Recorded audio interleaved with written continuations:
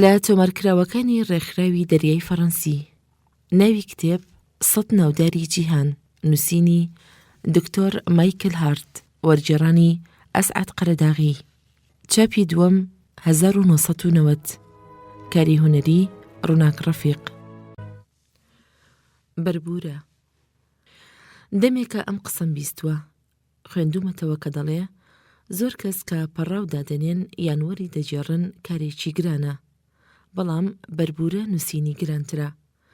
جا منیش لێرەدا هەندێک قسەم هەیە پێشکەشی بکەم بەر لە خوێندنەوەی ناوەڕۆکی ئەم پەڕاوە، بە ئومێدم کە سەرکەوتوو بم و توانی بێتم لەم ڕۆژنەوە مافی خۆمی بدەمێ.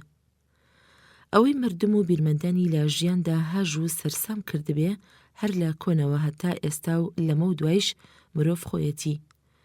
هەروەکو فیزیکزانەکان کە بەدەست ماددە و وزەوە هەر لە مێژەوە تا ئەمڕۆ گیرۆدە بوون و دەڵێن هێشتا لە کوێمانە و ڕێگە فراوان و بەرینە، هەتایە بۆ دۆزینەوەی لێکۆڵینەوەی مەزنتر. ئاوایش مرۆڤ ماددەی ڕەباز و لێکۆڵینەوەیە. زانستی مێژوو، دەروونناسی و کۆمەڵایەتی و فەلسەفە لە کۆن و نوێدا نەگەیشتونەتە ئەوەی با تەواوی پێی بە مرۆڤ بەرن و سنوورێک دیاری بکەن بۆ هەڵسوکەوت و ڕەوشتەکانی. کە دەیشیڕێن با تەواوینە، مانای ئەوەیش نییە کە هەنگاوی گەورە لەم بوارەدا نەنرابێ. سەمەرەیە مرۆڤێک بە تێکڕای تەمەنێکی کورتی 70 بۆ 80 ساڵە بە بارستاییەکی 50 بۆ 80 کیلۆگرام ئەو کردارەی لێدەوەشێتەوە و ئەو بیرانەی دەری دەبڕێ لە هەڵوێستی ڕۆژانەیدا ئەگەر بە هەر پێوەرێک چاکناو ببرێن یان خراپ، لەم پەڕی دنیادا بێ یان لەو پەڕی، گوندەکی بێ یان شاری، خوێنەوار بێت یان نەخوێنەوار، لەم هۆزە بێت یان لەو نەتەوە، لەم تیرە و خێڵە بێت یان لەو گەل و بە هەر زمان و ئاخاوتنێک بدوێ، پلەپایە و جیاوازی لە هەر بارێکدا، هەموو ئەمانە سروشتی مرۆڤ دەگرنەوە لە بارێکی پانوپۆڕ و بەریندا و زاناکان تێر و تەسەل ئەم سروشتیان بۆ ناهۆنرێتەوە. لە مێژە بناغەیەک دانراوە بۆ پەیڕەوی مرۆڤایەتی و لەم سەدەی 20میشدا کراوە بە یاسا لە جیهاندا، بە تایبەتی گەلە چەوساوەکان دەیڵێنەوە. بەڵام وڵاتە ئیمپریالیستەکان و ڕژێمە چەوسێنەرەکان و دەستگا تۆقێنەرەکانیان کاتێک بۆ مرۆڤایەتی دەکڕوزێنەوە کە بۆنی ئەوە بکەن لە بەرژەوەندیان بدرێت و بۆ مەبەستی گڵاوی خۆیان جاربەجارێک دەنگیان بۆ مافی مرۆڤ بەرز دەبێتەوە. بە پێوەری ئەو بناغا هەموو کەس مافی ژیانی هەیە و نابێ بچەوسێنرێتەوە، هەڵگری هەر باوەڕێک یان ئاینێک بێت و لە هەر گەلێک بێ. ئەم پێوەرە ئاواتی هەموو دڵچاک و خێرخوایەکە لە هەموو سەرڕووی زەوی و نەبێ ئەم قسەی ئەمڕۆژ بێت، بەڵکو لە گزنگی مێژووەوە چەکەرەی ئەم بیرانە خێزاون. چی هەیە با بەدەم گەزافی تر لێ بدا؟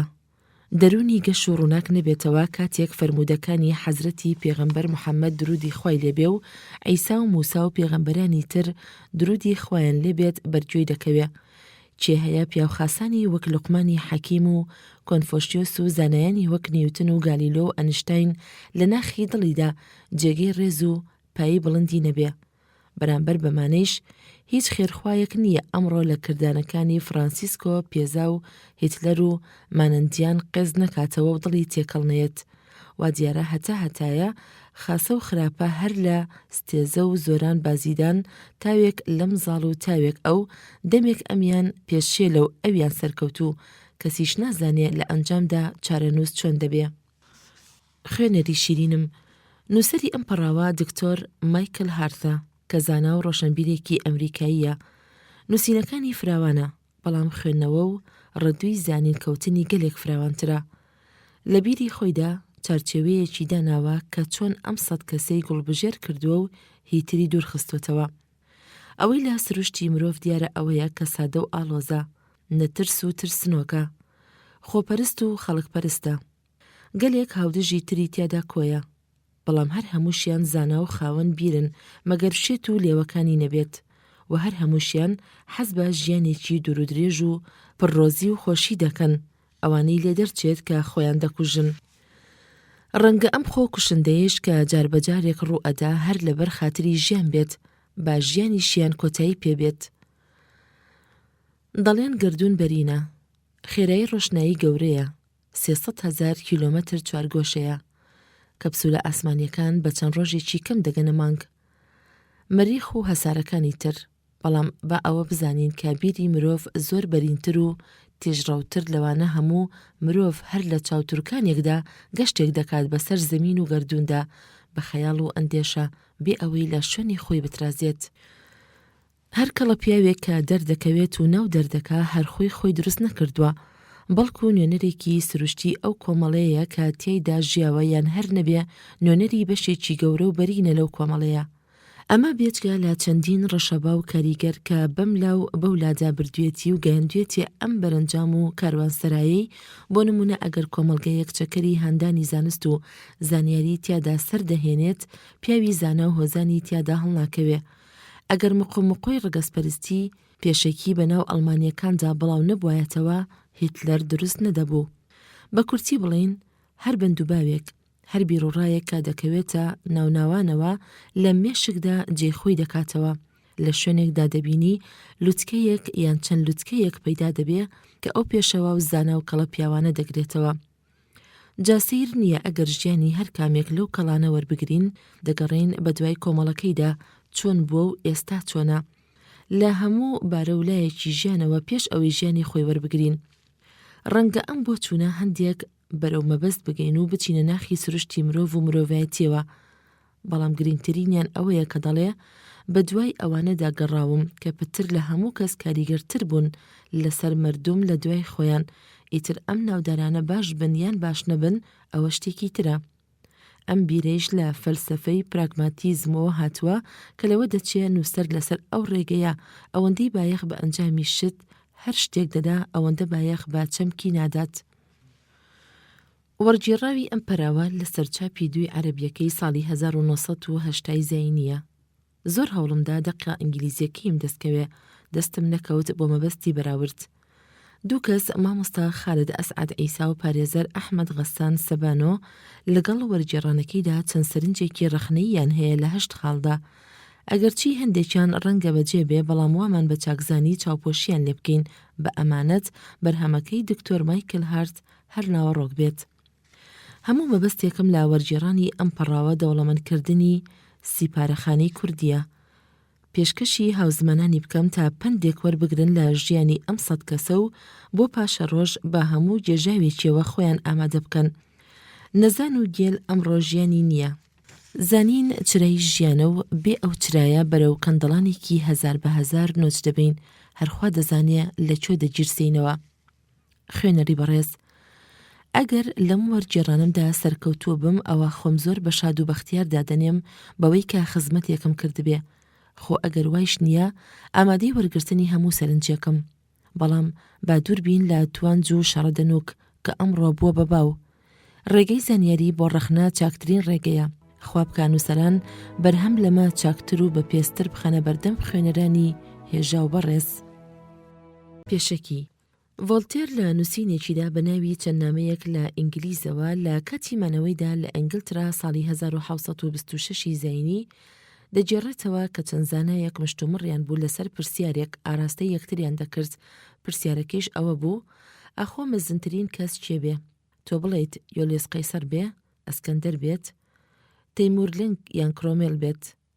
یەکێکیان هەڵیدایەوە و بێگومان و دوودڵیەوە وتی: لای من ئیسحاق نیوتنە. ڤۆڵتێر ئەمەی زۆر لاپەسەند بوو. ئەگەر بە قسەی ڤۆڵتێر بێ، ئەوە ئێمە زۆر قەرزارباری ڕێز و فرایستەی ئەو پیاوین، چونکە بەهێزی ژیری و ڕاستی توانی زەڵ بێ بەسەر ئاوەزماندا، نەک بەهێزی دڕندەیی و بێبەزەیانە. جا ڤۆڵتێر پێی بردبێ بە مەزنی نیوتن یاننا، ئەم پرسیارە گرنگیەکمان بۆ دەخاتە ڕوو، ئەویش ملیۆنان کەس گۆڕانکاری دەکەن لەم هەسارەماندا. ئەبێ ئەو کەسانە کێ بن کە فرەکاریگەر بوو بن لە مێژوودا؟ ئەم پەڕاوە وەڵامی ئەم پرسیارە ئەداتەوە و دەیخاتە ڕوو. ئەم لستەیە کە دامناوە بریتیە لەو کەسانەی کە چوست و کاریگەر بوون لە پساتدا، نەک گرنگترین کەس. چەند کەسانێکم تێدا داناوە کە ناودار بوون بە دڕندەیی و بێبەزەیی وەک هیتلەر، یان مێژووی ژیانمانیان پێکهێناوە. ئیتر ئەو کەسە بە ناوبانگ بووبێت، جەربەزە و گورد بووبێت یان هۆگر. باشتر وایە کاڵای لیستەکەم بکەمەوە کە لەسەر چ بنچینەیەک بەڕیز دامناوە. ئەو مەردانی کە شایانی ڕێز و هێژا و بەڵندین لەو سنوورە دەرچووە کە دابنرێن بە ئەفسانە وەک هۆمیرۆس، ئیزۆپ یان لاوتزوێی چینی. ئەمە بێجگە لەوانی کە دەناسراو بوون و لەگەڵ ئەوەیشدا شایستەی گەورەی و ڕێزلێگرتنن وەک داهێنەرانی نووسین و پەرپەڕە و بەو کەسانی تریشەوە کە دەناسراو بوون و خزمەتی مرۆڤایەتیان کردووە. جۆم نەداوەتە تەنها ناوبانگی، هەروەک چۆن گرنگیم داوە بە چست و کاریگەری، وەک ناوبانگی بنیامین فرانکلین، مارتن لۆثەر کینگ، بیبەرت، لیۆنارد دافنشی. ئەو کەسانی سیاسی بوون و ڕۆڵێکی ناوخۆییان هەبووە پشتگوێم خستوون، ویان ئەوانەی کاریان کردوتە سەر مەردوم لەم سەردەمەی ئێستادا، خۆ ئەوانی کە کاریگەر بوون بۆ سەرنەوەی ڕابردوو بۆ سەر پاشەڕۆژیش ناتوانین چ کەسێک دەستنیشان بکەین، بەڵام لەو باوەڕدام کە چاوەڕوان دەکرێت لەو کەسانەی کاریگەر دەبن بۆ سەر پاشەڕۆژ وەک فەردای ماکسوێل لەوانەیە کارەبا پتر لە 500 ساڵی تریش کاری هەمیشەی خۆی بکات و هەموو کونج و کەلەبەرێکی جیهان بگرێتەوە. هەروەها گرنگی و بایەخمداوە بۆ بزوتنەوە مێژوویانەی کە مەردوم دامەزرێنەر و هاوبەش بۆ تیایدا نەوەک بزوتنەوەیەک ببێت و سەری تیادا هەڵدا بێت. بایەخمداوە بۆ مەردانی کە بە تەنها و کارامانە توانیویانە کار و دۆخێکی زۆر باڵا و گرنگ بجێڕن بە جۆرەی ئەو ڕووداوە بزوتنەوە گرنگانەی کە پۆلاندومە یەکێک تیایدا سەرکاری کردووە کە زۆر پایەدار و پێشەنگتر بووە لە یەکێکی تر وەک محەممەد درودی خوای لێبێ کە زۆر لە ئیسا لە پێشترە لە چەند ڕوویەکەوە. بە بڕای من محەممەد تاکڕەوەیەکی زۆر بە پیت و گوشاری تیادا بەدی دەکرێت لە داڕشتنی ئاینی ئیسلام زیاتر لە ئیسا لە داڕشتنی ئاینی دیان. هەندێک هەن گەلە گۆڕانکارییان تیادا بەدی دەکرێت واتە زۆر کەس تیایدا بەشداریان کردووە و بە ئەنجامیان داوە. ئەمانە بە کۆمەڵ ناوم هێناون وەک تەقەمەنی و چەکی ئاگرین، سربەستی ئافرەت، هەیش بووە هاوبەشی دووکەسی پێوە دیار بووە وەک برایانی ئۆرڤێل ڕایت و ویلبەر ڕایت لە فڕۆکە سازیدا یان کارل مارکس و فریدریک ئەنجلز لە میاندا ناوی هەردووچیانم بردووە. کەسانی تر هەن بە دەگمەن هەڵکەوت و لێپرسراو بوون لەو ڕووداوە گرنگانە بەڕادەیە کە ئەگەر ئەوانە نەبوونایە هەرگیز ئەو ڕووداوانە نەدەبوون وەک جەنگیزخان، پیتهۆڤن و ویلیەمی زاڵ. ملیۆنان کەس هەیە لەسەر ئەم زەمینەدا ناویان هاتووە، بەڵام بە تێکڕا کەمتر لە 1 لە ملیۆنێکدا جیان بۆتەوە لە فەرهەنگە بایۆلۆجیەکاندا. جا لە 20,000 کەسی ناوبراو لەو فەرهەنگەدا نزیکەی نیوەی لیستە. ئەمانم تیاگوڵ بژێر کردووە. بەڕای من هەرێکێ لەم لستەیدا یەکێکە لەو پێشەنگانە لە مێژوودا. دەوری ئافرەت لە مێژوودا زۆر لە بەرچاوە و شایستەی تێڕوانینە، لەگەڵ ئەوەشدا تەنها ناوی دوانم خستوەتە ناو ناوانەوە. هەروەکو وتم و دەیڵێمەوە چست و کاریگەری مەرد بنچینەی پۆلاندنە لەم لیستەدا. جالەوانەیە لستەی تر بکرێت لەسەر بنچینەی ناوبانگی و فرەبەهرەیی و فرەڕەوشت بەرزی. شیرازەی ئەم پەڕاوە بەم شێوەیە، وای لێ ڕادەبینم کە بە چێژ و سەیر و خۆشخوان بێت. لە هەمان کاتیشدا لە خوێنەری بەڕێز ڕادەپرموم کە هەست بە خۆشمەندی بکە لە کۆکردنەوەی چەندین لستەی تر گەربیەوێت و ئارەزووی لێبێ. پێویست و مەرجیش نییە ئەو ناوانەی کە دەیخاتە ڕوو بگونجێت لەگەڵ ئەوانەی کە لەم لیستەدا هەیە. محەممەد درودی خوای لێبێ، لاپەڕاسیانزە. دامەزرێنەر و بڵاوکەرەوەی یەکێ لە هەرە مەزنترین ئاینی سەرزەمینە. دادەنرێت بە یەکێ لە هەرە سیاسیە مەزنەکانی جیهان. تا ئێستاش لە پاش تێپەڕبوونی 13 سەدە بەسەر کۆچی دواییدا ناوی هەر کاریگەر و بەهێز و زوڵاڵە لە نێو مردومدا. زۆربەی ئەو مەردانەی کە ڕوبەڕووی خوێنەر دەبێتەوە پلەپایەکی بڵندیان هەبووە بەوەی کە لە نێوەندێکی ژیاردا لەدایک بوون، گۆشکراون و پەروەردە بوون لە نێو ئەو گەل و نەتەوانی کە ئاستی ڕۆشنبیری و سیاسی و کۆمەڵایەتیان تا ڕادەیەک بووە کە شایەنی باس بووە. بەڵام محەممەد درودی خوای لێبێ کە لە ساڵی 570 زاینی لە شاری مەکە کە کەوتووەتە باشووری نیمچە دوورگەی عەرەبی لەدایک بووە، شوێنێکی تا بڵێیت دوور لە ژیار و هەموو مەڵبەندێکی بژێوی وەک بازرگانی و هونەری و زانستی جیهان. لە تەمەنی 6 ساڵاندا بووە کە تاڵی هەتیوی چەشتووە. لە چێویندێکی پارێزرا و سەرنەوادا بە نەخوێندەواری پەروەردە بووە. تەمەنی گەیشتوتە 25 ساڵی بێوەژنێکی دەوڵەمەندی هێناوە و بووەتە مای خۆشگوزەرانی ژیانی ئابووری. لەو سەردەمەدا زۆربەی عەرەب لە فرەبتپەرستیدا بوون. ئاشوب و ئاژاوە هەمیشە لە نێوانیاندا بووە. زندە بەچاڵی ئاکاریان بووە. لە نێو ئەم هەموو تەمومژە و جێرمە و کێشەیەدا دەنگی محەممەد بەڵند بووە و بانگەوازیدا بەبوونی خوای تاک و تەنها و گرتکار و دەسەڵاتدار بەسەر هەموو سەرانسەری گەردووندا. لە تەمەنی 40 ساڵیدا سروشتی خوایی بۆ هات، پێی ڕاگەیاندرا کە خوا هەڵی بژاردووە بۆ بڵاوکردنەوەی ئاینی ئیسلام. لە ماوەی 3 ساڵدا دۆستان و کەسانی پەیتا نزیک کردەوە لە ئیسلام. لە نزیکی ساڵی 613 زینیدا بوو کە ئیتر بانگی ئیسلامەتی بە ئاشکرا درا. دەست بەجێ یاوەران و پەیڕەوانی زۆر بوو تاوای لێهات خێڵەکانی قوڕەیش هەستیان بە سام و مەترسی دەکرد لێی، لەوە دەترسان ڕێوجەیان پێشلۆق بکات و ڕیزەکانیان بشێوێنێت. لەبەر ئەوە ناچار کرا کە ساڵی 622 زیانی کۆچ بکات لە مەککەوە بۆ مەدینە، 200 میل لە سەر و مەککەوەیە.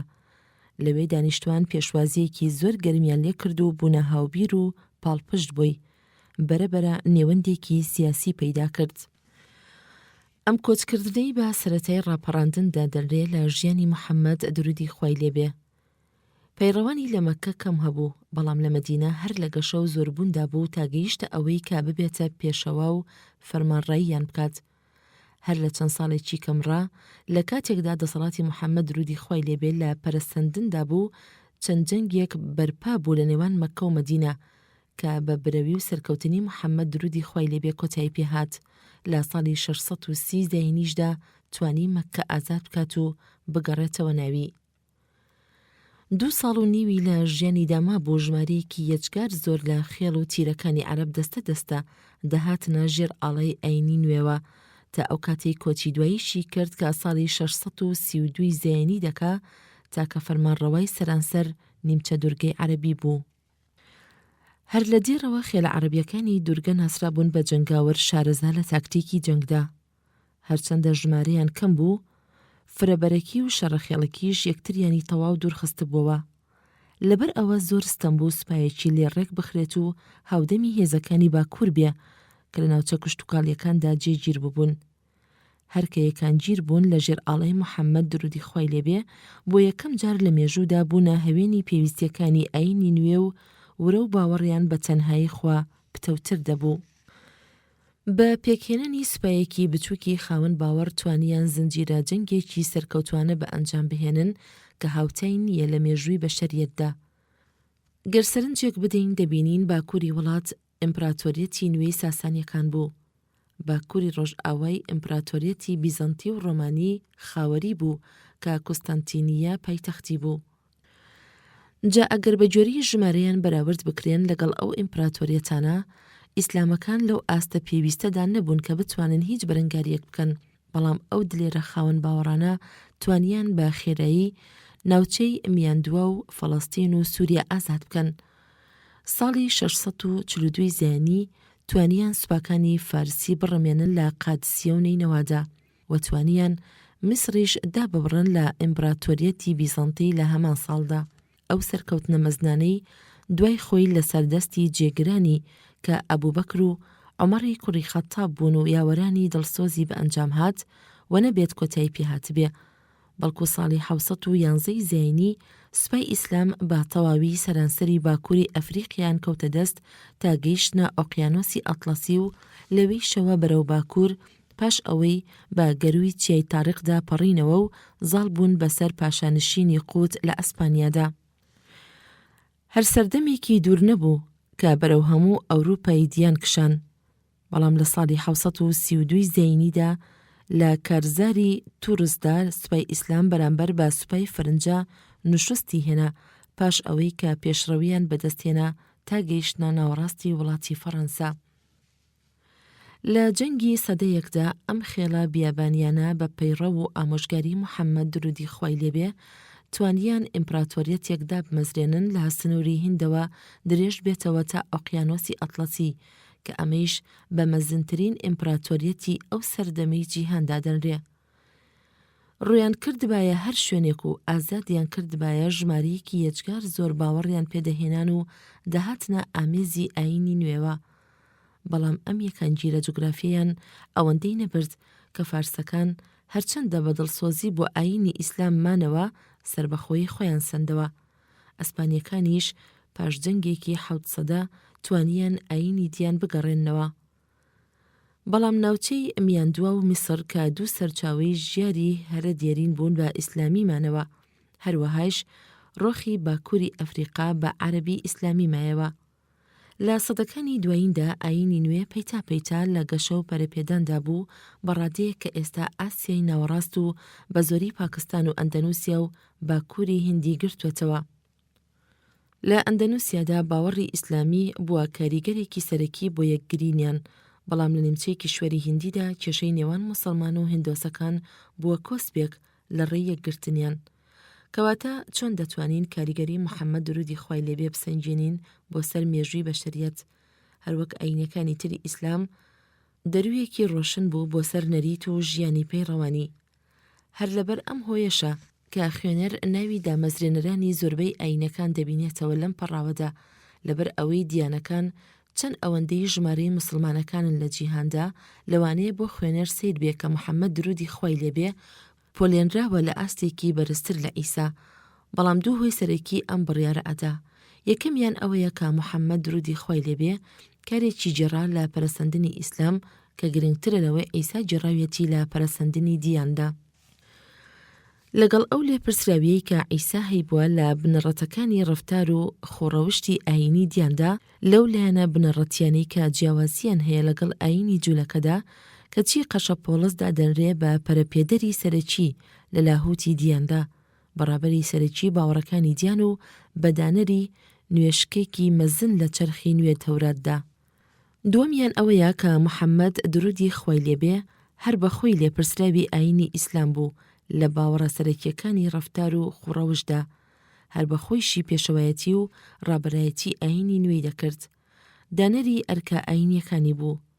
هەر ئەو بوو کە ڕاستەوخۆ بە سروشتی خوایی قورئانی بۆ هاتە خوارەوە، سیپارەی پیرۆزی ئیسلام کە بریتیە لە کۆمەڵە ئاەتێکی بە پێ زوودورین. زۆربەی ئەو فەرمایشتانە نووسرایەوە، پاشان ئەوانەی تریش کۆکرایەوە بە شێوەیەکی ڕاپەرمون و باوەڕپێکراو لە دوای کۆچی دوایی بە ماوەیەکی کەم. ئەو سروشتە خواییەش کە قورئانە بریتیە لەو فەرمایشت و ئامۆژگاریانەی کە محەممەد درودی خوای لێبێ ڕایگەیاند بە پەیڕەوەکانی، بەڵام ئیسا دەقێکی ڕاستەوخۆی نەماوە وەک قورئان کە مافی خودی ئەوها پێوەما بێ ئەگەرچی کاری قورئان بۆ سەر موسڵمانان وەک کاری سیپارەی پیرۆز وایە بۆ سەر دیانان. بیرویەتی محەممەد درودی خوای لێبێ لە قورئان مەزن و بێهاوتا بووە، دەبێت کاریگەریشی بۆ سەر ئیسلام زۆر گوشادتر بووبێ لە کاریگەری دووقۆڵی ئیسا و قەشە پۆڵس بۆ سەر دیان. جا لەبەر ئەوە لە تێڕوانینێکی ئاینی ورد و تیژەوە بێت وا دەردەکەوێت کە محەممەد درودی خوای لێبێ وەکو ئیسا کاریگەر بووە بۆ سەر مردم لە سەرانسەری مێژوودا. لەم هۆیانە زیاتریش کە محەممەد درودی خوای لێبێ لە ئیسا جیا دەکاتەوە ئەوەیە کە محەممەد چەندێ پێشەوایەکی ئاینی بووە، ئەوەندەیش پێشەوایەکی جیهانی بووە. ئەو هێزە پاڵدەرانی دوای دەسەڵاتگیری ئیسلامەکان بەڵگەیەکن بۆ ئەم ڕاستیە. لێرەدا ئەگەر زۆر بەوردی و چاوێکی بایەخ پێدانەوەیش سەرنج بدرێ، دەردەکەوێت کە محەممەد درودی خوای لێبێ بە مەزنترین پێشەوەی سیاسی دادەنرێت هەتایە. ڕووداوی مێژووی گرنگ هەبووە کە لەوانەیە مرۆڤ بڵێ هەر دەبوو، لەوانەیش بوو ببوایە گەرمەردێک نەبوایە پێشەوایەتی بکە. بۆ نمونە زەویە زەوتکراوەکانی ئەمریکای باشوور هەر سەربەخۆیی دەسەند گەر سیمۆن بۆلیڤاریش نەبایە. بەڵام ئەمە نابێت بەرامبەری دەسەڵاتداری ئیسلامەکان ڕابگرین، چونکە هیچ جۆرە ڕوودا و شتێک ناگات بەم کارە نەبووی پێش محەممەد درودی خوای لێبێ. هیچ هۆیەکیش نییە بمان بەستێتەوە بۆ باوەڕی کە دەڵێ ئەو ڕووداوە هەر دەبوو بەبێ ئەو واتە محەممەد. ئەو داگیرکردن و یەکچوونانی کە لە مێژووی مردمدا بووە وەک داگیرکردنەکانی مەغۆلەکانی سەدەی سیانزەم کە ئەویش با شێوەیەکی سەرەکی دەگەڕێتەوە بۆ جەوهەری جەنگیزخان، جا هەرچەندە دەسەڵاتیان فراوانتر و بەرینتریش بووە، بەڵام زۆر پتەوە و ڕاگیر نەبووە. ئەو ناوچانەی ئێستای مەغۆلەکان هەر هەمان ناوچەن کە کاتی خۆی جەنگیزخان نیشتەجێ بوو تیایدا. لێرەدا جیاوازیەکی تەواو هەیە سەبارەت بە دەسەڵاتگیری ئیسلام.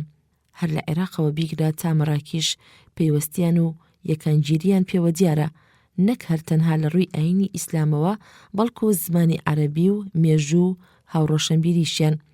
خۆ قورئانیش کە سەرچاوەی ئاینی ئیسلامیە نووسراوەتەوە بە زمانی عەرەبی، کارێکی زۆر گرنگی کردوەتە سەر عەرەبی یەکگرت و شێواندنی ئەو زارە عەرەبیانەی کە تێگەیشتنیان بووە بە کێشەیەک. ئەم ڕووداوانە نەدەبوو گەر قورئان نەبایە کە 13 سەدەی بەسەردا هاتووە، هەرچەندە ئەو جیاوازی و بەشکراویەی لە وڵاتە عەرەبیەکاندا هەیە بایەخپێدانێکی تایبەتیشی هەیە، بەڵام ئەم بەشبوونەیان و نەبێ بتوانێت ئەو خاڵە سەرەکیانە بشارێتەوە کە بوونەتە هۆی یەکانگیری سەدەهای ساڵیان. بۆ نمونە ئێران و ئەندەنوسیا کە دوو وڵاتی پەترۆلین هەردووکیشیان موسڵمانن، بەجوتە بوونە پاڵپشت و هاودەنگی وڵاتە عەرەبیەکان لە ڕاگررتنی پەترۆل ناردن لە زستانی 1970 تا 1970 زەینی. بێگومان ئەمەش وەنە بێ کارێکی ڕێکەوت بووبێ کە لایەنگری وڵاتە عەرەبیەکانی کرد بۆ بەرەنگاری ئەو هەڵوێستە. ئالێرەی شەوە دەبینین کە لە سەدەی حوتەمەوە کشانی سوپای ئیسلام بۆ وڵاتانی تر کۆتایی پێهات، بەڵام هەر گرنگی و سەرشتەیی خست گەر لە مێژووی بەشەریەتدا هەتاکو ئێستایش. بێگومان ئەم یەکانگیریە بێنمونە و هاوتایە بەو پەڕی گەشتبیریەوە خۆی دەسەپێنێ لە کاریگەری ئاینی و جیهانیدا کە موحەممەد درودی خوای لێبێ دابنرێت بە هەرە مەزنترین تاکە مەردێکی چوست و کاریگەر لە مێژووی پساتدا. ئیسحاق نیوتن 1643 زەینی هەتا 1727 زەینی لاپەڕا 22. ئیسحاق نیوتندا دەنرێ بە مەزنترین زانایەکی کاریگەر کە ژیابێ لەسەر ڕووی ئەم زەویەدا. لە دایکبوونی و مردنی گالیلۆی زانا لە هەمان ڕۆژدا بووە. پێش ئەوەی بێتە جیهانیشەوە مردنی باوکی بەسەرداهات. هەرچەندە منداڵێکی هۆشمەند بوو، بەڵام ئەوەندە سەرنجڕاکێش نەبوو لای مامۆستاکانی. هەر لە تەمەنی هەرزەکاریدا دایکی لە خوێندنگا دەریهێنا بە هیوای ئەوەی کشتیارێکی باشی لێ دەرچێ. بەڵام لە خۆشبەختی نیوتن دایکی هاتە سەر ئەوەی بیر بکاتەوە کە کشتیاری هیچ بەهرەیەکی سەرەکی لێ دەرناخا. لەبەر ئەوە لە تەمەنی 18 ساڵیدا ناردیە زانکۆی کامبرج. هەر لە ماوەیەکی کەمدا بە زرنگی و توانایی خۆی شارەزاییەکی تەواوی پەیدا کرد لەو زانستانی ئەو سەردەما. زانستەکانی بیرکاری و سروشت، لە دواییدا بەخۆی کەوتە زانستگەریە تایبەتیەکانی. هەر لە نێوان تەمەنی 21 ساڵی و 27 ساڵیدا بوو کە بنەڕەتی هەندێک لە بیرکارە زانستەکانی دانا کە لە دواییدا بووە بزوێنەری شۆڕشێکی زانستی لە جیهاندا. یەکەم دۆزینەوەی زانستی کە بڵاوی کردەوە بریتی بوو لەو کارە مەزنەی کە جیهانی زانستەکانی هەژاند، ئەویش سروشتی ڕۆشناییە. بەڕەچە تاقیکاریەکی زەبر و بێوچان بۆی دەرکەوت کە ڕۆشنایی سپی سادە بریتیە لە ڕەنگەکانی پەلکەزیێڕینە. لە دواییشدا تەلەسکۆپێکی ستێرناسی ئاوێنەداری دروست کرد، پاش ڕەباز و لێکۆڵینەوەیەکی زۆر قوڵ لە زانینی نهێنیەکانی ڕۆشنایی. تا ئێستایش ئەم جۆرە تەلەسکۆپە لە ڕوانگە ستێرناسەکاندا کاری پێدەکرێت. بەڵام مەزنترین زانستگەری لە داهێنانی کالکلۆسدا بوو لە بیرکاریدا. جا ئەگەر نیوتن لە نێوان زانستەکانی تردا تەنها ئەم زانستەیدا بهێنابایە، ئەوە هەر ئەم کارە مەزنەی بەس بوو بۆ ئەوەی کاپلەیەکی بەرز و پێشەنگ بگرێ لەم لیستەدا. لە ڕاستیشدا مەزنترین دۆزینەوەی نیوتن لە بواری میکانیکدا زیاتر بەدی دەکرێ. لەم زانستەدا سنوورێک بۆ جوڵانەوەی تەنەکان دانراوە. گالیلۆیش یەکەم قانونەکانی جوڵانەوەی دۆزیەوە، بەڵام تەنها بە تاقیکاری کە دەسەپێت بەسەر ئەو تەنانەی هێزی دەرەکی بەسەرەوە نییە. هەرچەندە هەموو تەنێکیش لە ژێر هێزی دەرەکیدایە، جا گرنگترین پرسیاریش لە زانستی میکانیکدا ئەوەیە کە چۆن تەنەکان دەجوڵێن لە ژێر ئەم بار و مەرجانەدا. نیوتن توانی چارەسەری ئەم کێشەیە بکات لە قانونە بەناوبانگەکەی قانونی دووەمی جوڵانەوە کە بەڕاستیدا دەنرێ بە گرنگترین قانونە سەرەکیەکان لە فیزیای کلاسیکدا. هەر بەم هاوکێشە بیرکاریەش دەری خست کە هێز یەکسان بە بارزدا لێکدان بە پەلە دەقی قانونەکە پیشانی دەدا کە پەلەی تەن واتە گۆڕینباری پەلەی تەن یەکسانە بە هێزی کاریگەر بۆ سەر تەن دابەشکراوە بەسەر بارستاییدا. پاشان قانونی سێهەمی داهێنا، دایڕشت و خستێ پاڵ قانونە مەزنەکانی تری کە دەقەکەی ئەمەیە: هەر کارێک کاردانەوەیەکی هەیە یەکسانە لە بڕدا و پێچەوانەیە لە ئاراستەدا. دوا بەدوای ئەمانەیش قانونی چوارەمی دانا بە ناوی قانونی گشتی یەکتر ڕاکێشان کە دەقەکەی بەم شێوەیە: دوو تەن یەکتر ڕادەکێشن بە هێزێک کە یەکسانە بە چەند جارەی لێکدراوی بارستەیان و دابەشکراوە بەسەر دوو جاری دووری نێوانیان. دەقی ئەو قانونانەی خرایەکایەوە و سەپێنرا بەسەر پرسیارەکانی زانست و میکانیکدا هەر لە ژیانیدا مەزنترین قانونە درامیەکانی لە بواری ستێرناسیشدا خرایەگەڕ. لەو پەڕاوەی بنەڕەتە بیرکاریەکانی فەلسفەی گەردووندا قانونی یەکتەڕاکێشان و قانونەکانی جوڵانەوە پێشکەش دەکات و ڕوونی دەکاتەوە کە چۆن بەم قانونانە باوردی سەرنج دەدزێت لە جوڵانەوەی ئەستێرەکان بە دەوری خۆردا. لەمەوە بۆمان دەردەکەوێ کە لەم مەیانەیشدا نیوتن مەزنترین زانای ستێرناسی بووە. ئێستایش ڕەنگە خوێنەر بپرسێت کە بۆچی نیوتن پۆلێنراوە لە پلە و ئاستێکی بەڵندتر لەو مەردە سیاسیانەی وەک ئەسکەندەری گەورە و جۆرج واشنتن یان لەو مەردە ئاینیانەی وەک ئەیسا و گۆتاما بووزە. لە وەڵامدا دەڵێن هەرچەندە گۆڕانە سیاسیەکان گرنگی هەیە بەڵام دەبێ ئەوەش بخەینە ڕوو کە زۆربەی دانیشتوانی جیهان نزیکەی 500 ساڵ پاش ئەسکەندەر چۆن ژیاون ئەوهایش پێشینانیان بە درێژایی 5 سەدەی پێشتر گوزەرانیان کردووە. هەروەها سەبارەت بە چالاکی مرۆڤ زۆربەیان چۆن گوزەرانیان کردووە لە ساڵی 1500 زاینیش ئەوها بە هەمان ڕێگەی ساڵانی پێش 1500 گوزەرانیان کردووە. جا ئەگەر بێت و ئاوڕێک لە بەری 5 سەدەیەک بدەینەوە ئەو سەردەمە دەکات کە زانستە نوێیەکان هێشتا لە چەکەرەدا بوون. دەبینین ژیانی ڕۆژانەی مرۆڤ شۆڕشێکی تیادا بەرپا بوو. خۆ ئەگەر ئێمە خۆراک و پۆشاک و کارە جیاوازەکانمان گۆڕابێ ئەوە پشووی ژیانیشمان کە چۆن دەیبینە سەر زۆر جیاوازە لە پشووی ژیانی ئەو کەسانەی ساڵانی 1500 زاینی. کەواتە دۆزینەوەی زانستەکان نەک هەر تەنها شۆڕشێک بوو لە تەکنەلۆجی و ئابووریدا بەڵکو کارێکی ڕاستەوخۆ و سەرانسەریشی بووە لە سیاسەت و بیرکردنەوەی ئاینی و هونەر و فەلسەفەدا. هەر ئەم هۆیەش ڕامان دەکێشێ کە زۆربەی زانایان و داهێنەران دابنرێن لەم لیستەدا. نیوتنیش لە نێوانیاندا نەک هەر تەنها بە دیارترین زانا دادەنرێ بەڵکو زۆر لە پێش ئەو زانایانەشەوە دادەنرێ کە کاریان کردوتە سەرگۆڕانکاری بیردۆزە زانستەکان. جا لەبەر ئەوە شایستەی ئەوەیە کە جێی لە نزیک سەرەتای ئەم لیستەدا بێت. ئەیسای دیان خوای لێ ڕازی بێ. 6 پێش زەینی هەتا 30 زەینی لاپەڕا 27. کاریگەری و ڕازە دڵگیرەکانی ئەیسای دیان بۆ سەر مێژووی مردم ئاشکرایە.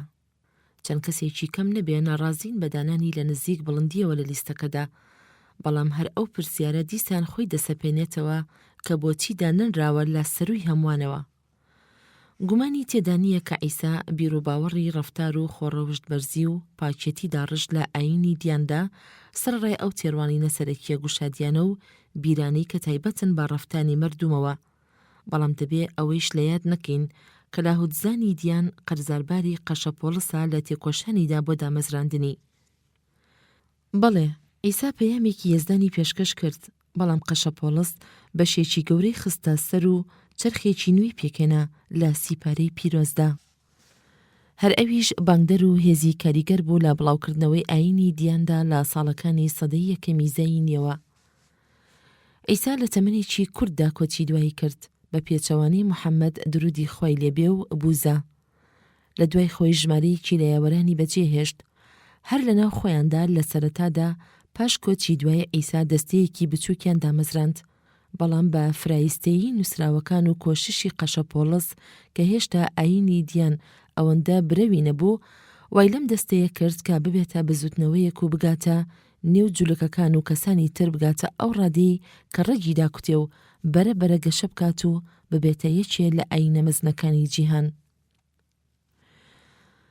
بێگومان ئەیسای پێغەمبەر خاوەنی بیر و خۆڕەوشتێکی زۆر بەرز و نەژاد بووە، وەک لە فەرمایشتێکیدا دەری دەخا. پێتان وتراوە کە هاوسەیانتان خۆش بوێت و دوژمنانتان خۆش نەوێ. بەڵام من پێتان دەڵێم دوژمنانتان خۆش بوێت و بەزەییتان پێیاندا بێتەوە. چاکە بکەن لەگەڵ ئەوانەی کینەیان لێتانە و نوێژ بکەن و بپاڕێنەوە لە خودا بۆ ئەوانەی زۆردار و چەوسێنەرن. پاشان دەفەرمێت بەرهەڵستی شەڕ مەکەن، بەڵکو کەسێک دای بە ڕوومەتی ڕاستدا ڕوومەتی چەپیشی بۆ وەرجێڕا. هەرچەندە ئەم بیرانە دادەنرێ بە بیرە نمونەیە هەرە بەرز و بێ هاوتاکان کە مەردوم زانویەتی کەچی کەسێکیش نییە پەیڕەوی بکە. گەر هەموو کەسێ پەیڕەوی بکردایە ئەوە بێ دوودڵی دەخرایە ئاستێکی زۆر بەرز و پلەی یەکەم لە لیستەکەدا. ئەم بیرانەوە نەبێت لە کاردا بێت و خراپێتە گەڕ بە شێوەیەکی فراوان، بەڵکو تەنانەت پەسەندیش نییە. دیانەکان باوەڕیان وایە کە ئەم ئامۆژگاری و نەریتانە زۆر نمونەیە و ناپۆڕێت ڕانمایی مردمی ئەم زەمینەی پێ بکرێ کە خۆمان پەیڕە و ڕەفتاری پێ نەکەین لە کەسیش چاوەڕوان ناکرێ پەیڕە و ڕەفتاری پێ بکە. تەنانەت ئامادەیش نین منداڵانمان فێر بکەین. ئەو نەریت و پەیڕەوانی ئیسا تەنها بە نەریت و ئاکارێکی بەندکراو دەمێنێتەوە، بەڵام لە خۆیدا چەند پێشنیازێکی تاقینەکراوەیە لە ژیانی پسەتدا. بەسەرهاتی ژیانی ئیسا لای زۆربەی خوێنەران دیار و ئاشکرایە، ئیتر پێویست بە جێڕانەوەی ناکە، بەڵام هەندێک خاڵی سەرەکی هەیە شایستەی یادکردنە. یەکەمیان ئەوەیە کە زۆربەی ئەو زانراوانەی دەربارەی ئیسا نادیار و جێی باوەڕنین، تەنانەت ساڵی لەدایکبوون و کۆچی دوایی نازانرێ کە دەبوایە یاوەران و شاگردەکانی بیان زانیایە، ئەو ساڵەیش تا ئێستا بە شێوەیەکی چەسپا و نازانرێ. ئەم نەزانینانە دەگەڕێتەوە بۆ ئەو هۆیەی کە ئیسا هیچ پاشماوەیەکی دەستنووسی لێ بەجێ نەماوە. ئەو هەموو شتانەیش دەربارەی ژیانی کە دەزانرێ هەموو لە چەرخی نوێوە ڕاهاتووە. بەداخەوە ئەو ئینجیلانەی کە هەیە هەر یەکەم و کوڕی ئەوی تر دەردەخات لە هەندێک خاڵی جیاوازدا. بۆ نمونە ماتیۆس و لۆقا دەقی جیاوازیان هەیە لە دوا فەرمودەکانی ئیسا. لە سەردەمی ژیانیدا و سەدەی پاش خۆیشی هیچ چست و کاریگەر نەبووە لە گۆڕانکاریە سیاسیەکاندا، بەڵام لەوە دەکات تەنها وەک پێشەوایەکی یەزدی خۆڕەوشتی ببێت و کاری کردبێتە سەرژیانی خۆڕەوشت و یەزدی مردم. بوزە 843 پێشزەینی هەتا 563 پێشزەینی لاپەڕا 31. گۆتاما بوزە ناوەڕاستیەکەی شازادە سیدهارتا بە دامەزرێنەری ئاینی بوزیە کە یەکێکە لە ئاینە مەزنەکانی جیهان. کوڕی پاشایەک بوو فەرمانڕانی هەرێمێکی دەکرد لە باکووری هیندستاندا نزیک سنووری نیپال. لە تەمەنی 16 ساڵیدا کچێکی هاوتەمەنی خۆی کە ئامۆزای بوو خواستی و ئەبووە هاوسەری. شازادە سیدهارتا لە کۆشک و تەلارێکدا بەخێوکرا هەمووی مشە و خۆشبەختی بوو، بەڵام ئەم ژیانە ناسکەی بەدڵان نەدەچوو چونکە دەیبینی کە زۆربەی پسات کڵۆڵ و هەژارن، تاڵی و نەبوونی دەچێژن. دیسان سەرنجیدا کە دەوڵەمەندەکانیش هەر کامەران و شاد نین، ئەوانیش لە ژیاندا هەر دەگلێن و دەنەوەن. دەیشی بینی کە نەخۆشی هەر دەبێت دووچاری مرۆڤ بێت و دوجار بە مردنیش خۆی بسپێرێت. سیدها بیری دەکردەوە کە دەبێت لەم ژیانەدا شتێکی تر هەبێ بێجگە لە تام و خۆشی بە باچوو کە مردن و ئازار زوو بە زوو هەمووی دەسڕێتەوە. کە گەیشتە تەمەنی 29 ساڵە و کاتێک یەکەم کوڕی لەدایک بوو، گۆتاما بڕیاریدا واز لەو ژیانە بهێنێ کە تێیدا بوو. بە هەموو هەستێکەوە خۆی تەرخان کرد بۆ گەڕان بە دوای ڕاستیدا. کۆشکی بەجێ هێشت و ژن و منداڵە شیرخۆرەکەی خستە لاوە. لە ماڵی دنیا هیچی بۆ خۆی هەڵنەگرت و بووە گەریدەیەکی نابوت و قەلەندەر. لە پاشدا خۆی تەرخان کرد و لێبڕا بۆ خوێندن لە سەردەستی چەند پیاوچاکێکی شارەکە. بەڵام پاشماوەیەک بۆی ئاشکرا بوو کە پەیڕەوی ئەم پیاوچاکانە چارەسەری کێش و تەنگی مرۆڤایەتی و بەری ژیانیان ناکا. لەو دەمەدا بڕواوە بوو کە تەرسایی و خۆڕاگرتن تاکە ڕێگەیەکی ژیرانە و ڕاستە. لەبەر ئەوە گۆتاما هەوڵیدا ببێتە پارساو. خۆی بۆ چەند ساڵێک خجڵ کرد و بە ڕۆژووی سەخت و پاکی لاشە بە خۆ دوورخستنەوە لە خۆشی و بەخۆ ئازاردان. دوایی پێی بەوە برد کە خۆ ئازاردان هیچی تیا بەسەر نییە، کوشتن و لاوازکردنی هۆش نەبێت و هیچ لە ڕاستی و پەندی نزیک ناخاتەوە. لەبەر ئەوە هاتەوە سەر خواردنی سروشتی و دەستی لە پارسایی و خۆڕاگرتن هەڵگرت. جارێک لە خەڵوەتدا بوو دەیویست بچێتە ناخی بوونی مردومەوە. لەژێر دارهەنجیرێکدا بوو لە پڕ هۆشیاریەکەی ئەو مەتەڵی هەڵهێنا کە چەند ساڵە وڕی کردبوو. بە درێژایی ئەوەشەوە لە ئەندێشەیەکی بێبن و تێڕامانێکی قوڵدا بوو. هەر کەزانی گەیشتە ئەنجام و گوشات ئیتر بوو بە بوزە واتە پیاوی بیر ڕۆشن. دەتوانین پەیڕەو و ئامۆژگاریەکانی بە کورتی باس بکەین بەوەی کە بوزیەکان پێی دەڵێن 4 ڕاستیە پیرۆزەکە کە ئەمانن. یەکەم، ژیانی مردم دوورە لە کامەرانی بەمانای تەواو. دووەم، هۆی ئەم ناکامەرانیەش دەگەڕێتەوە بۆ خۆپەرستی. سێهەم، ئەم خۆپەرستی و چێشپەرستیەش بەوە لە کۆڵمان دەبێتەوە کە بگەینە ڕادەی نیروانە، واتە تەقینەوە. چوارەم، ڕێگەی خۆرزگارکردن لە خۆپەرستی و چێژبازی کە پێی دەڵێن 8 ڕێیانەکە. ئەم 8 ڕێیەش ئەمانن: خازبینی، خازبیری، خازگۆیی، خازکردداری، خازگوزەرانی، خازڕەنجی، خازتێگەیشتن، خازتێڕامان.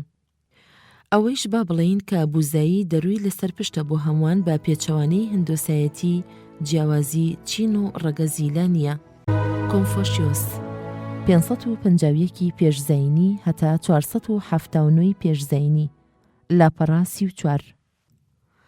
فەیلسوفی مەزنی چینی کۆنفۆشیۆس بە دامەزرێنەری ئەو ڕژێمە هۆزاکیانەدا دەنرێ کە بیرکردنەوەی سەرانسەری گەلانی چینی هەژاندبوو. فەلسەفەکەی دامەزراوە لەسەر خوڕەوشتی مردایەتی و لەسەر ئەو چەمکەی کە دەبێ میری بەو پەڕی ڕێکوپێکیەوە لە خزمەتگوزاری گەلدا بێت. ئابەم شێوە و ڕێبازە دەسەڵاتی کێشا بووە سەرناخی ژیان و ڕۆشنبیرانی چینەوە بە درێژایی 2000 ساڵێک. تەنانەت ئەو ماوەیە کاریگەری گەورەیشی کردبووە سەربەشێکی فراوان لە دانیشتوانی جیهان. کۆنفۆشیۆس نزیکەی 551 پێشزەینی لە میرنشینێکی بچووکدا کە پێی دەوترا لۆ لەدایک بووە کە ئێستا هەرێمێکی سەر بە شانتانگایە لە باکووری چیندا. با منداڵی باوکی مرد و ئیتر دایکی بە کولەمەرگی ژیانویەتی کە گەیشتووەتە تەمەنی لاویەتی بۆتە فەرمانبەرێکی بچووک لە دەوڵەتدا، بەڵام پاش ماوەیەک وازی لە فەرمانبەریش هێناوە و کەوتووەتە بڵاوکردنەوەی ئامۆژگاریەکانی بۆ ماوەی 16 ساڵ. لەو ماوەیەدا زۆر لە شاگردان و یارانی لێکۆبووتەوە. لە تەمەنی 50 ساڵیدا دەوڵەت زۆر ڕێزی لێگرت. لە پاداشتی ئەو خزمەتەیدا خرایە پلە و ئاستێکی بەرز لەلایەن دەوڵەتی لۆوە. بەڵام 4 ساڵ زیاتری نەخایەند کە ناحەزانی کۆشک کەوتنە گزیری و پیلانجێڕان لی تابوونە هۆی دەرکردنی و دوورخستنەوەی لە دەوڵەت. لە نزیکەی 13 ساڵی دواییدا وەک مامۆستایەک گەڕۆکانە دەیبردە سەر. بەڵام لە 5 ساڵی دواژیانیدا گەڕایەوە وڵاتەکەی و لە ساڵی 479 پێشزەینیدا مرد. کۆنفۆشیۆس لە ڕواڵەتدا بەدانەرێکی ئاینیدا دەنرێ، بەڵام بەم پەسن و لێوردبوونەوەی لەوە دەکا کە دوور بێلەوەی کە بە ڕێبازگەیەکی ئاینیدا بنرێ، چونکە نە بە کەم و نە بە زۆر ئەوەندە ناوی خواوەند نابات نەیشیویستووە لەو ژیانی دوامەرگیدا دواجیهانی بدوێت و تەنانەت دووریش بووە لە هەموو تێڕامانێکی میتافیزیکەوە، لەبەر ئەوە زیاتر وەک فەیلسوفێکی جیهانی دەناسرێ کە بایەخیدا بێ بە خوڕەوشتی مردم و سیاسەت و خۆشڕەفتاری. دوو زانست نەریت و گرنگن لای کۆنفۆشیۆس، ئەویش جن و لیە. جاژیانی مردموی نمونەیی پێیوەست و سەرۆمڕی ئەم دوانەیە. جن ناسراوە بێ میهرەبان و خۆشەویستی، واتە خەمخواری میهرەبانی لە نێو برایانی مردمدا، بەڵام لی ناسراوە بە نەریت و ڕەوشت و ئەچەکێت و شۆخوشەنگی و ناوبانگی. لە ئامۆژگاریەکانیدا زۆر بایەخی داوە بە ژیانی خێزانداری و ڕێزگرتنی دایک و باوک، هەروەها پەیڕەوی و سەرنەوایی ژن بۆ مێردەکەی گەل بۆ فەرمانڕەوایانی. لەگەڵ ئەمانەیشدا زۆر سەرنجپەرێزیش بووە. لەو بڕوایەدا بوو کە چەرخی زێڕین زۆر دەمێکە ڕابردووە، هانی دەسەڵاتداران و گەلی دەدا کە بگەڕێنەوە سەر هەڵسەنگان نەدێرینەکان دەربارەی خۆڕەوشت. کاتی خۆی لە سەردەمی پاشایەتی بنەماڵەی هان فەرمانبەرانی دەوڵەت هەڵدەبژێردران بە تاقیکردنەوە. جا بەشێکی زۆر لەو پرسیارانەی کە لەو کەسانە دەکران بریتی بوون لە ئامۆژگاریەکانی کۆنفۆشیۆس. بەڵام لەم دواییەدا پلە و ناوازی هاتە خوارەوە، چونکە چینی کۆمۆنیست شاڵاوێکی توندی کردا سەر کۆنفۆشیۆس و پەیڕەوانی. لەوانەی شاهەر ستارەی گەشتی زیاتر بەرەوکزی بڕوا کە لە دەمێکیشدا بوو تەواو ڕێگی خۆی داکوتابوو. زۆر سەیریش نییە چاوەڕوان بکرێ پاش 50 ساڵ یان 100 ساڵی تر فەیلسوفێکی وەها هەڵبکەوێت و یەکانگیریەک بسازێنێت لە نێوان ئامۆژگاریەکانی کۆنفۆشیۆس و ماوسی تۆنگدا. قەشەپۆلس لاپەڕەسی و حەوت. قەشەپۆلس هاوچەرخی ئەیسا خوای لێ ڕازی بێ و بە تەمەنیش لەو بچووکتر. مەزنترین پشتگیری ئاینی دیانی نوێ بووە. ئەو دەسەڵات و کاریگەری کە بوویەتی بۆ سەر لاهوتی دیان بە مەزنترین و ناوبانگترین کەسدا دەنرێ لە نێو دیاندا. پۆل یان سۆڵ لە شەری تەرسووزکریکیە هاتووەتە جیهانەوە، هەرچەندە بە هاوڵاتیەکی ڕۆمان دەناسرا، بەڵام هەر لە منداڵیەوە بە باوەڕی جوولەکە گۆش کرا و بەدەمی شێوە فێری دەوارچنی بوو. لە پاشمردنی ئیسا دیانە پێشینەکان تووشی ئازار و لێدانێکی زۆر دەبوون. بەخوانەناس و نەفرەت لێکراو دادەنران. پۆڵسیش بەشداری لەو زۆرداریەدا دەکرد، بەڵام لە گەشتێکیدا بۆ دیمەشق ئیسای لە خەودا بینی و کەوتە ئاخاوتن لەگەڵیادا. پاش ئەو گەشتەی ئیتر ڕێبازی گۆڕا و چوە سەر ئاینی نوێ. ئەم گۆڕانەیش بە سەرەتای ڕاپەڕینی دەژمێردرێ لە ژیانی تایبەتیدا. ئەو مردەی کە لە پێشدا زۆرداری دیان بوو، بووە یەکێ لە پاڵپشتە پۆڵین و کاریگەرە مەزنەکانی دیان. پۆڵس ژیانی خۆی تەرخان کردبوو بۆ بیرکردنەوە و نووسین و موچیاری بۆ ڕاکێشانی مردم بۆ سەر ئاینی نوێ. زۆر شوێن لە ئاسیای ناوەڕاست و یۆنان و فەڵەستین گەڕا بۆ بانگەوازی ئاینی نوێی دیان. هەرچەندە ئەنجامێکی زۆر چاکی بەدەستێنا، بەڵام نەیتوانی کار بکاتە سەر جوولەکەکان. جاروباریش بەهۆی ڕەوانبێژی و موچیاریەوە تووشی گێچەڵ و ئازاردان دەبوو. ژیانی دەکەوتە مەترسیەوە لە چەندین بۆنە و کۆڕدا. وەک سەرنج دەدرێ، کاری بۆ سەرپسات زۆر سەرکەوتوو بۆ جگە لە جوولەکە، لەبەر ئەوە هیچ مەردێک وەک ئەم کارێکی وەها فراوان و بەپێزی نەجێڕاوە بۆ بڵاوکردنەوەی ئاینی دیان. پاش 3 گەشتی دوورودرێژی گەڕایەوە بۆ قودس، بەڵام لەوێ بە دەستگیرکراوی نێرا بۆ ڕۆما تاکو لە دادگای ڕۆما سزا بدرێ. جا نازانرێت چۆن کەی. ئەو دادگەریە کراوە لەوانەیە نزیکەی ساڵی 64 زەینی ڕوویدا بێ. تەنها ئەوەی کە دەزانرێ ئەوەیە کە لە نزیک ڕۆمادا لە سێدارە درا و ژیانی کۆتایی پێهات. پوختەی کارنامەکانی پۆڵس بۆ سەر گۆڕانکاری دیان لە 3 خاڵی گرنگدا دەردەکەوێ. 1. وەک نەویدەرێکی دیانی سەرکەوتنێکی مەزنی بە ئاکام هێنا. 2. لە نووسینەکانیدا کە بەشێکی زۆر لە سەردەمی نوێ پێکدێنێت لە دیاندا. 3. کاری لا گۆڕانکاری لە هودزانی دیاندا. هەر لە 27 ڕاستکردنەوەی سەردەمی نوێ نزیکەی 14 نیشانەی پۆڵسی پێوەیە. بیرکردنەوەیشی سەبارەت بە دیان بەم چەشنە بووە. ئەیسا نەک تەنها فروستادەیەکی هەڵکەوتوو بووە، بەڵکو کردەیەکی خوایی بووە قوربانی گوناهەکانمان. هەر ئەو ئازارانەشی فریامان دەکەوێت و سەرفرازمان دەکات. بە هیچ جۆرێک مردم لە گوناه ڕزگاری نابێ گەر تەنها خۆی بە فەرمانەکانی کەنشتەوە ببەستێتەوە، بەڵکو بە دیانگرتنە دڵ و دەروون. جا ئەگەر ئەو کەسە دڵی و دەرونی لەگەڵ دیاندا نەبووە و نەچوە ڕاز و نهێنیەکانیەوە، ئەوە هەرگیز لە گوناهی نابەخشرێت. زۆر لە دیانە پێشینەکان لە هەندێک پەیڕە و بیرڕادا لەگەڵ پۆڵسدا ناکۆک بوون. خۆ ئەگەر بیرڕای ئەوان سەر بکەوتایە، ئەوە باوەڕی دیانی لەوانە بوو لە گوماندا بێت بەو خێراییە بڵاو بێتەوە، هەروەک چۆن ڕوویدا لە ئیمپراتۆریەتی ڕۆمانیدا. پۆڵس سەرانسەر ژیانی باڕەبەنی بردەسەر. تێڕوانینیشی سەبارەت بە هاوسەری و ئافرەت هۆیەک بوو بۆ دەرخستنی چەند هەڵوێستێکی. هەروەکو دەیگوت، بەو کەسانە دەڵێم کە ڕەبەن و بێوە پیاون باشتر وایە هەروەک پێشویان گوزەران بکەن. گەرنەی شیان توانی ئارام بگرن، ئەوە با هاوسەری ژیانی خۆیان بدۆزنەوە، چونکە چاکترە لەوەی کە سیوایان ببێتەوە. بیرنامەکانی پۆڵس زۆر کاریگەر و بوێر بووە لە دانانی ئاستی ئافرەتدا. هەروەکو دەیگوت، با ئافرەت بەڕام و بێدەنگیەوە فێر بێ، بەڵام نابورێم لەوانەی کە پیاو فێر دەکەن یان دەسەڵاتی پیاو زەوت دەکەن. جا کەواتە با بە بێدەنگی کاروباری خۆی هەڵسوڕێنێ، چونکە ئادەم بەر لە حەوا هاتووە. پۆڵس بە پاڵهێز و لێپرسراوی یەکەمدا دەنرێت لە گۆڕانی ئاینی دیاندا، گۆڕانی لە گرۆهێکی جوولەکەی بچووکەوە بۆ ئاینێکی جیهانی. زۆر لە زانایانی لاهوت لە دیاندا خۆیان بە پەیڕەوی پۆڵسدا دەنێن، وەک ئۆگەستین، ئاکۆنیاس، لۆثەر، کالڤن. تسەیلون لاپەڕاچل و یەک. تسەیلون داهێنەری کاغەز پەڕە. ناوێکی زۆر باونیە لە نێو زۆربەی خوێندەوەراندا. لەبەر گرنگی داهێنانەکەی و بایەخپێدانی ڕژاواییەکان، با بۆ پەڕی گرنگیەوە ئاوڕێک لەم مەردە نەناسراوە بدەینەوە، لەبەر ئەوەی کە نەفەرهەنگێکی زانیاری و نەنووسراوە مێژوویەکان تەنانەت وتارێکیان دەربارەی نەنووسیوە. تسەیلون فەرمانبەرێک بوو لە کۆشکی پاشای چین. ساڵی 105 زەینی چەند نمونەیەکی لە کاغەز پێشکەش بە هوتی ئیمپراتۆر کردووە.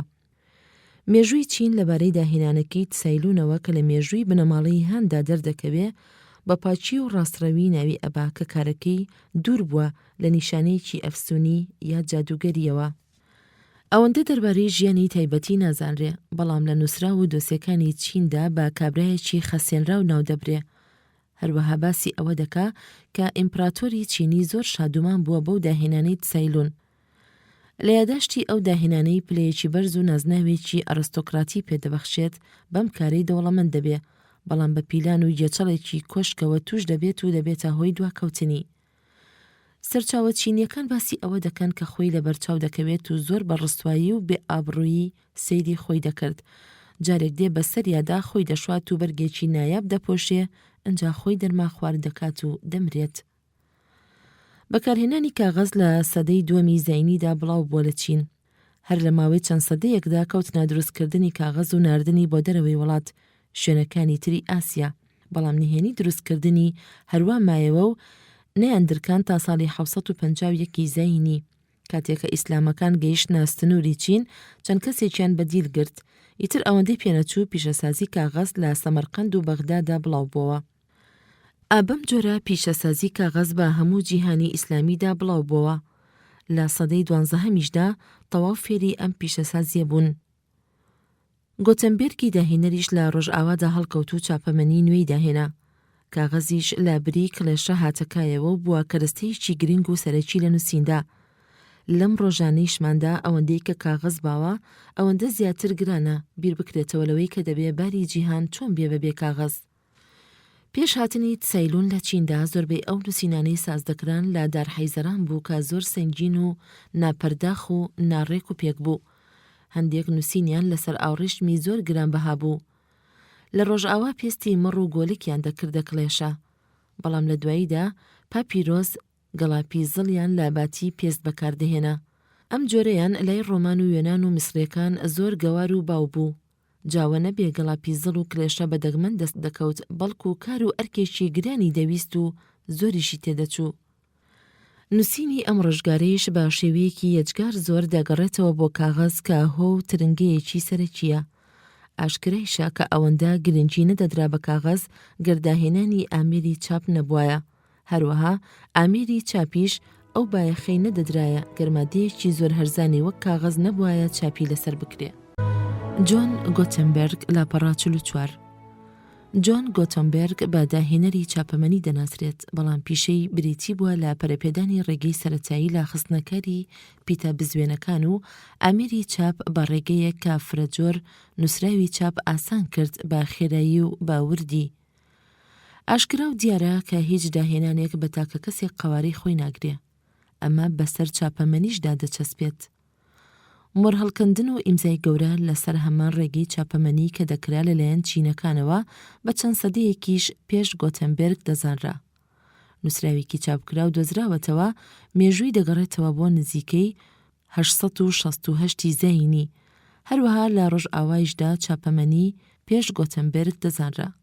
چاپەمەنی ئەو کاتەیش بەهۆی تەختەدار و تاشەبەردەوە بووە کە توانراوە چەند نووسینێکی لێ بگیرێتەوە، بەڵام ئەم کارە لە زیان بەولاوە هیچ سوودێکی ئەوتۆی نەبووە، چونکە دەبوایە بۆ هەر نووسینێکی نوێ تەختەدار و تاشەبەرد ببڕایە ڕێک و پێک بکرایە.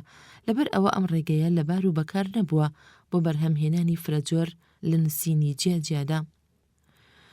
هەندێک جار دەڵێن هاوبەشی گۆتەنبێرگ لەم بوارەدا بریتی بۆ لە داهێنانی پیتە بزوێنەکان، بەڵام تەنانەت ئەمەیش هەر لە چیندا لە نزیکەی سەدەی 12دا داهێنراوە لە سەردەستی کابرایەک بەناوی بای شینگ.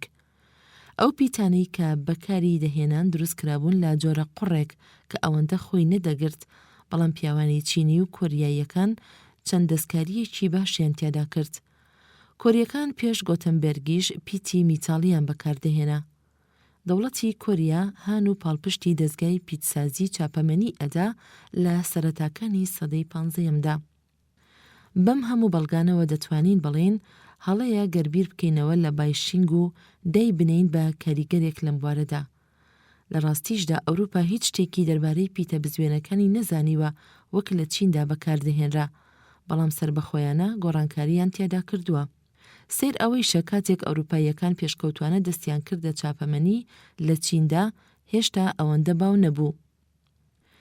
لێرەدا 4 کەرەستەی سەرەکی گرنگ هەیە لە چاپەمەنیدا. یەکەم، پیتە بزوێنەکان و دانانی لە جێگەی خۆیدا. دووەم، ئامێری چاپ. سێیەم، جۆرێکی گونجاو لەو ئاوێتە کیمیاییانەی بەکاردەهێنرێن. چوارەم، دۆزینەوەی ماددەیەکی شیاو واتە کاغەز کە لەسەری چاپ بکرێ. زرنگی و هونەری گۆتەنبێرگ لە چاپەمەنیدا دەگەڕێتەوە بۆ چۆنێتی کۆکردنەوەی ئەو کەرەستە و پێویستیە گرنگانەی کە لەسەری دوایین و دانانی لە ڕژێمێکی بەکار و هەرزان بەها و هەمیشە بەرهەمدا. گۆتەنبێرگ ئەو بەرهەمە کاریگەری بە کردار پێشکەش بە جیهان کرد کە ئەمەیش یەکێکە لەو دیمەنە ژیاریانەی نوێی پسات.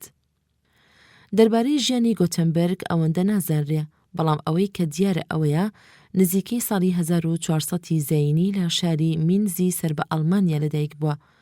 لە ناوەڕاستی سەدەی چوارەمدا دەستی داوەتە چاپەمەنی. باشترین پەڕاو کە چاپی کردووە ناسراوە بە تەوراتی گۆتەنبێرگ. پێوەی دیار نەبووە کە کارمەندێکی سەرکەوتوو بووبێ لە ژیانیدا، تەنانەت نەیشی توانیوە بەهۆی داهێنانەکەیەوە دەوڵەمەند بێ. دەڵێن گوایە بەهۆی هەرا و ناکۆچیەوە ڕاپێچی دەکەن بۆ دادگا. یەکێ لەو سزایانەی دادگا زەوتکردنی ئامێری چاپەکەی دەبێت و دەدرێ بە هاوکارەکەی کە ناوی یۆهان فاست بووە. گۆتەنبێرگ لە ساڵی 1468 زەینیدا دەمرێت و ئەو داهێنانە مەزنەی لە پاش خۆی بەجێ دەهێڵێت. کریستۆفەر کۆلۆمس لاپەڕاچل و حەوت.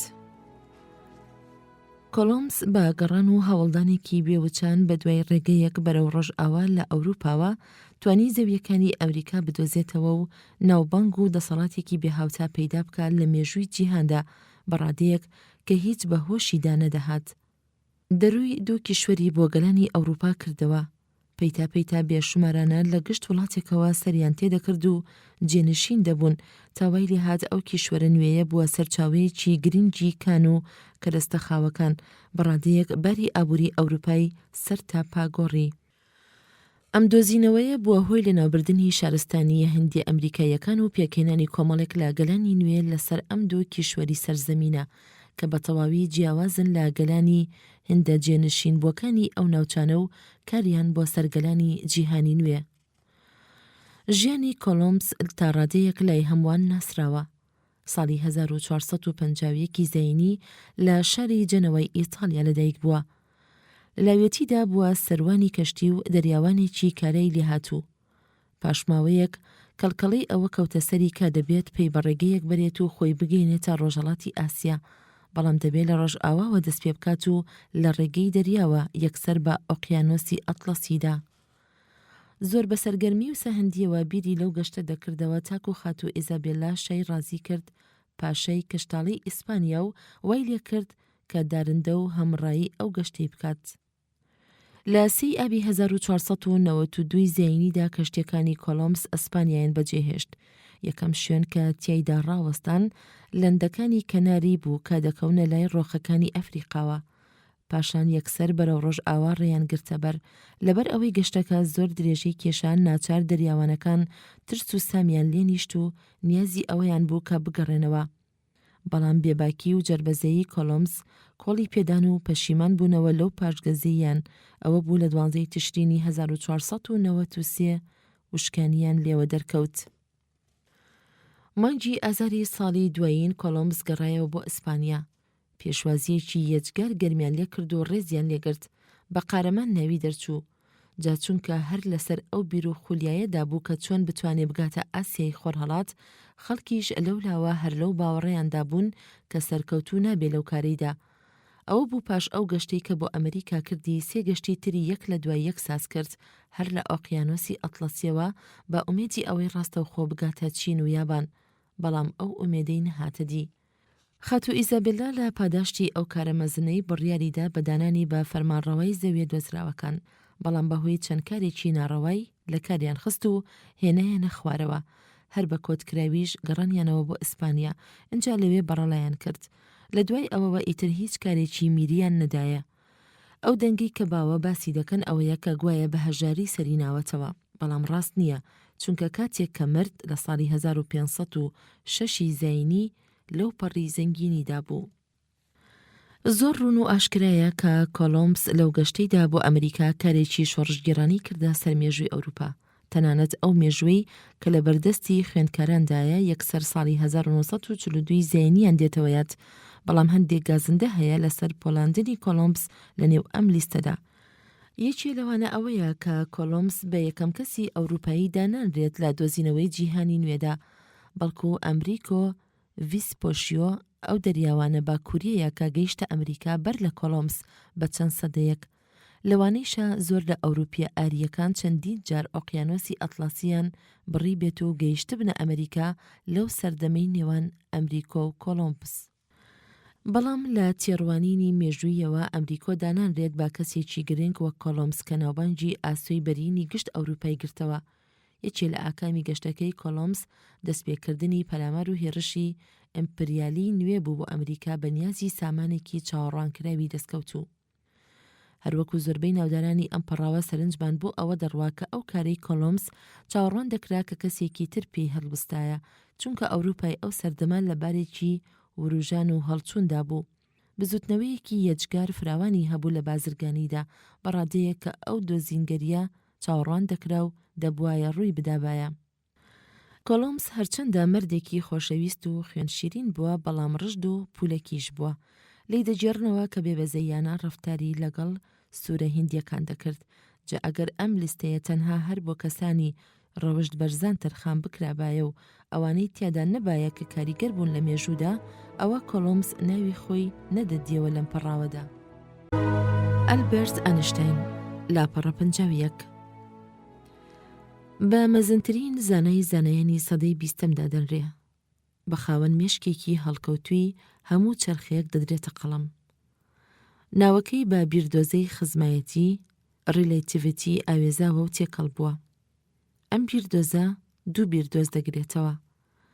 یەکەمیان بیردۆزەی خزمایەتی تایبەتیە کە لە ساڵی 1905 زەینیدا دایڕشت و ئەوی تر بیردۆزەی خزمایەتی گشتیە کە داڕشتنەکەی ساڵی 1915 بوو کە چاکوایە ناو بنرێ بە بیردۆزەی ئەنیشتاین لەسەر ڕاکێشان. هەردوو بیردۆزەکە لەو پەڕی ئاڵۆزیدان. لێرەدا هەوڵی ئەوە نادەین ڕاوەی هیچیان بکەین، بەڵکو دەمانەوێ دەمەتەقەیەک لەسەر خزمایەتی تایبەتی بکەین، بەڵام بە کورتی. قسە و باسێک لەناو خەڵکە باو و ئاشنایە کە دەڵێت هەموو شتێک بۆ یەکتر خزمە یان نسبیە، واتە هەر شتە بە پێی خۆی و لە چاو خۆیدا بیردۆزەی ئەنیشتاین وە نەبێت وتنەوە و دووپاتکردنەوەی ئەم قسەیە هیچ بێت، بەڵکو قاڵبێکی بیرکارانەیە بە ڕێگەیە کە پێوانی زانستیانە بە خزم واتە یەکێک لە چاو ئەوی تردا نیشان دەدات. ئاشکرایە کە هەست و نەستی مرۆڤ خۆی بۆ تێگەیشتن لە بۆشایی و کات لەسەر ئەو کەسە وەستاوە کە سەرنج دەدا. پێش ئەنیشتاین زۆر کەس باوەڕیان وابوو ئەگەر لەم بوارەوە بدوین ئەوە هەروەک پێوانی سەرزەوی و بە خەیاڵ دووریەکی ڕاستی و کاتێکی ڕەبەق هەیە و ئامێری پێوەری ورد دەتوانێت بە کارامەیی بیپێوێت. بەڵام بیردۆزەکەی ئەنیشتاین شۆڕشێکی بەرپا کرد لە بیرکردنەوەی زانستیدا، وتی کە کاتی ڕەبەق هەر نییە. ئەم نمونەیشی کە لە خوارەوەیە کاڵای دەکەینەوە و بیرکردنەوەی ئێمەی ڕاست کردوەتەوە لە بارەی کات و بۆشاییەوە. وای دابنێ کەشتێکی ئاسمانی هەیە، با ناوی کەشتێکە ئێکس بێت. با خێرایی 100,000 کیلۆمەتر چرکە لە زەوی دوور دەکەوێتەوە. هەر کەسێک لەسەر کەشتی بێت یان سەر زەوی ئەگەر خێرایی بپێوێ ئەوە یەک ئەنجام ئەپێون بێکەم و زۆر. هەر لەم هەنگامەدا گریمان کەشتیەکی تر با ناوی بنین وای، بە هەمان ئاراستەی کەشتی یەکەم ئێکس بۆی دەرچوو، بەڵام بە خێراییەکی زۆرتر. ئێستا ئەگەر یەکێک لەسەر زەوی بێوێت خێرایی کەشتی وای بپێوێت، ئەوە دەبینین کە وای بە خێرایی 180,000 کیلۆمەتر چرکە لە زەوی دوور دەکەوێتەوە. خۆ ئەگەر ئەوانەی سەرکەشتی وایش خێرایی بپێون ئەوە هەر هەمان ژمارەیان چنگ دەکەوێت. ئێستا لەبەر ئەوەی هەردوو کەشتێکە بە هەمان ئاراستە دەڕۆن ئەوە وا دەردەکەوێت کە جیاوازی نێوان خێراییەکانیان 80,000 کیلۆمەتر چرکەیەکە و کەشتیە خێراترەکە لە کەشتێکەی تر بە تێکڕای 80,000 کیلۆمەتر چرکە لە یەکتر دوور دەبن. لەگەڵ ئەوەیشدا بیردۆزەی ئەنیشتاین پێشبینی ئەوە دەکا کە ئەگەر ڕوانکارەکانی سەر هەردوو کەشتێکە پێوەرکاری بکەن لەسەر ئەوە ڕێک دەبن کە ماوەی نێوان هەردوو کەشتێکە بەرەبەرە بە خێرایی 100,000 کیلۆمەتر چرکەیەکدا پتر دەکات نەک بە 80,000 کیلۆمەتر چرکە. لە ڕواڵەتدا ئەم ئەنجامە لەوانەیە گاڵتەی پێ بکرێ، لەوانەی شەگەلێک وا بزانن کە لێرەدا مەتەڵێکی زارشتی یان فێڵێکی وشەوانی هەیە یان چەند درێژیەک بە بابەتەکە نەدرابێ بۆ ڕێگومکێ، بەڵام ڕاستیەکەی ئەمە نەفێڵە و نەڕێ گومکی و شەوانیە و بە هیچ جۆرێک چەشنی دروستکردنی کەشتیەکە و ئەو هێزەی پی دەهاوێژرێن نییە و هیچ هەڵەیەکیش لە ڕوانکەرەکانەوە نییە، بەڵکو هەر ئەو قسە ڕاستە و ئەنجامێکی سروشتی و بنەڕەتی کات و بۆشاییە. ڕەنگەوا دەرکەوێ کە هەرچیەکمان وتبێ قسەیەکی بیردۆزانەی سەمەرە بێ. چەند ساڵێکیشی بەسەردا ڕۆیشت خەڵک هەروای دەزانی کە بیردۆزەی خزمەتی گریمانە و خۆی هەڵداوە لەسەر قۆڵەیەکی بەرز و بڵندا و هیچ بەڵگەیەکی زانستیانە پشتی ناگرێ. بەڵام پاش ئەوەی ساڵی 1945 زاینی بۆمبی ئەتۆمی درا بەسەر هیرۆشیما و ناکازاکیدا تێڕوانینی خەڵکیش گۆڕا. چونکە یەکێک لە دەرەنجامەکانی بیردۆزەی خزمەتی ئەوەیە کە ماددە و وزە تا ڕادەیەکی زۆر هاوشانی یەکترن و پەیوەندیەکەیان بەم هاوکێشەیە دەدرێ. واو یەکسانە بە لێکدانی خا دووجا، واو یەکسانە بە وزە بە بارستە خا خێرایی ڕووناکی. جاکە خا یەکسان بێ بە 168,000 میل چرکە، یەکسانە بە 300,000 کیلۆمەتر چرکە، وەک دیارە ژمارەیەکی زۆر گەورەیە. ئەو خا دووجا ژمارەیەکی یەجگار فرە گەورەیە. ئەمەش ئەوە دەگەێنێ ئەگەر بڕێکی زۆر بچووکی ماددە بگۆڕێت بۆ وزە، ئەوە ئەو وزە بڕێکی ئەجگار فرە گەورە دەبێ. مرۆڤ ناتوانێت بۆمبای ئەتۆمی یان کارلیگای ئەتۆمی لە هاوکێشەی واو یەکسان بە خا دووجا دروست بکات. ئەویش پێویستە بزانین کە زۆر لە زانایانی تر هەبوون دۆخێکی گەورەیان دیوە لە پەرەپێدانی وزەی ئەتۆمیدا. بەڵام بەشداری ئەنیشتین ناتوانێت گرنگیەکەی ئاسانتر بکە. ستڕای ئەمانیش ئەو نامی ئەنیشتین کەناردی بۆ سەرۆک ڕۆزفێلد ساڵی 1939 زاینی نیشانی دەدا کە لە تواناییدا هەیە چەکی ئەتۆمی پەرەی پێبسەنرێ. گرنگی ڕۆڵی وڵاتە یەکگرتووەکانی ئەمریکا دەردەخا لە پەرەپێدان و هێنانەکایەوەی هەر بۆ پرۆژەیەش یەکەم بۆمبای ئەتۆمی دروستکرا. خزمایەتی تایبەتی بووە هۆی مشتومڕێکی تند و تیش. ئەم بیردۆزە بە مۆتەکەیەک دادەنرا بۆ سەر هۆشی مرۆڤ. بەڵام هەر قسە و پەسنێک بەم جۆرە هەڵەیە، چونکە بیردۆزەی ئەنیشتین پێشەکیەکی زارشتانی هەیە. ئەنجامی ڕاکێشان هۆکەی ناگەڕێتەوە بۆ چەند هێزێکی فیزیکی بۆ جۆرەی تا ئێستا لێ تێگەیشتوین، بەڵکو بەهۆی کوڕی یان قۆقزی بۆشایی خۆیەوەیە کە ئەمیش بەڕاستی شتێکە سەرساممان دەکات. مرۆڤ چۆن دەتوانێت لە بیری کوڕی بۆشاییدا بێت؟ مانای چییە کە بۆشایی کوڕە قۆقزە؟ ئەنیشتین تەنیا بیردۆزەکەی نەهێناوە و بەس بەڵکو بیردۆزەکەی لە قاڵبێکی بیرکاریانەی ڕووندا داڕێژراوە بە ڕەنگێک گریمانەکانی بیردۆزەکە بۆمان دەردەکەوێت ڕاستە. گەلێک سەرنج و تاقیگەری لەم دواییەدا لای ئەوەی گرت کە بیردۆزەکەی ئەنیشتین ڕاستە. نەخوازە ئەو سەرنجانەی کە لە خۆرگیرانی تەواودا دەدرا، ئەو سەرنجانە بە هەمیشە ڕاستی هاوکێشە بیرکاریەکانی ئەنیشتینی دەسەلماند. ئەنیشتین ساڵی 1970 زاینی لە شاری ئۆڵم ئەڵمانیا لەدایک بووە، لە خوێندنگە باڵەکانی سویسرا خوێندیەتی. لە ساڵی 1905 زاینی بۆتە هاوڵاتیەکی سویسری. هەر لەو ساڵەدا بیردۆزی خزمایەتیەکەی بڵاو کردوێتەوە و ناوبانگی پێدەرکردووە. بەڵام بیردۆزەکانی زۆر جێمشت و مڕ بوون و هیچ بیردۆزەیەک بێجگە لە داروین ئەوەندە دووچاری ئەم مشت و مڕە نەبووە. لەگەڵ ئەوەیشدا ئەنیشتین لە زانکۆی بەرلین ساڵی 1913 زاینیدا بە ئۆستاد دامەزرا. لە هەمان ساڵدا بوو بە بەڕێوەبەری زانستگای فیزیکی قەیسەر ویلیەم و ئەندام لە ئەکادیمی زانستەکانی پرووسیا. ئەمە هەڵێک بوو بۆ ئەو کە چۆنی بوێت خۆی تەرخان بکە بۆ لێکۆڵینەوە و زانستگەری. لە ساڵی 1921 زاینیدا خەڵاتی نۆبڵی وەرگرت. بەڵام کاتێک هێتلەر فەرمانڕەوایی ئەڵمانیای گرتە دەست، ئەنیشتین چوو بۆ شاری نیوجەرسی لە وڵاتی یەکگرتووەکانی ئەمریکا، چونکە جوولەکە بوو. لە ساڵی 1955 زاینیدا کۆچی دوایی کرد. کارل مارکس لە پەڕە 57. کارل مارکس دامەزرێنەری ڕێبازگەی سۆشیالیزمی زانستی. ساڵی 1818 زاینی لە شاری تریری ئەڵمانیا لەدایک بووە. باوکی پارێزەر بووە. لە تەمەنی 17 ساڵیدا چۆتە زانکۆی بۆن بۆ خوێندنی قانون، پاشان چۆتە زانکۆی بەرلین. بڕوانامەی دکتۆرای فەلسەفەی لە زانکۆی یەننا وەرگرتووە. لە دواییدا ڕوویکردا ڕۆژنامەگەری و پاشماوەیەکیش بووە سەرنووسەری ڕۆژنامەی ڕێنیش زیتینگ لە شاری کۆڵۆن. بەڵام لەبەر تێڕوانینە شۆڕژگێری ڕادیکاڵیەکانی تنجی پێهەڵچنرا و چووە پاریس. لەوێ ئاشنایەتی پەیدا کرد لەگەڵ فرێدریک ئەنجەلز و بوونە دۆست و هاوڕێی یەکتر بە درێژی ژیانیان. زۆری پێنەچوو لە فەڕەنسایش دەرکرا و ڕوویکردا شاری برۆکسل. لەوێ یەکەمین کارنامەی خۆی بڵاوکردەوە بە ناوی نائومێدی فەلسەفە. لە ساڵی دوایینیدا لەگەڵ ئەنجەلز یەکەم نووسراوێکیان پێکەوە دەرکرد لە سەرخواستی کۆمەڵی کۆمۆنیستان بە ناوی بانگەوازی کۆمۆنیزم. لە کۆتایی ئەو ساڵەدا مارکس گەڕایەوە بۆ شاری کۆڵۆن، بەڵام چەند مانگێکی نەبرد کە دیسان دەرکرایەوە. ئەمیش ناچار چوو بۆ لەندەن، ئیتر تا دواژیانی لەوێ مایەوە. زۆربەی کاتیشی لە لەندەن بە نووسین و لێکۆڵینەوەی ڕامیاری و ئابووری دەبردەسەر و خۆیشی پێدەژیان. هەر لەو ساڵانەی شیڕا ئەنجەلزی دۆستی دارایی خێزانەکەی دەکرد. یەکەم بەرگی لە نووسینە گرنگەکەی بە ناوی سەرمایە لە ساڵی 1867 زەینی وە دەرکەوت، بەڵام ساڵی 1883 زەینی مرد و نەیتوانی دووبەرگەکەی تری بە ئەنجام بدا. ئەنجەلز ئەو کاری گرتە ئەستۆی خۆی و هەرچیشی پێویست بوو لەو سەرنج و نەخشانەی کە مارکس بەجێی هێشت بوو بە ئەنجامی گەیاند. نووسینەکانی مارکس بنچینەی کۆمۆنیزم پێکدەهێنێ، جا لەبەر بایەخپێدانێکی زۆر بە بزوتنەوەی کۆمۆنیستی لە سەدەی 20دا دەبێ شایەنی پلە و ئاستێکی بەرز بێ لەم لیستەدا.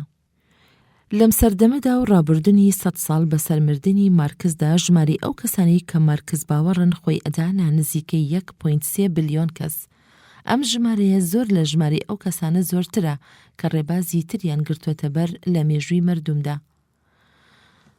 کۆمۆنیزمی ئێستاچیە بەندە لەسەر 4 بیری سەرەکی. 1. زەنگینەکان کە من و لەو پەڕی خۆشی و شادیشدا دەژین، بەڵام کرێکاران لەو پەڕی هەژاری و کولەمەرگیدا دەژین. 2. تاکە ڕێبازێک بۆ ڕادستکردنەوەی ئەم ناهەمواریە دانانی ڕژێمێکی سۆشیالیستیە، واتە ڕژێمێک کە گەل خاوەنی ئامرازە بەرهەمهێنەرەکان بێت، نەوەک چەند بۆرە کەسانێک دەستی بەسەردا بکێشن. 3. لە زۆر جاروباردا شۆڕشی سۆشیالیستی تاکە ڕێبازێکە بۆ ڕاماڵینی ڕژێمی سەرمایەداری. 4. بۆ پاراستنی ئەم شۆڕشە سۆشیالیستیە پێویستە دیکتاتۆری چینی کرێکاران بپارێزرێت بۆ سەردەمێکی گونجاو و لەبەر. لێرەدا گرنگی فەیلسوف تەنها لە فەلسەفەکەیدا خۆی نانوێنێ، بەڵکو لە کاریگەری و بزواندنی مرۆڤدا بۆ کارپێکردنی. جا ئەگەر لەم ڕۆژنەوە مارکس بسەنجێنین، ئەوە گرنگیەکی گەورەی تیادا بەدی دەکرێ. لویس پاستۆر، لاپەڕە 60. کیمیاگەر و زیندەناسی فەڕەنسایی لویس پاستۆر بە یەکێ لە گرنگترین و کاریگەرترین کەسێکدا دەنرێت لە مێژووی پزیشکەریدا. لە زۆر ڕشتە زانستەکانی تردا دەستێکی باڵای هەبووە، بەڵام زیاتر بەوە ناسراوە کە بەرگری لە بیردۆزەی میکرۆبە نەخۆشیەکان کردووە و بۆ تا پاڵپشتێک بووی. هەروەها گۆڕانکار بووە لە تەکنیکی کوتانی خۆپاراستن. پاستۆر ساڵی 1822 زەینی لە شاری دۆڵی فەڕەنسادا لەدایک بووە. خوێندنی زانکۆی تەواو کردووە، بەڵام بلیمەتی زۆر درەنگ لێ دەرکەوتووە، بەوەی کە کاتێک خوێندکار بووە مامۆستاکەی لە سەری نووسیوە کە خوێندکارێکی ئەوتۆ نییە سەرنجڕاکێش بێ. بەڵام پاش ئەوەی پلەی دکتۆرەی وەرگرت لە ساڵی 1847 زەینیدا دەرکەوت کە مامۆستاکەی بە هەڵەدا چووە. هێشتا لە تەمەنی 26 ساڵیدا بوو کە زانستگەری و لێکۆڵینەوەکانی دەربارەی ترشی تەرتاریک وای لێکرد ببێتە کیمیاگەرێکی فرەزان و ناودار. پاش ئەوە چالاکی خۆی تەرخان کرد بۆ زانین و ڕەبازکاری هەوێنەکان. پاستۆر سەلماندی کە هەوێن لە ئەنجامکاری جۆرێکی تایبەتە لەو زیندە میکرۆیانەی کە زۆر درشتن. هەروەها سەلماندی کە بوونی چەندین جۆری تر لەو زیندە میکرۆبانە ئەنجامێکی ناپەسەند دەدەن، وەک دیارە لە خواردنەوە ترشاوەکاندا. ئەم کارانەوەی لێکرد بیگەێنێتە ئەو بیرەی کە چەندین جۆر هەیە لە زیندە میکرۆبەکان دەبنە هۆی کارێکی ناپەسەند بۆ سەر مەردوم و گیانەوەرانی تر. پاستۆر وە نەبێ یەکەم کەس بوو بێ ئەم ڕشتەیە ئاشکرا بکە، بەڵکو زۆر کەسانی تریش هەمان بیرکردنەوەیان هەبوو پێش پاستۆر، وەک جیرۆ لامۆڤرا کاستۆر و هەنلی و چەند کەسی تر. بەڵام چوست و سووربوونی پاستۆر لەوەدا دەردەکەوێت کە لەسەر ئەو بیر و گریمانانی مایەوە و پاڵپشتی ئەو بیردۆزەی دەربارەی میکرۆبەکان دەکرد. بە تاقیکاری جۆرا و جۆر بەڵگەی دەهێنایەوە، هەر بەم کارە مەزنەی توانی ڕاستی بیردۆزەکەی بە کۆمەڵی زانستان ڕابگەێنێت و باوەڕیشی پێبهێنن. ئەگەر نەخۆشی هۆیەکەی میکرۆب بێ، ئەوە بەرهەڵستی لێ و نەهێشتنی بچێتە نێولەشی مرۆڤەوە دوورمان دەخاتەوە لە نەخۆشی. هەر لەبەر ئەمەیش پاستۆر زۆر توندڕەو بوو لە ئاگادارکردنی پزیشکان بۆ چۆنێتی بەکارهێنانی ڕێکخاوێنی. هەر ئەم ئاگاداریەشی کارێکی سەرەکی بوو بۆ سەر دکتۆر جۆزێف لیستەر لە بەکارهێنانی ڕێکخاوێنی لە تەکنیکی نەشداری و پێشکەشکردنی بۆ پسات. ئەو بەکتریا زیاندەرانە دەچنە نێولەشی مرۆڤەوە بەهۆی خۆراک و خواردنەوە. جا بۆ ئەم مەبەستە پاستۆر ڕێیەکی پەرە پێدا کە پێی دەوترێت پاستۆرین بۆ لەناوبردنی میکرۆب لە خواردنەوەکاندا، بەم ڕێگەی پیشانیدا کە شیری میکرۆباوی سەرچاوەیەکە بۆ بڵاوبوونەوەی نەخۆشی. پاستۆر تەمەنی لە نێوەندی پەنجاکاندا بوو، زۆر سەرنج و بایەخی دەدا بە شێرپەنجە کە دەردێکی درمە ئاژەڵ و چەندین تەبات تووشی دەبێت، تەنانەت مرۆڤیش. لەمەوە پاستۆر دەریخست کە جۆرە بەکتریایەکی تایبەتی هەیە دەبێتە هۆی ئەم دەردە، ئەویش بە بەکارهێنانی زیچکاوێکی لاواز لە ژاژیلەکانی بەکتریای شێرپەنجە و جانەوەرێکی پێکوتە.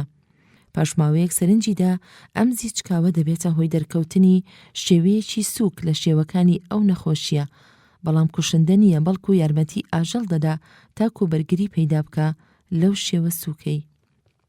ئەم ڕێگەی دڵی زۆر خەڵکی پێخۆش کرد بە ئومێدی ئەوەی بەکاربهێنرێت و بخرێتە گەڕ لە دژی زۆر لەو نەخۆشیانەی کە بڵاو دەبێتەوە. بەڵام بۆ مرۆڤ ڕێگەیەکی گەوارتر و ڕێکوپێکتری هێنایەکایەوە بۆ کوتان لە دژی نەخۆشی هاری کە سەگ تووشی دەبێ.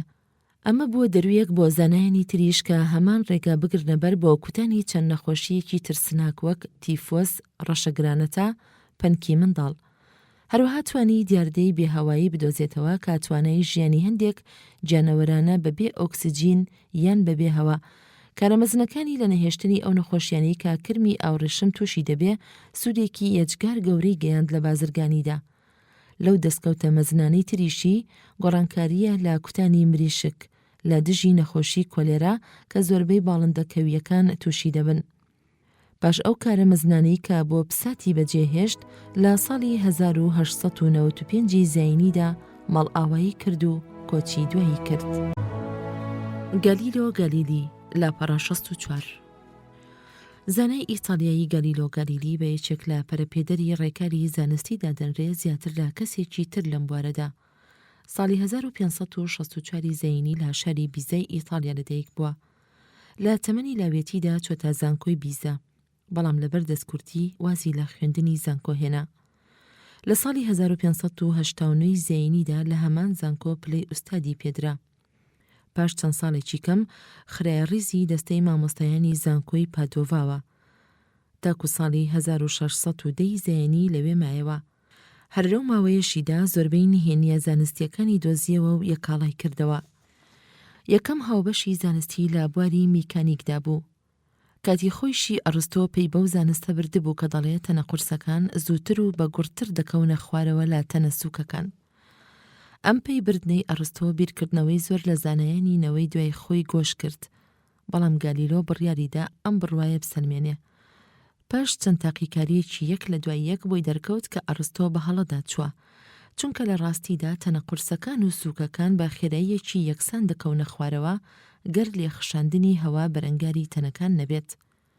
دەجێڕنەوە گوایە گالیلۆ چەند تاقیکاریەکی بە ئەنجامدا بە خستنە خوارەوەی تەنەکان لە کەڵوەلارەکەی بیزاوە.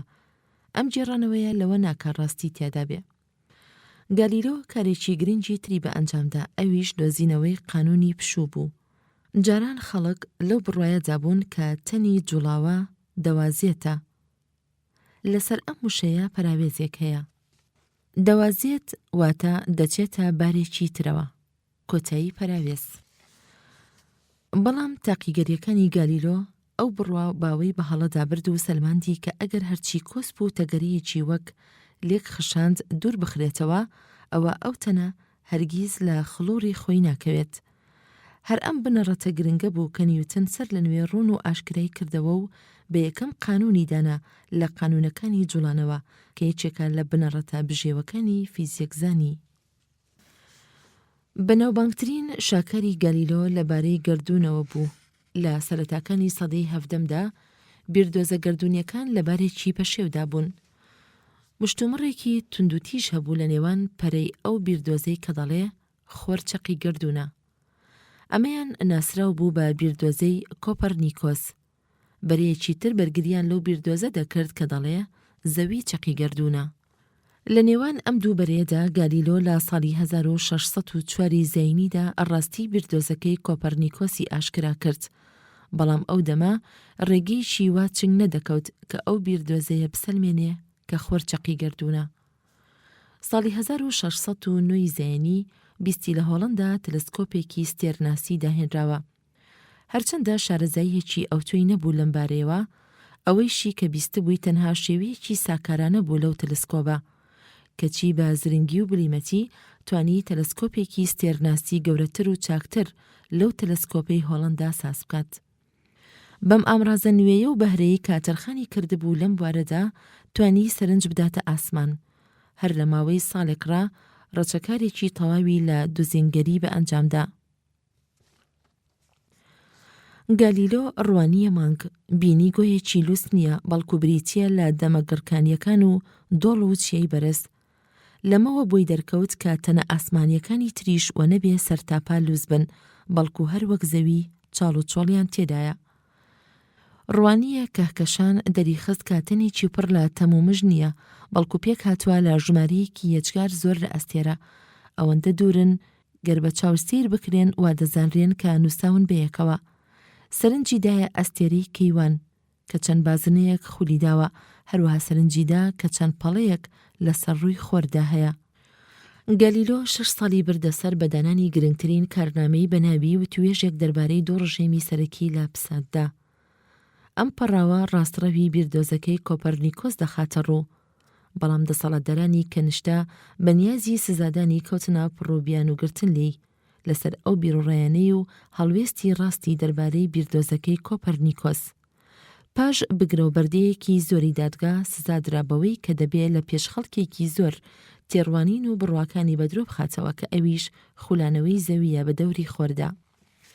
ئەم دانا پیرە لە تەمەنی 69 ساڵیدا ناچار کرا کە هەستێت و لە پێش خەڵکێکی زۆر خۆی بەدرۆ بخاتەوە، بەڵام هەروەک دەجێڕنەوە سەیرێکی زەوی دەکات و بە زەردەخەنەیەکەوە دەڵێت، بەڵام هێشتا هەر دەخولێتەوە. گالیلۆ لە شاری ئەرکتیریدا خۆی خەریک کردبوو بە نووسینەکانی لە زانستی میکانیکدا تا ساڵی 1642 زەینیدا کۆچی دوایی کرد. گالیلۆ بە یەکەم لێپرسراوێکدا دەنرێت لە هەڵوێستی تاقیکاری زانستگەریدا هیچ بایەخ و گوێی نەدەدایە ئەو بیرە زانستانەی کە دەخرانە ژێرباری تاقیکاریەوە، هەتاکو ئەوانەیش کە لە کەنیشتەوە دەردەچوو وەیان لە ئەرستۆوە دەرچوو بوو، یان ئەرستۆ تالیس لا پەرەشەستونۆ. ئەرستۆ بە مەزنترین زانای چرخی دێرین و دامەزرێنەری لێکۆڵینەوەی زارشتی. لەسەر ئەم وشەیە پەراوێزێک هەیە. زارشت واتە منطق، کۆتایی پەراوێز. دادەنرێت پێز و گەشەی داوە بە هەر لقێک لە لقەکانی فەلسەفە جگەلەوەی کە چەندین یافتی. لەسەر ئەم وشەیەش پەراوێزێک هەیە. یافت واتە ئەثەر، کۆتایی پەراوێز. هەبووە لە زانستەکانیشیدا. هەرچەندە ئێستا زۆر لەو بیرانەی کۆن و بێچەمن لەسەر ئەم وشەیەش پەراوێزێک هەیە. بێچەمن واتە بێمانان، کۆتایی پەراوێز. بەڵام ئەوەی کە زۆر گرنگە لە بیردۆزە تاکیەکانیدا ئەو ڕێبازە ژیرانەیەتی کاتین و هێزی داوەتە کارنامەکانی سارای. لەسەر ئەم وشەیەش پەراوێزێک هەیە. سارا واتە زۆر پوختە، کۆتایی پەراوێز. نووسینەکانی دەچێتە هەڵوێستی واوە کە هەر دیاردەیەک لە دیاردەکانی ژیانی مرۆڤایەتی و کۆمەڵایەتی جێی تێڕامان و شیکاری بێت. تێڕوانینی ئەرستۆ ئەوەیە کە سیابەختی و ئەفسون و جیرۆدا بە خواوەندەوە زاڵ نابێ بەسەر پساتدا، بەڵکو ڕەفتاری کە لە ژێرباری چەند قانونێکی بەجێی گەورەدایە. باشتر وایە کە مرۆڤ نائومێدی و بێورەیی پیشان نەدات بەرامبەر بە هەر دیاردەیەک لە دیاردە سروشتیەکانی جیهان. باوەڕی پتە و چەسپاو ئەوەیە کە سوود لەو تێبینیانە وەربگرێت کە لە ئەنجامی تاقیکردنەوە و ئاخاوتنی ژیرانەدا دەردەکەوێت. ئەرستۆ توانی ئەم کۆمەڵە چەرەن و لەسەر ئەم وشەیە پراوێزێکەیە. چەرەن واتە خراپی، کۆتایی پراوێز. ئاکارە لاساییانە و نەریتە نهێنیانە بەرپرج بداتەوە کە بە چەشنێکی لاسار و ناڕەوا کاریان کردبووە سەر ژیاری ڕۆژئاوا. ئەرستۆ ساڵی 384 پێشزەینی لە شاری ستاجیرەی مەکدۆنیا یۆنان لەدایک بووە. باوکی پزیشکێکی لێ هاتوو بووە. لە تەمەنی 17 ساڵیدا چووە بۆ ئەسینا و خۆی گەیاندە ئەکادیمیای ئیفلاتۆن بۆ خوێندن. لەوێ بۆ ماوەی 20 ساڵ مایەوە، هەتا وەکو پاش مردنی ئەفلاتۆنیش بە ماوەیەکی کەم. ڕەنگە ئەرستۆ با یەخدانی بە زانستی ژیان و زانستە تاقیگەریەکانی لە باوکیەوە وەرگرت بێت و لە ئەفلاتۆنیشەوە با یەخدان بە تێڕامانی فەلسەفە. ساڵی 342 پێشزەینی گەڕایەوە مەکدۆنیا تاکو ببێتە مامۆستایەکی تایبەتی لاوێکی شازادە و بزەڵەی 13 بەهار.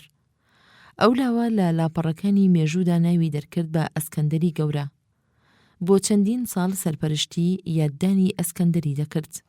ساڵی 335 پێشزەینی پاش ئەوەی ئەسکەندەر هاتە سەر ئەوە ڕەنگ لەسەر ئەم وشەیە پراوێزێک هەیە. ئەو ڕەنگ واتە تەختی پادشایی، کۆتایی پراوێز. ئەرستۆ گەڕایەوە ئەسینا، لەوێ خوێندنگایەکی تایبەتی کردەوە بە ناوی لیسیۆم. 12 ساڵی دوایینی لە ئەسینا بردەسەر کە نزیکەی هەمان سەردەمە ئەسکەندەر با ڕێخستنی سوپا و هێرشەکانیەوە خەریک بوو. لەوە دەکا کە ئەسکەندەر بە ئامۆژگاری ئوستادەکەی ڕەفتاری نەدەکرد، بەڵام داڕندەی دەکرد بۆ ئەوەی بە لێکۆڵینەوەکانیەوە خەریک ببێ. ئەم کارەیش بە یەکەمی شاباشێکدا دەنرێت لە مێژوودا کە بدرێ بە زانایەک لەلایەن دەوڵەتەوە. ڕەنگ بێت ئەمەیش بەخششێکی بەرەودوا بوو بێت لەو ساڵانەی دواییندا. لەگەڵ ئەوەیشدا دۆستایەتی ئەرستۆ و ئەسکەندەر هەر لە مەترسی و جەرمە و کێشەدا بوو، چونکە ئەرستۆ سەرزەنشتی دەکرد و بێزاری دەردەبڕی بەرامبەر بەو شێوازە دیکتاتۆری کە ئەسکەندەر دەینواند. جا کاتێک کە ئەسکەندەر برازاکەی ئەرستۆی لە سێدارەدا بە تاوانی خراپە و ناپاکی، ئەرستۆ زۆر پێی ناخۆش بوو، وای دەزانی خۆی لە سێدارە دراوە.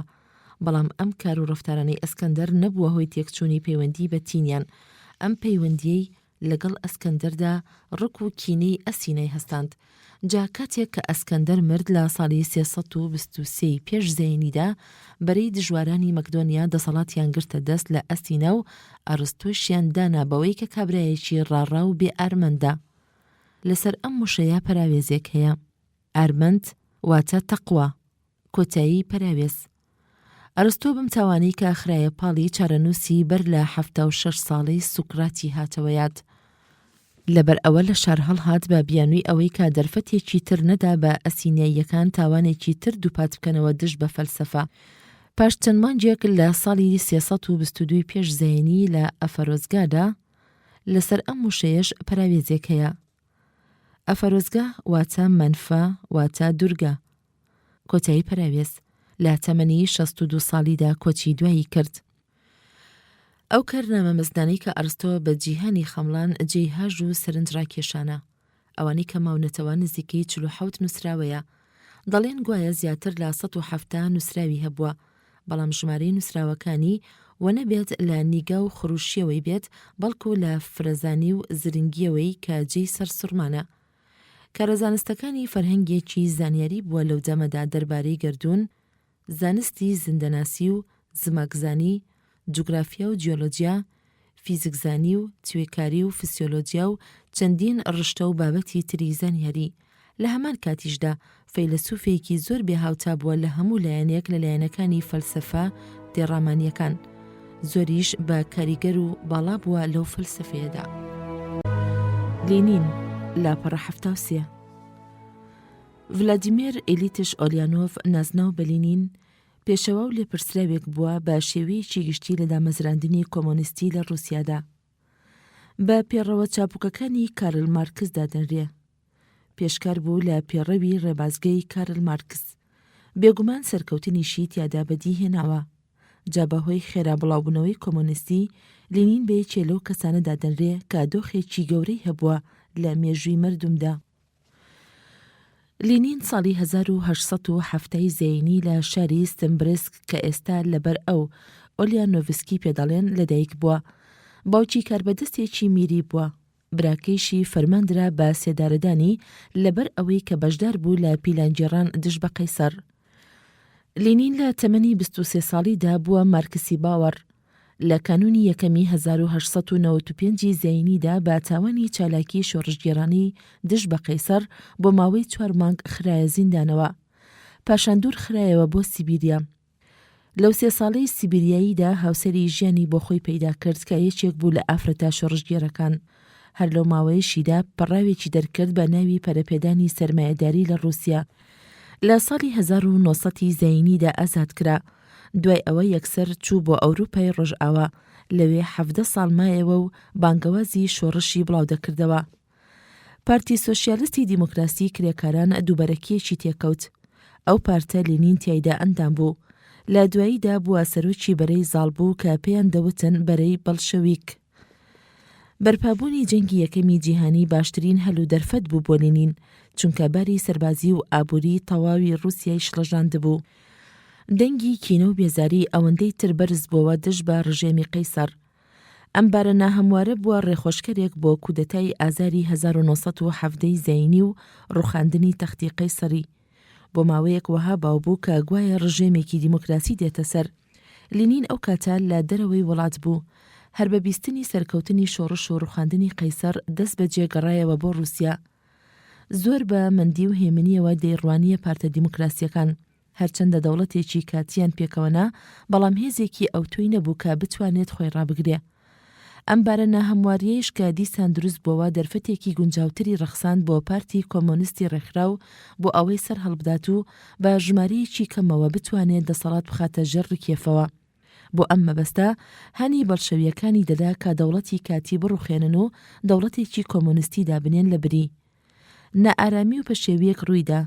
لێنینی ناچار کرد کە خۆی بشارێتەوە بۆ ماوەیەکی کەم، بەڵام بە بزوتنەوە و کودەتایەکی دژوار هەر ساڵی 1970 زەینی لێنین توانی سەر بکەوێت و ببێتە سەرۆکی دەوڵەت.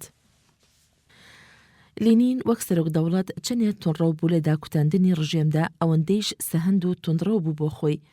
هەرگیز وچانی بەخۆی نەدەدا لە کارکردندا. لە سەرەتادا کەوتە گۆڕانکاری ئابووری دەوڵەت بۆ ئابووری سۆشیالیستی سەرانسەر، پاشان بانگەوازی هەرەوەزەی زەوی ئاشکرا کرد لە دەوڵەتدا. لە ساڵی 1922 زەینیدا دووچاری نەخۆشیێکی کتوپڕ و ترسناک بوو. هەر پێوەی دەناڵا تا لە ساڵی 1924 زەینیدا بووە هۆی مردنی. هەر بۆ نەخۆشیشەوە ئارامی لە خۆی بڕی بوو، کاری دەکرد بەبێ ئەوەی بەتەنگ تەندروستی خۆیەوە بێت. پاشمردنی لاشەکەی مۆمیا کرا بۆ یادگار تا هەمیشە لەبەر چاو بێت. تا ئێستایش لە گۆڕەپانی سوور بە مۆمیایی دانراوە. لێنین بە مردێکی کارانەوە دەبرێت لە دامەزراندنی ڕژێمی کۆمۆنیستی لە رووسیادا. ئەو بیرانەی کارل مارکسی کردە هەوێنی کارە سیاسیەکانی و خستێگەڕ لە کاروباری وڵاتدا. هەر لە 1970 زەینیەوە ئیتر کۆمۆنیزمی پەرەیسەند و سەرانسەری کشوەری ئەوروپا و جیهانی گرتەوە. ئێستایش نزیکەی سەیەکی دانیشتوانی زەوی کۆمۆنیستن. لێنین سەرڕای ئەوەی کە پێشەوەیەکی سیاسی هەڵکەوتوو بوو، پەڕاوەکانیشی زۆر کاریگەر و هاندەر بوون. ئەو نووسراوانەی خۆی دەدا لە نزیکەی 55 بەرگ. لێنین زۆر بایەخی دەدا بە تەکتیکی شۆڕش. هەمیشە حەزی بە تۆنڕەویەکی شۆڕژگێرانە دەکرد. باوەڕی بەوە هەبوو کە دەسەڵاتی پرۆلیتار دەبێ هەڕەگی خۆی داکوتێت. گەر تێڕوانین لە ڕۆژانی لێنینەوە هیچ گەلێک ڕژێمی کۆمۆنیستی هەڵنەبژاردووە. گەر دەسەڵاتی بووبێت ئەویش دەگەڕێتەوە بۆ دەست بە سەرداگرتنی دەوڵەت بەسەر دەستگا ڕۆژنامەگەری و بانگ و یەکێتیە کرێکاریەکاندا لەو ڕژێمەدا. ئاشکرایشە کە کۆمۆنیزم بزوتنەوەیەکە و دیاردەیەکی گەورەی هەیە لە مێژوودا. لێنینیش بە توانای سیاسیەوە یاد دەکرێتەوە بەوەی کە مەردێکی کاریگەر بووە لە داکوتان و پتەوکردنی ڕێگی کۆمۆنیزم لە رووسیادا. موسا خوای لێ ڕازی بێ لاپەڕە 77 سەدەی 13هەمی پێشزەینی. ئەو سەرچاوە باوەڕپێکراوانەی کە لەبارەی موساوە دەدوێت دەگەڕێتەوە بۆ سەدەی 13هەمی پێشزەینی، بەوەی کە گوایە ڕەمسیسی دووەم ئەو فەرعەونە بووە کە داستانی چوونە دەرەوەی لێدەجێڕنەوە. ڕەمسیسی فەرعەون لە ساڵی 1328 زەینیدا مرد. ئەو سەردەمە دەکات کە موسەی تیاژیاوە.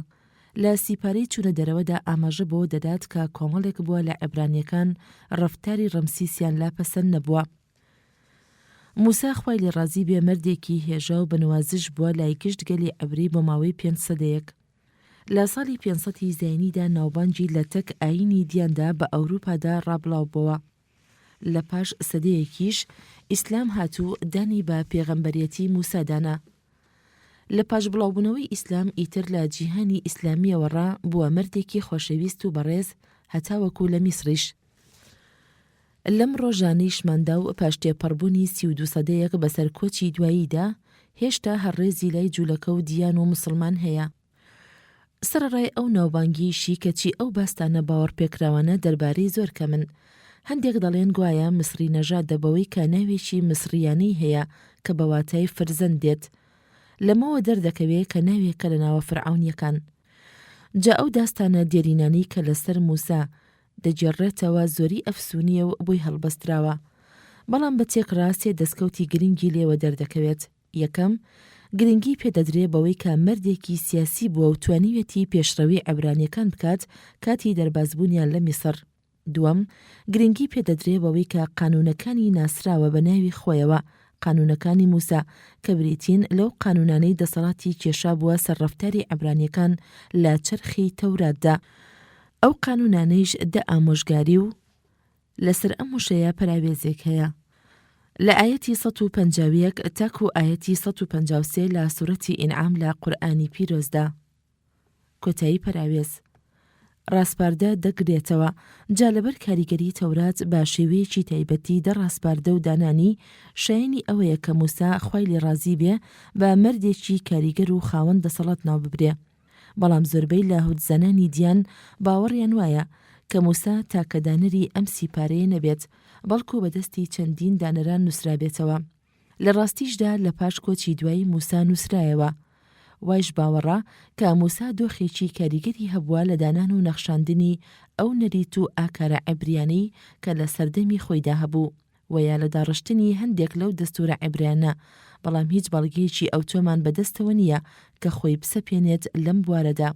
سێهەم، زۆر کەس باوەڕیان وایە کە موسا دامەزرێنەری باوەڕپێکردنی جوولەکەیە بە تاچی خودا، بەڵام لەوە ناکات هیچ ڕاستیەکی تیادا بەدی بکرێ، چونکە تەنها سەرچاوەیەک باوەڕی پێ بکرێت دەربارەی موسا سەردەمی دێرینە و بایەخپێدانیەتی بە ئیبراهیم درودی خوای لێبێ کە باوەڕی بە تاچی خودا هێناوە.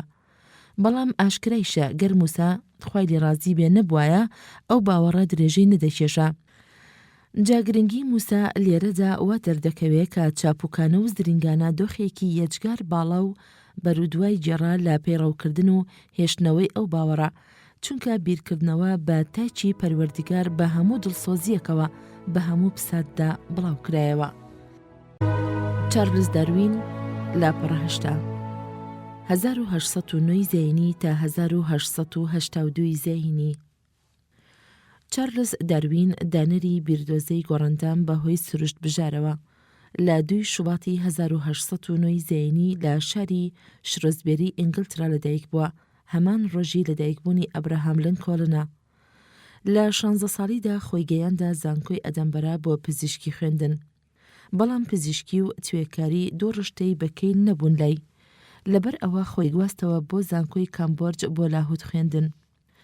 سواری و ڕاوشکاریش لەو لاوە کەوتبووە خولیای و بیری لەوە دەکردەوە کە ئەم وەرزشکاریانە زۆر خۆشتر و گونجاوترن لە خوێندنەکە بۆی. لەبەر ئەوە زۆر تکای لە یەکێ لە ئوستادەکانی کرد کە بە سروشتگەرێک دایبنێت لەو گەشتە دۆزگەریەی کە نیازوا بوو کەشتی بیگەڵ پێ هەستێت. باوکی ئیتر حەزی لەو ئارزوەی بەربوو، چونکە هەستی بەوە دەکرد کە ئەم گەشتە کوڕەکەی سەرقاڵ دەکات و ئیدی بیر لە خوێندن ناکاتەوە. بەڵام هەرچۆنێک بوو باوکی ڕێی نەگرت.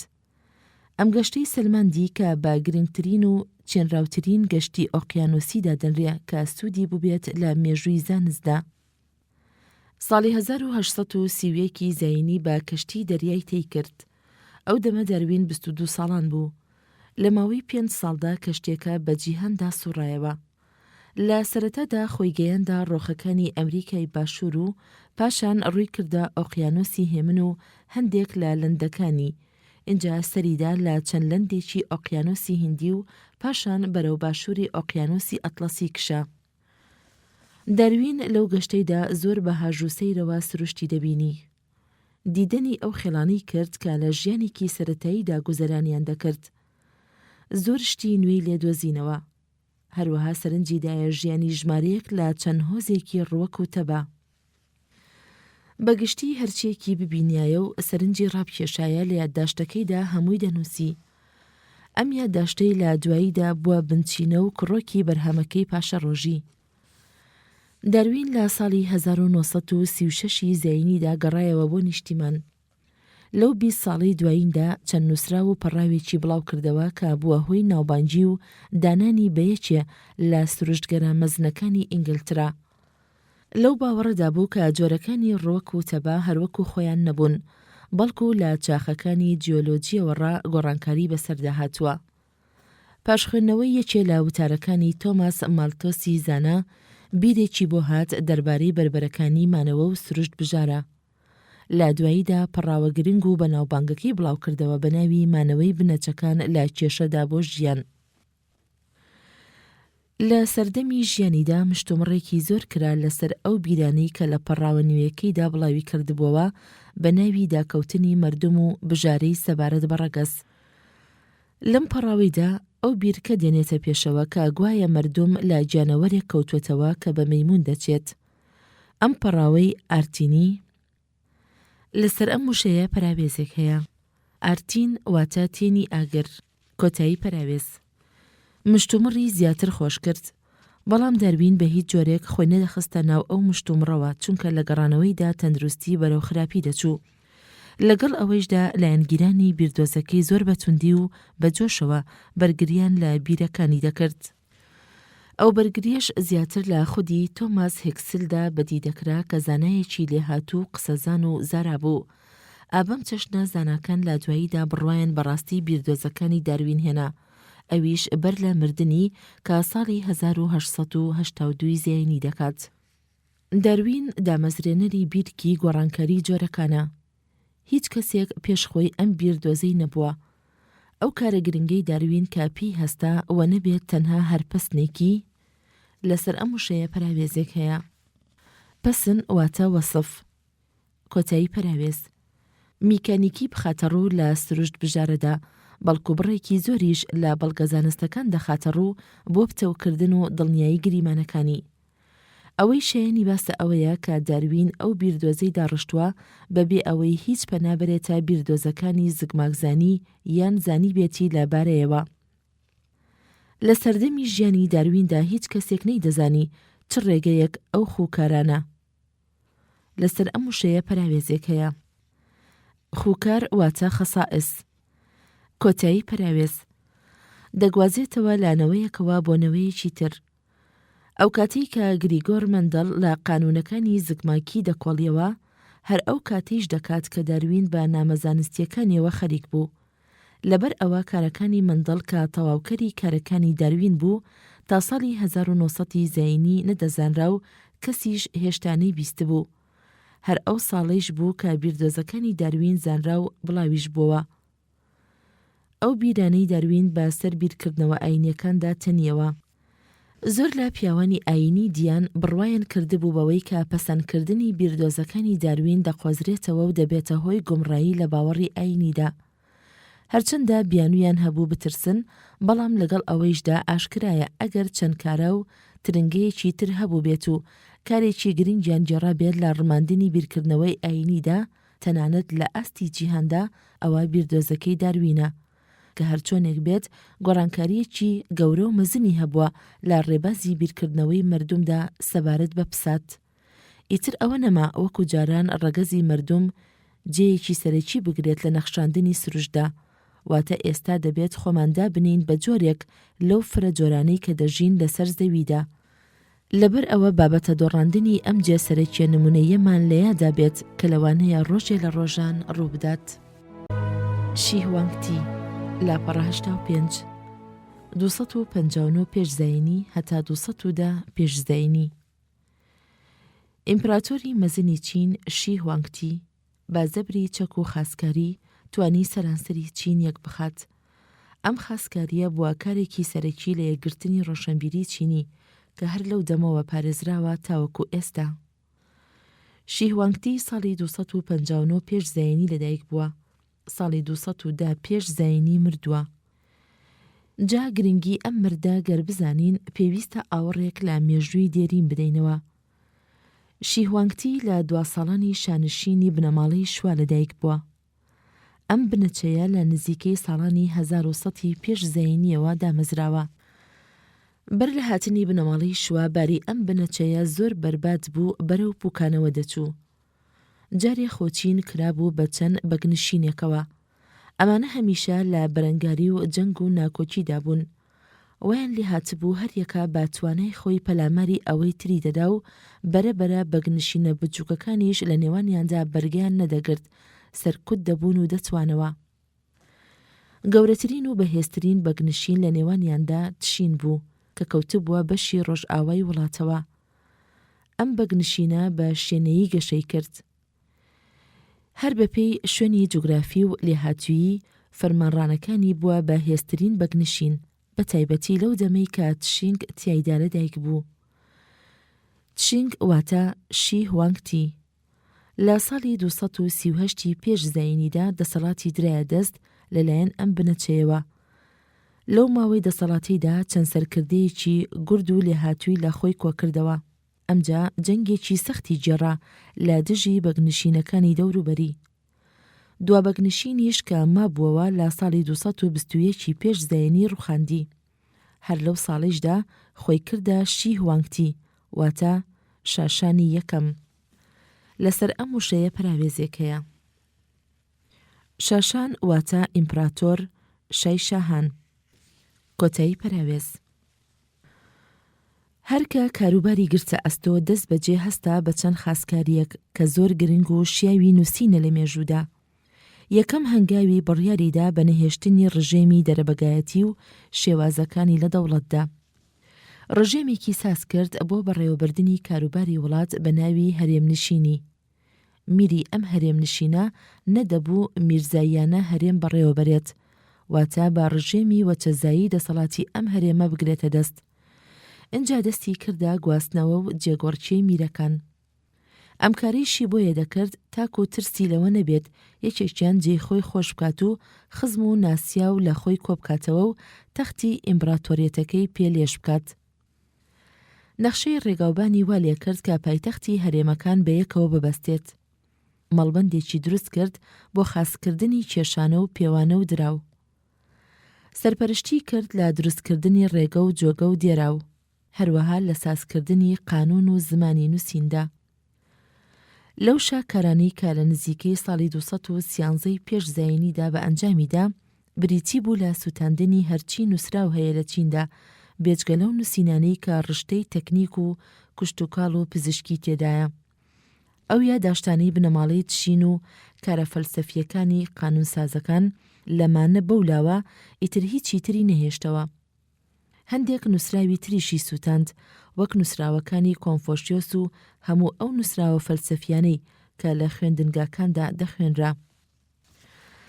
لە سیاسەتی دەرەوەی وڵاتیشدا هەستا بە چەند هێرشێک بۆ باشووری وڵات و چەند ناوچەیەک. توانی سەرکەوتن بەدەست بێنێت و بیان خاتە ژێر دەسەڵاتی خۆیەوە، بەڵام لە باکووردا نەیتوانی گەلانی ئەو ناوچانە ببەزێنێت لەبەر ئەوە هەستا با دروستکردنی دیواربەندێک. بە شێوەیەکی وا کە هەرچی دیواربەندە ناوخۆیەکان هەبوو کە دروستی کردبوو پێکەوە ببەسترێن.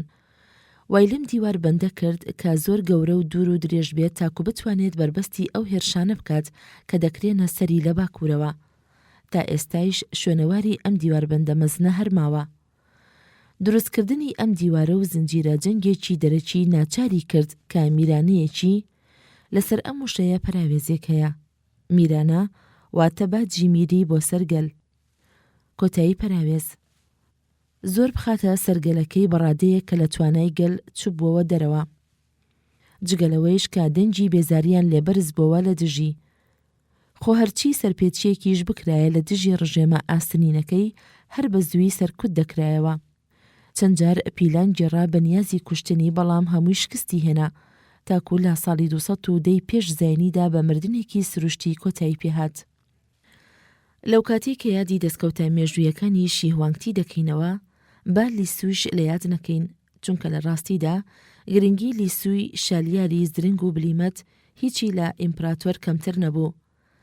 نابێت ناویەکێکیان بێ ئەوەی تریان ببین.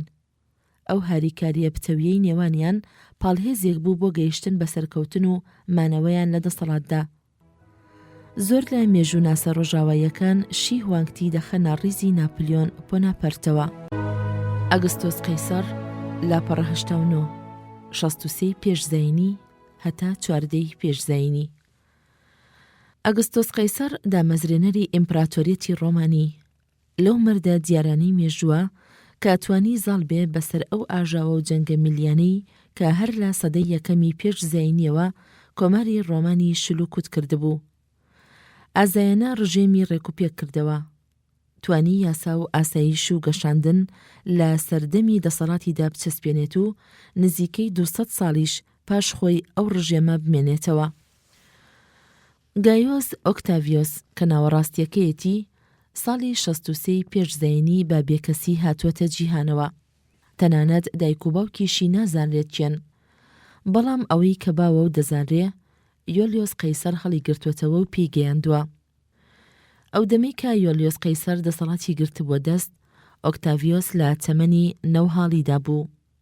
جا لە کاتێک کە یۆلیۆس قەیسەر ساڵی 44 پێشزاینی کوژرا، سوپا ڕۆمانیەکان دووبەرەکیان تێکەوت.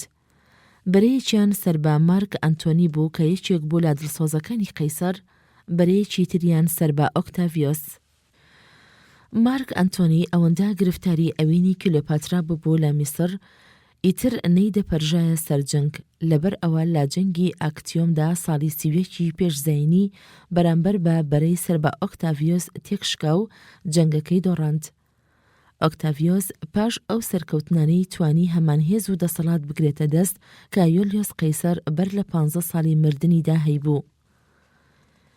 هەموو کەس پاش ئەو جەنگانە چاویان بڕی بووە هێمنی و ئاسایش، لەبەر ئەوە یەکسەر ئۆکتاڤیۆسیان بێ دوودڵی پەسەند کرد.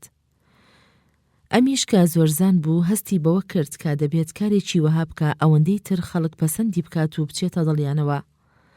لە هەموو بار و ڕووەکانی ژیاندا فەرمان و دەسەڵاتی خستەگەڕ. جاڕاستیەکەی هەرچەندە ئیمپراتۆر بوو بەڵام هەر هەرێمەکانی ئەسپانیا و گال و سووریا ڕاستەوخۆ لە ژێردەستدا بوو، چونکە زۆربەی سوپا ڕۆمانیەکان کە سەربەو بوون لەو هەرێمانە مابوونەوە. ئۆکتاڤیۆس سالارێکی زۆر مند و خۆڕاگر بوو. ئەنجومەنی پیرانی ڕۆمان زۆر ڕێزیان لێدەگرت. لە هەموو بۆنە و کاروبارێکی دەوڵەتدا دەنجی خۆیان ئەدایە پاڵی.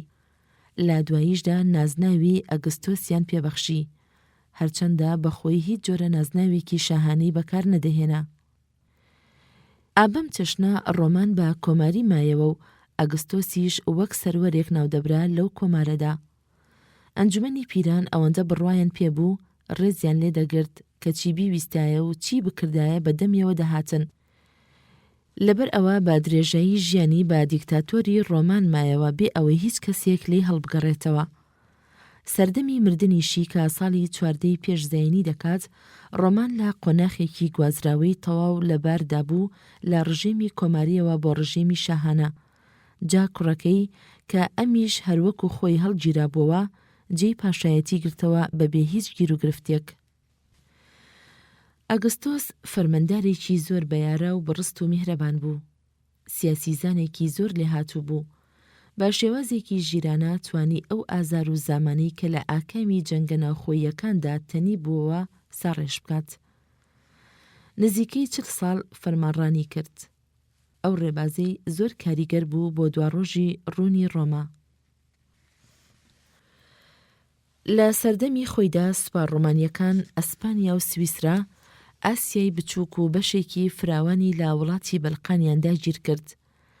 سنووری دەسەڵاتی لە باکوورەوە گەیشت بووە ڕاین و دانوب. ئەم سنوورەیش بۆ چەند سەدەیەک پاش خۆی هەروامایەوە.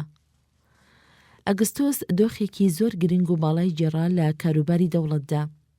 ڕژێمی دارایی و میرانەی بەست بە دەوڵەتەوە. سوپای ڕۆمانی ڕێخست و نیرۆیەکی کۆماندۆسی دەریای پێکەوەنا. پاش ئەوە ئینجا گوردێکی تایبەتی پێکەوەنا کە ناسرا بوو بە گوردی پریتۆری. ئەم گوردا لە دواییدا کارێکی زۆر تند و گەورەی دەجێڕا لە دانان و لابردنی ئیمپراتۆرەکاندا. لە فەرمانڕانی ئەگستۆسدا چەندین ڕێگە و جادە دروستکرا. چەندین خانوبەرە و ساختمانی گەورە لە ڕۆمادا دروستکرا. بایەخێکی زۆر ئەدرا بە جوانی و ڕازاندنەوەی پەرستگاکان و ساختمانە گەورەکان. چەند قانونێکی ساز کرد بۆ هاوسەربوون. لەسەر ئەم وشەیە پەراوێزێک هەیە. هاوسەربوون واتە ژن و ژن خوازی. کۆتایی پەراوێز. گۆشکردنی زارۆڵان. لەسەر ئەم وشەیەش پەراوێزێک هەیە. زارۆڵان واتە منداڵان. کۆتایی پەراوێز. ماو تسی تۆنگ لاپەڕە 93 1893 زاینی هەتا 1976 زاینی. ماو تسی تۆنگ پێشڕەوی پارتی کۆمۆنیستی چینی کرد. بەلێ هاتوویی توانی خۆی بگەێنێتە دەسەڵات و 27 ساڵیش سەرۆکاری گۆڕانکاری بکات لە وڵاتدا. ساڵی 1893 زاینی لا گوندی شوهانی سەرباهەرێمی هاتان هاتوۆتە جیهانەوە. باوکی جوتیارێکی خۆشگوزەران بووە. ساڵی 1911 زاینی ماو لە تەمەنی 18 ساڵیدا بوو کە شۆڕش بەرپا بوو لە دژی بنەماڵەی پاشایی بنەماڵەی شینگ کە هەر لە سەدەی 17هەمەوە دەسەڵاتی داکوتا بوو. لە چەند مانجێکدا تەخت و تاراجی پاشا ڕوخێنرا و ڕژێمی کۆماری کاروباری وڵاتی دەبرد بەڕێوە. بەڵام لە بەدبەختی شۆڕشەکە سەرکردەکانی ئەوەندە جەربەزە و کارامە نەبوون تا بتوانن بنچینەیەکی پتە و دەسەڵاتێکی چەسپا و یەکگرتوو دابمەزرێنن لە چیندا. ئیتر هەر لەو ساڵانەوە تاکو ساڵی 1949 زاینی پڕ بوو لە ئاژاوە و بێ ئارامی و جەنگی گەل. ماو کە وەکلاوێکی چەپڕە و لە بیرە سیاسیەکانیدا خۆی دەبینیەوە لە ساڵی 1921 زاینیدا بۆ یەکێ لە دامەزرێنە سەرەکیەکانی پارتی کۆمۆنیستی چین. زۆر بە سستی و هێواشی گەیشتە پلەی سەرکردایەتی. ئەویش لە ساڵی 1935دا ڕوویدا. لەو دەمانەیشدا پارت خەریک و جەنجاڵ بوو بە بەرنامەی چۆنێتی هەنگاونان بۆ گەیشتن بە دەسەڵات، بەڵام تووشی چەند شکستیەک بوو. شیرازەی تێکچوو تا نزیکەی ساڵی 1927 زاینی. لە ساڵی 1932 زاینیەوە بەرەبەرە ڕێکخراوی پارت بەهێز و گەشن دەبوو. توانی زاڵبێ بەسەر ئەو کۆسپە ناهەمواریانەدا. هەر لە سەرەتای 1935 زاینیەوە کە ماو جڵەوی سەرکردایەتی پارتی کەوتە دەست، ئیتر ئەوەندەتر هێز و توانای پەیدا کرد و بێباکانە کەوتە بەرەبەرەکانی دەوڵەت. ساڵی 1947 زاینی پارت خۆی گورج کردەوە و گوڕیدایە خۆی بۆ جەنگ لە دژی دەسەڵاتی نیشتیمانی کە شان کایشیک بەڕێوەی دەبرد. ساڵی 1949 زاینی سوپاکانی گەل تەواو سەرکەوتنیان بەدەستهێنا و دەسەڵاتی خۆیان داکوتا لە خاکی چیندا. لەو دەمەی کە ماو دەسەڵاتی گرتە ئەستۆ، چین لەبارێکی زۆر ناهەمواردا بوو. جەنگی گەلی کە نزیکەی 36 ساڵی خایەند وڵاتی خست بووە هەژاری و دواکەوتوویەوە. زۆربەی گەل نەخوێندەوار بوون. چین ئابەم چەشنە دەچەرخا و گوزەرانی دەکرد. ئەو کاتێک کە ماو دەسەڵاتی لەدەستدا بوو تەمەنی 56 ساڵ بوو. زۆر سڵی دەکردەوە لەوەی کە نەتوانێ بەسەر ئەو کۆسپانەدا زاڵ بێت. بەڵام بەهێمنی و کۆڵنەدانی توانی ئەو کۆسپانە ببڕێت. ئەویش بە چەند هەنگاوێکی بوێر و ئازایەنە، وەک بە پیشەسازکردنی وڵات، بایەخ و پەروادانێکی بێپایەن بە خوێندن و چارەسەرکردنی باری تەندروستی. ئەم کارانەی وە نەبێ بۆ چینی دواکەوتو ئیتر بەس بێت، بەڵکو چاوەڕوانی هەنگاوی دووەمی لێ دەکرا. ئەویش گۆڕینی باری ئابووری لە ڕژێمێکی سەرمایەداریەوە بۆ سۆشیالیستی، گۆڕینی باری سیاسی وڵات بۆ بارێکی دیکتاتۆرانە، هەروەها توانی شۆڕشێکی کۆمەڵایەتی بسازێنێت. هەوڵی ئەوەی دەدا کە باری خێزانی چینی بگۆڕێ بە چەشنێک کە هەریەکێ لە ئەندامانی خێزان هەست بە خۆبەستنەوەی بکا بە دەوڵەتەوە زیاتر وەک بە خاو خێزانەوە. ئەم هەنگاوەی کارێکی زۆر گەورەی کردە سەر چین، چونکە چین نەریت و ژینگاریان ناسراوە بە خۆبەستنەوەیان بە خێزانەوە. سەرڕای ئەوەیش بانگەوازێکی پرۆپاگەندەی لە دژی ئامۆژگاریەکانی کۆنفۆشیۆس بڵاو کردەوە. ئەم هەڵمەتەی تا ڕادەیەک سەرکەوتنی بەدەستهێنا. ماو کەڵەمێرێکی چین بوو لە ساڵەکانی 1940 زاینی تا 1976 زاینیدا یەکێ لە پرۆژەکانی کە لە ساڵی 1950 زاینیدا دەستی پێکرد ناسراو بوو بە زڵەبازێک بۆ پێشەوە. زۆر لە لێکۆڵەران و چاودێران سەرکەوتنی ئەم پرۆژەیان خست بۆ گومانەوە چونکە بریتی بوو لە بەکارهێنانی تونڕەوی لە شێوەکانی ڕێگەی بەرهەم لە گونددا ئەگەر چیش ئەم پرۆژەیە لابرا لە بەرنامەی شۆڕشدا. پرۆژەی دووەمی بریتی بوو لە شۆڕشی ڕۆشنبیری کە ئەمەیش لە ساڵی 1960 زاینیەوە دەستی پێکرد. ئەم شۆڕشە جەنگێکی گەلی بوو دژ بە ڕەفتاری بیرۆکراتی لە نێو ڕیزەکانی پارتدا. سیر ئەوەیە کە ماو لە تەمەنی 50 ساڵیدا بوو کە بڕیاری ئەم پرۆژەی دەرکرد کەچی لە تەمەنی 70 ساڵیدا خرایەگەڕ. هەروەها لە تەمەنی نزیک 80 ساڵیدا نزیکبوونەوەی سازاند لەگەڵ وڵاتە یەکگرتووەکانی ئەمریکادا. ماولۆ بڕوایەدا بوو کە کرێکەرانی پیشەسازی لە شارەکاندا بنکەیەکی بەهێز و پتە و پێک دەهێنن بۆ پشتگیری و ڕاگررتنی دەسەڵاتی پارت. بەڵام ئەو ڕێبازەی گۆڕی و هێزی جوتیارانی خستە بری پەراوێکی تەواویدا بە گۆڕانکاری کشتیاری و ژیانی گوندێکی. لێرەدا دەبێ ئاوڕێک لە مێژوو پەیوەندی بە شۆڕشی چین بدەینەوە.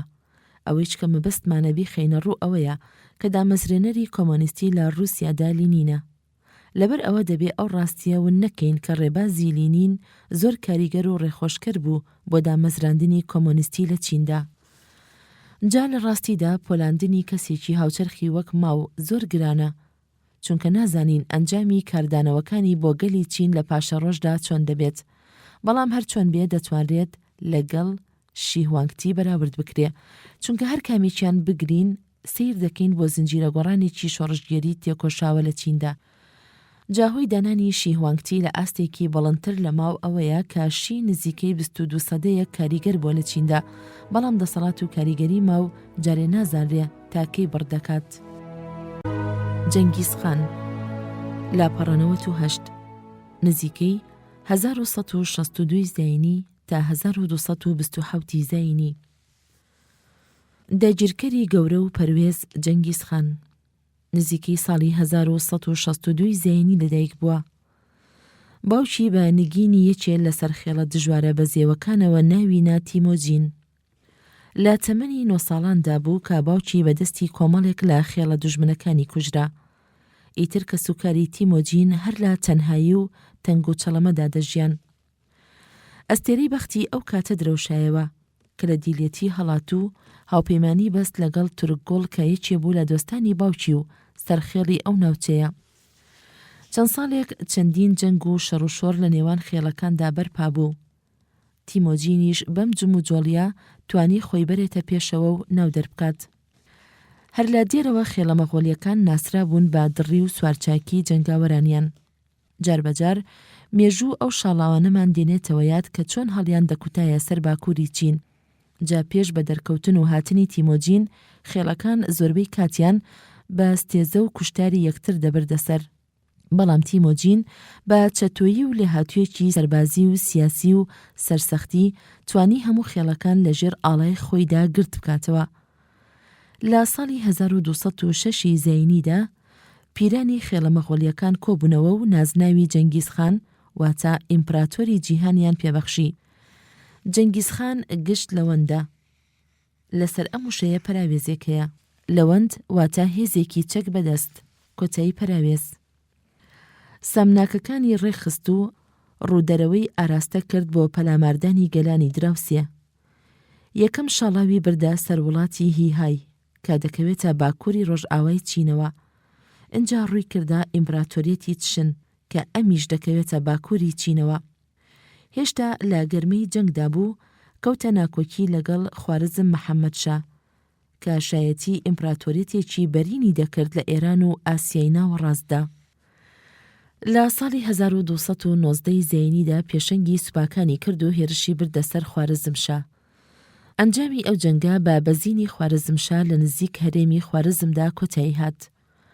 لەو دەمەی کە سوپا مەغۆلیەکانی تر شاڵاویان دەبردە سەر رووسیا، جەنگیز خانیش بە هێزێکەوە بە سەرکردایەتی خۆی هێرشی بردە سەر ئەفغانستان و باکووری هیندستان، بەڵام پاش گەڕانەوەی لەو جەنگانە لە ساڵی 1225 زاینیدا بۆ مەنگۆلیا هەر لەوێ لە ساڵی 1227 زاینیدا مرد.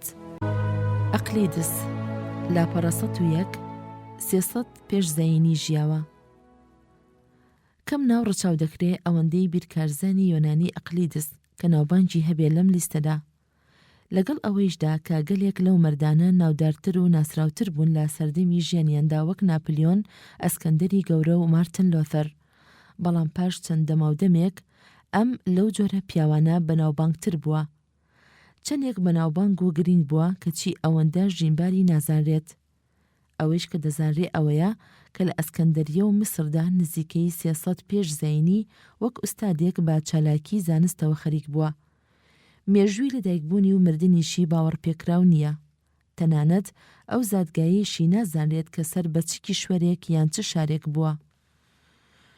هەرچەندە زۆر بابەت و ڕشتەی نووسیوە و هەندێکیشیان ماون، بەڵام ئەوەی کە زۆر ناوبانگی پێدەرکردبێ پەڕاوەکەیەتی دەربارەی زانستی ئەندازە بە ناوی بنچینەکان. جا بلیمەتی و بڵندی ئەقلیدس لە مێژووداوە نەبێت تەنها لە گرنگی ئەو پەڕاوە بێت، چونکە زۆربەی ئەو بیردۆزە ئەندازەیانە بەر لە ئەقلیدسیش بە فرە بەڵگە و سەلماندنەوە دەزانرا، بەڵکو بلیمەتی و زرنگی لە ڕێخستنی بابەت و داڕشتنی نەخشەیەکی ڕساییە لە پەڕاوەکەیدا کە ئەمەیش بە پلەی یەکەم کۆمەڵێکی هەڵبژاردە دەگرێتەوە لە گریمانەکان و بەدیەکان کە دان بەڕاستیان دانراوە. اینجا شیرازەی ئەو بیردۆزانەی وا ژیرانە بەستبووەوە بە جۆرێک کە هەر یەک پاشکاری ئەوی تربێ، جاروباریش لە کاتی پێویستدا چەند گریمانێکی ونبووی بە بەڵگەوە پێشکەش دەکرد. ئەوەی شایەنی سەرنج و تێڕوانینە ڕشتەی بنچینەکان لە خۆیدا بریتیە لە تەختە ئەندازە. لەسەر ئەم وشەیە پەراوێزێک هەیە. تەختە ئەندازە واتە ئەلهەندەسە مستەویە، کۆتایی پەراوێز. تەنە ئەندازە لەسەر ئەم وشەیەش پەراوێزێک هەیە. تەنە ئەندازە واتە ئەلهەندەسە مجەسەمە، کۆتایی پەراوێز. بەشێکی زۆریش لە جەبر و بیردۆزەی ژمێرە. ئەم پەڕاوەی کە نزیکەی پتر لە 2000 ساڵێک بەکاردەهێنرا بە سەرکەوتووترین پەڕاوی خوێندنگا دەژمێردرێ. بە زمانی یۆنانی نووسراوەتەوە و بۆ چەند زمانێکی بێگانەیش وەرگێڕاوە. یەکەم چاپی نزیکەی ساڵی 1482 زاینی وە دەرکەوت، واتە دوای 30 ساڵ بەسەر داهێنانی چاپەمەنیدا. هەر لەو دەمەوە پتر لە 1000 جار لە سەری چاپکراوەتەوە. پەڕاوی بنچینەکان کارایەکی سەرەکی بوو بۆ سەر ڕاهێنانی ئاوەزی مرۆڤ لە سەر بناغەی زاربڕەیەکی ڕاستەقینەدا بە جۆرێکی وەها کە دەتوانین بڵێن بە کاریگەرتر بووە لە هەر وتارێک گەربیگرین لە وتارەکانی ئەرستۆ دەربارەی زارشتی و نمونەی زیندوو لە دەرەنجام پێکهاتندا. زۆر لە بیرمەندانیش حەزیان بە پەیڕەوی ئەم پەڕاوە کردووە هەر لەو کاتەوە کە دەرکەوتووە.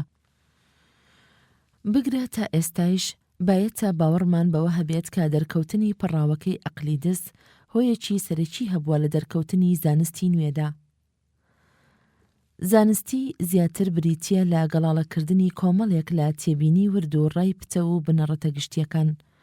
جا ئەو دەستکەوتە مەزنانەی زانستی نوێ کادێت لەلایەکەوە لە گەڵاڵە و گردکردنەوەی تاقیکردنەوەکان و ئەزمونکردەیەکانەوە، لەلایەکی تریشەوە لە شیکاریەکی ورد و دەرەنجامێکی پتە و زارشتیەوە. لەسەر ئەم وشەیە پەراوێزێک هەیە. زارشتی واتە علم المەنطق، کۆتایی پەراوێز. ئێمە با تەواوی نازانین بۆچی زانستەکان لە ئەوروپاوە دەرکەوت و بژایەوە بەر لە وڵاتی چین. دەبێت ئەمە بەڕێکەوت نەبوو بێت، بەڵکو دەبێت سەردەمی ئەو مەردانە زۆر گرنگ بوو بێ کادۆخێکی باڵایەن تیادا دەجێڕا وەک نیوتن، گالیلۆ، کۆپەرنیکۆس. ئەو هۆیانش کە پاڵهێز و پاڵپشتی ئەم مەردانە بوون، زەمینەیەکی زانستی بەپید بوو لە ئاوەز و هۆشی یۆنانەکاندا سەرڕای ئەو فەرهەنگە بیرکاریانەی کە یۆنان وەک کەلەپورێک بۆ ژیاری مردم بەجێهێشت بوو. شایەنی یادیشە کە چین لە تەکنیککاریدا بۆ چەند سەدەیەک لە ئەوروپا پێشکەوتووتر بووە، بەڵام توانای پێکخستنی بیردۆزەی نەبووە لە زانینی بیرکاریەکاندا وەک ئەوروپا. بەوەیشدا دەردەکەوێت کە زانایەکی وەک ئەقلیدسیان تیادا هەڵنەکەوتووە. هەروەها چینیەکان فرەزان بوون لە ئەندازەکاریدا، بەڵام هەر نەگەیشت بوونە ڕادەی داڕشتنی ئەندازە بە شێوەیەکی دەرەنجامی. سەبارەت بە ئەوروپاییەکان بیرکردنەوەیان وابوو کە دەتوانرێ زۆری بنەڕەتە فیزیکەکان هەموو بابەتێکی لێوە دەرەنجام بکرێ. بوونیزانەیەکی وەک ئەقلیدس شتێکی ئاشنا بوو لە بیری ئەوروپاییەکاندا. تەنانەت ئەو ئەندازەی ئەقلیدسیان بە ڕژێمێکی پەتییان دادەنا، ئەو بیردۆزە و گریمانانەی بەڕاستیەکی ڕەسا و هەمواریان دادەنا سەبارەت بە جیهانی دەوروبەریان. ئەقلیدس کارێکی زۆر مەزنی کردبووە سەر نیوتن.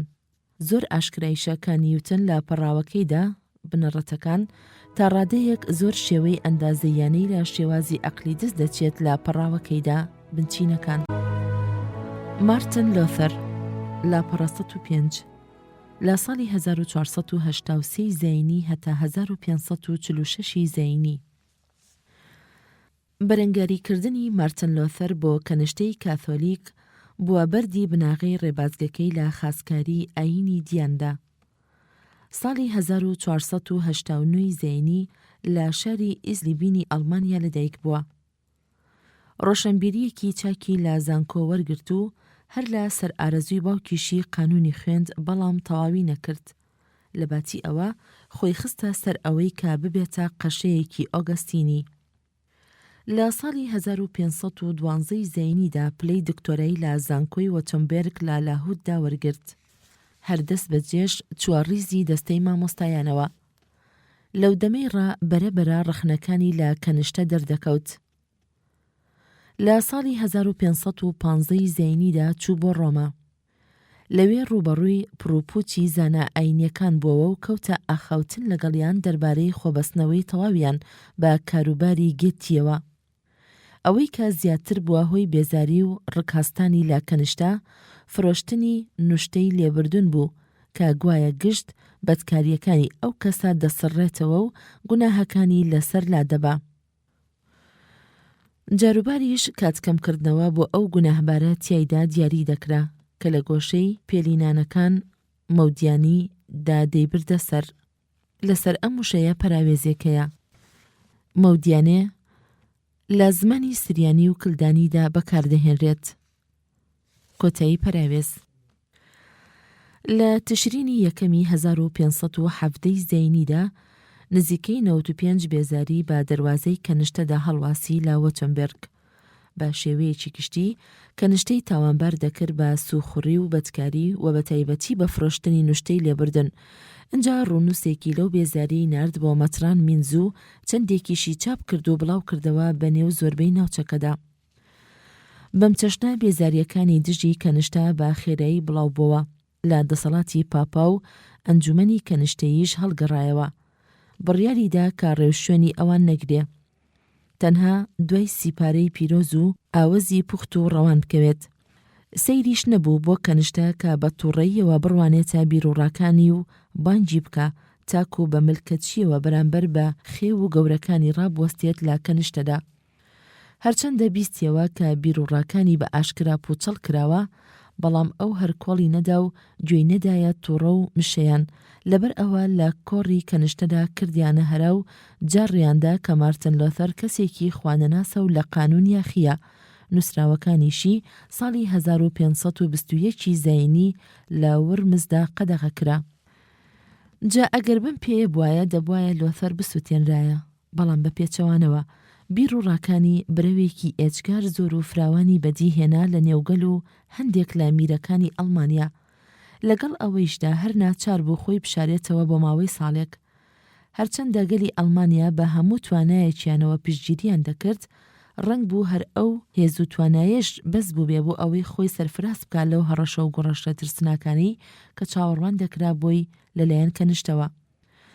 لۆثەر زانایەکی فرەبەر هەم بوو. سەلماندیشی کە نووسراوەکانی زۆر مەزن و کاریگەرن. یەکێ لەو شاکارانەی گۆڕینی سیپارەی پیرۆز بوو بۆ سەر زمانی ئەڵمانی بە شێوەیەکی وەها کە هەموو کەسێک بتوانێت بۆ خۆی بیخوێنێتەوە بێ ئەوەی پەنا بەرێتە کەنشتە و خێو و گەورە. پیاوانی ئاینی سەرڕای ئەوەیش کە زۆر گرنگ و کاریگەر بوو، واتە وەرگێڕانی سیپارەی پیرۆز بۆ زمانی نەژادی بۆ سەر زمان و وێژەی ئەڵمانی.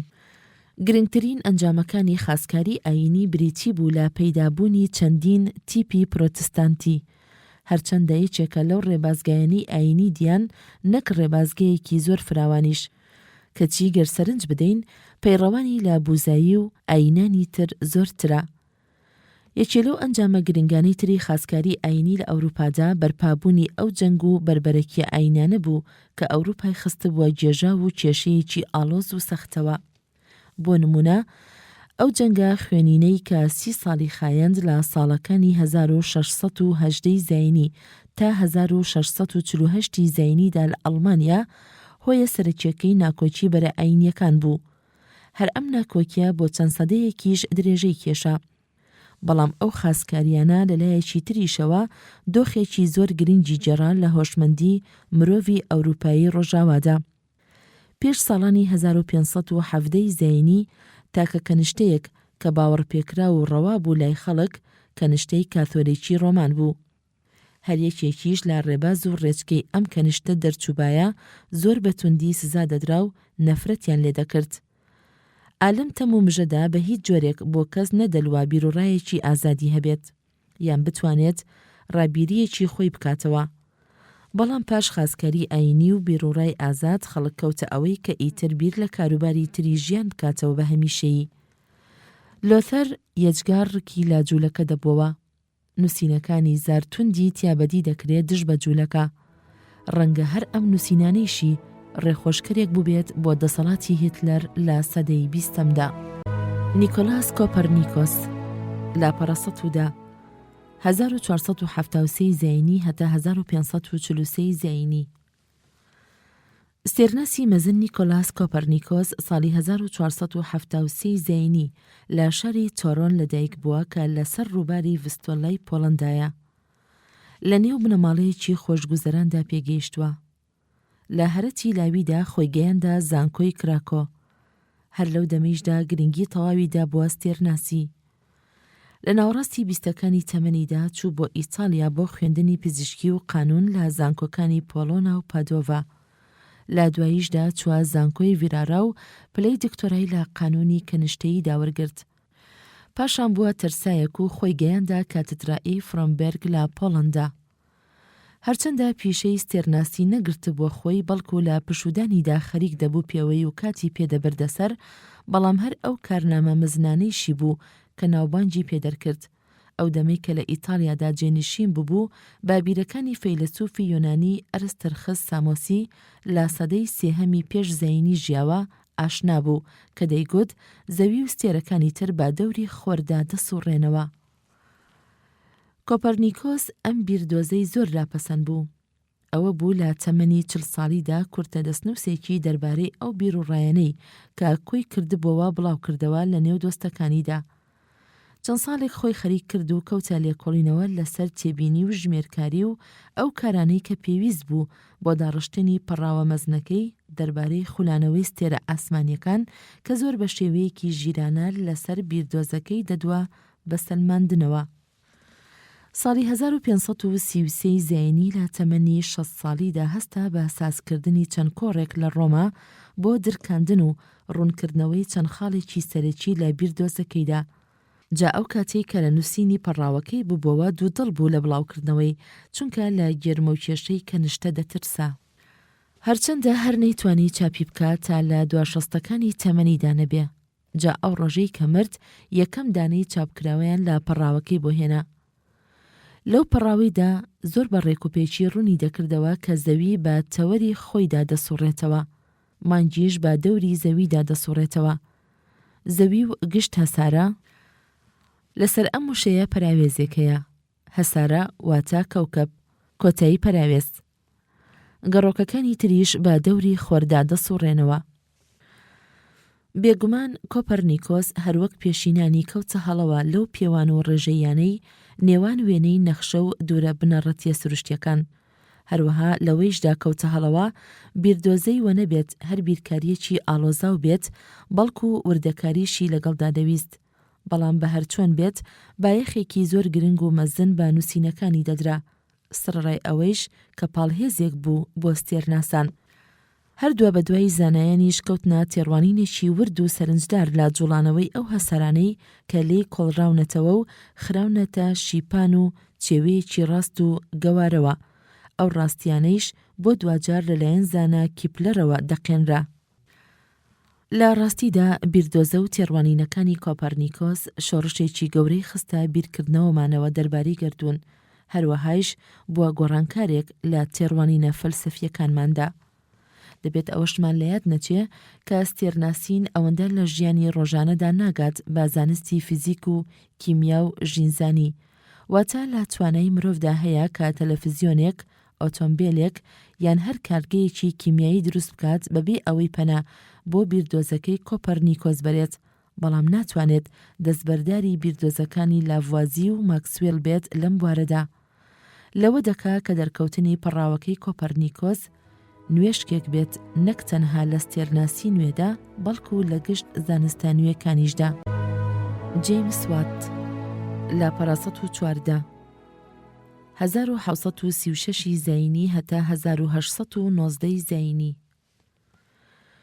جەیمس واتی سکۆتلەندی کە زۆر جار بە داهێنەری ئامێری هەڵمی ناو دەبرێت، کارێکی باڵا و سەرەکی جێڕا لە شۆڕشی پیشەسازیدا. ڕاستیەکەی وە نەبێت جەیمس وات یەکەم کەسێک بوو بێت لە دروستکردنی ئامێری هەڵمیدا، بەڵکو لە سەدەی یەکەمی زاینیدا زانای ئەسکەندەری هیرۆ پەسنی ئەو جۆرە ئامێری کردووە. لە ساڵی 1698 زاینیشدا تۆماس سافری ئینگلیزی ئامێرێکی هەڵمیدا هێنا و بە کاریشی هێنا لە پەمپی ئاودا. لە ساڵی 1712 زاینیدا کارمەندێکی تری ئینگلیزی بە ناوی تۆماس نیکۆ دانەیەکی چاکتری هێنایەکایەوە، بەڵام ئەوەندە برەوی نەبوو لەبەر ئەوەی کە کاری پێدەکرا تەنها بۆ فشاری ئاو لە کانەکانی خەڵوزدا. گرنگی جەیمس وات لە ساڵی 1764 زاینیەوە بەدەرکەوت. بایەخێکی زۆری ئەدا بە ئامێری هەڵمی. هەر لەو کاتەیشدا خەریک بوو بە چاککردنی داهێنراوەکەی نیکۆ، نزیکەی ساڵێکی بە خۆفێرکردنەوە لەسەر دروستکردنی چەند ئامێرێکی تر بەردەسەر. لەگەڵ ئەوەیشدا لێزانین و بەهرەی داهێنان بە کارەکانیەوە دیار بوو بەوەی کە هەستا بە سازکردنی ئەو داهێنراوەی نیکۆ بەدەستکاریەوە. ئەو ئامێرە بووە داهێنراوێکی نوێی زۆر گرنگ، بەڕادەیەکی ئەوتۆ کە شایەنی ئەوەیە نازناوی یەکەمین داهێنەری ئامێری هەڵمی پێببەخشرێت. لەو یەکەمین دەستکاریانەی کە لە مێژووی داهێناندا تۆماری کرد لە ساڵی 1769 زاینیدا بریتی بوو لە سازکردنی تونێکی لولەداری هەڵمی جیا بۆ خستکردنەوە.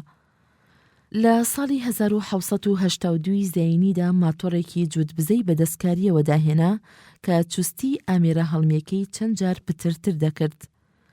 ئەم کارە مەزنە برەویەی ئاستێکی زۆر گرنگ و گەورەی ئاشکرا کرد لە جیاوازی نێوان داهێنراوێکی بێهاوتا و ئەوەندەیش کەڵکی لێ وەرنەگیرێت و داهێنراوێکی خۆشبرە و لە پیشە سازیدا. لە ساڵی 1780 زاینیدا کۆمەڵێک لە چەرخەی دانداری داهێنا بۆ گۆڕینی جوڵە گۆرچێ لە ئامێرەکەدا بۆ جوڵە خولکێ. ئەم کارە زۆر سوودی بۆ ئامێری هەڵمی گەڕانەوە. لە ساڵی 1788 زاینیدا توانی ئامێری گێژوان دابهێنێ، جگەلەوەی کە چەندین دەستکاری تریشی لە زۆر ئامێر و ئامڕازەکاندا بە ئەنجام هێنا. ساڵی 1775 زاینی لەگەڵ ئەندازیار ماثیو بەڵتندا کە کارمەندێکی لێهاتوو بوو کەوتە کارکردن.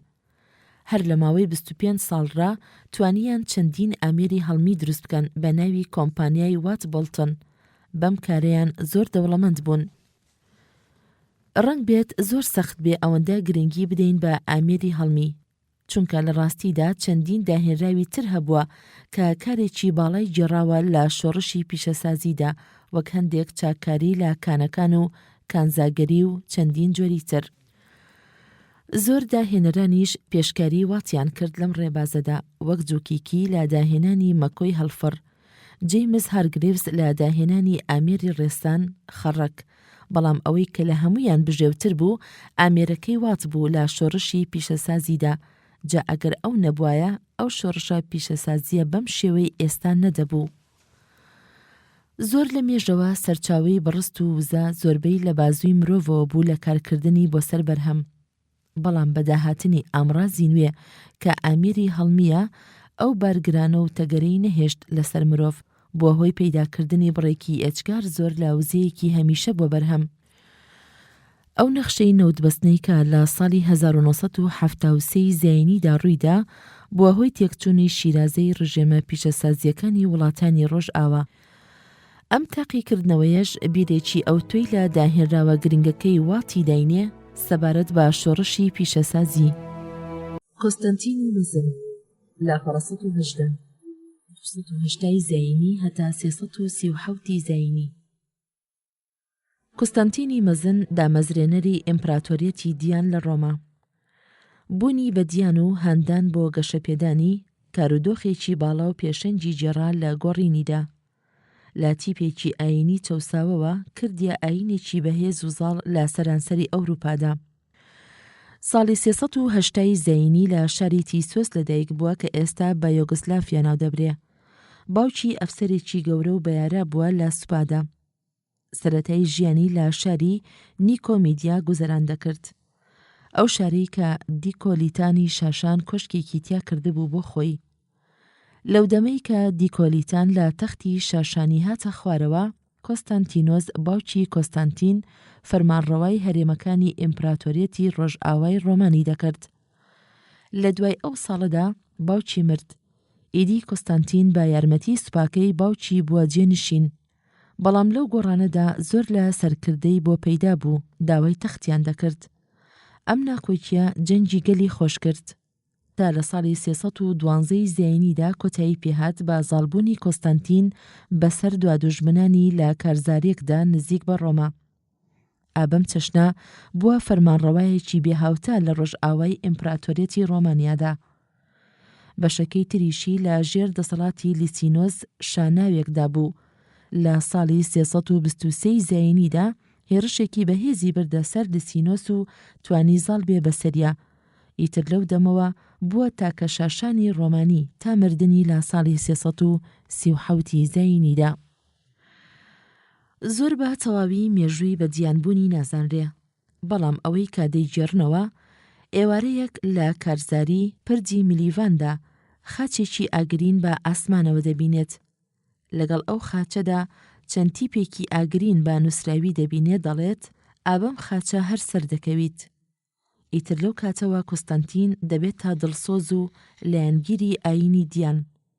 یەکەم کاریشی کە پێی هەستا ئەوە بوو فەرمانێکی شاشانی میلانی دەرکرد و ئاینی دیانی کردە ئاینێکی ڕەوا و ڕێدار. بەو فەرمانە ئەو زەوی و سامانەی شیگەڕانەوە بۆ کەنشتا کە لە سەردەمی چەوسانەوەی دیانەکاندا شاشانەکان کاتی خۆی زەوتیان کردبوو. ئینجا بڕیاریدا کە ڕۆژی یەکشەممە دابنرێ با ڕۆژی خواپەرستن. ئەو فەرمانە لایەنێکی گرنگی تریشی هەبوو. ئەویش چەوسانەوەی جوولەکەکان بوو کە چەند سەدەیەکی لە دوای خۆی خایەند لە ئەوروپادا.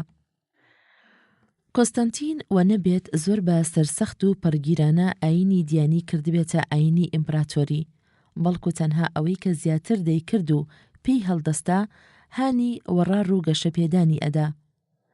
هەر لە سەردەمی فەرمانڕانیشی دیار و ئاشکرا بوو کە ئەوەی دیان بوایە کاری بەرزی دەدرایە لە کاروباری میریدا و مافی تایبەتی دەدرایە. سڕای ئەوەیش کە لە سەردەمیدا چەندین کەنشتە کرایەوە و دروست کرا وەک ئەوەی لە شاری لەت بە ناوی کەنشتەی لانکەوە کەنشتەی ئاخێزە. لەسەر ئەم وشەیە پەراوێزێک هەیە. کەنشتەی ئاخێزە کەنیسەت القیامە کۆتایی پەراوێز. لە قودس بوونی کۆستانتین بە یەکەمین شاشانی دیانی ئەوەی بەسە کە ببێتە یەکێ لە ناودارانی ئەم لیستەیە. پتر لەوەیش شاری بیزانتی دروست کرد، فراوانتری کرد و ناوینە کۆستانتینە. لە دواییشدا کردیا پایتەختی خۆی و بووە گرنگترین و گەورەترین شار لە جیهاندا. ئەم شارە هەر بە پایتەخت مایەوە تا ساڵی 1453 زاینی و بۆ سەدان ساڵێکیش بە پایتەختی ئیمپراتۆریەتی عوسمانلی مایەوە. کۆستانتین لە مێژووی کەنشتەدا دۆخێکی زۆر گرنگی جێڕا. ئەوە بوو ئەنجومەنی نیقیەی دامەزراند بۆ چارەسەرکردنی ئەو ستێزە و ناکۆکیە ناوخۆیانەی کە لە کەنشتەدا پەیدا دەبوو. کاری ئەم ئەنجومەنە کە خۆیشی ئەندامێکی کارا و چالاک بوو تیایدا دانانی ڕێبازگەی نیقیە بوو کە لە دواییشدا بۆ ڕێبازگەی ئەرتۆدۆکسی لە کەنیشتەدا. لەوە گرنگتر ئەوە بوو کە چەند قانونێکی شارستانی دەرکرد بۆ چەند پیشەگەریەک کە ئەویش دەبێ بە وەچەزایی بڕوات وەک نانەوایی و کوشتیاری. لەسەر ئەم وشەیە پەراوێزێکەیە. کوشتیاری واتە قەساب، کۆتایی پەراوێز واتە کوڕەزا لەسەر ئەو پیشەیە دەمێننەوە کە لە باوکیانەوە بۆیان ماوەتەوە. هەروەها قانونێکی تریشی دەرکرد بۆ وەرزێران و کەشتیاران کە نابێت زەوی بەجێبهێڵن. جۆرج واشنگتن لاپەرە 122 1732 زەینی هەتا 1799 زەینی. زادگای جۆرج واشنگتن شاری وایکفیلدی سەر بە ڤەرجینیای وڵاتە یەکگرتووەکان لە ساڵی 1732 زەینی. کوڕی کابرایەکی کشتیاری دەوڵەمەند بوو. لە تەمەنی 20 ساڵیدا سامانێکی زۆری لە باوکیەوە بۆ بەجێما. لە ساڵی 1753 زەینی هەتا 1758 زەینی لە خزمەتی سەربازیدا بوو. لە جەنگەکانی فەڕەنسا و هندیشدا بەشداری کرد. ئیتر بەما شارەزاییەکی تەواوی لە تەکتیکی جەنگدا پەیدا کرد و زۆریش ڕێزی لێدەگیرا. لە کۆتاییەکانی 1758 زەینیدا گەڕایەوە ڤەرجینیا. وازی لە سەربازی هێنا. پاش ماوەیەکیش بێوەژنێکی بە 2 کۆڵەبەسەوە مارە کرد. خۆی هیچ منداڵی لێ نەبوو. لەو 15 ساڵەی دواییمدا سەرکەوتوانە سەرۆکاری زەویەکانی دەکرد. لە ساڵی 1774 زەینی هەڵبژێرا بە نوێنەری ڤەرجینیا بۆ یەکەمین ئەنجومەنی پیرانی شۆڕشگێڕان. لە حوزەیرانی 1775 زەینیدا جارێکی تر بۆ ئەنجومەن هەڵبژێرایەوە و هەموویش دەنگیان بۆدا کە ببێتە سوپاسالاری زەویە زەوت کراوەکان.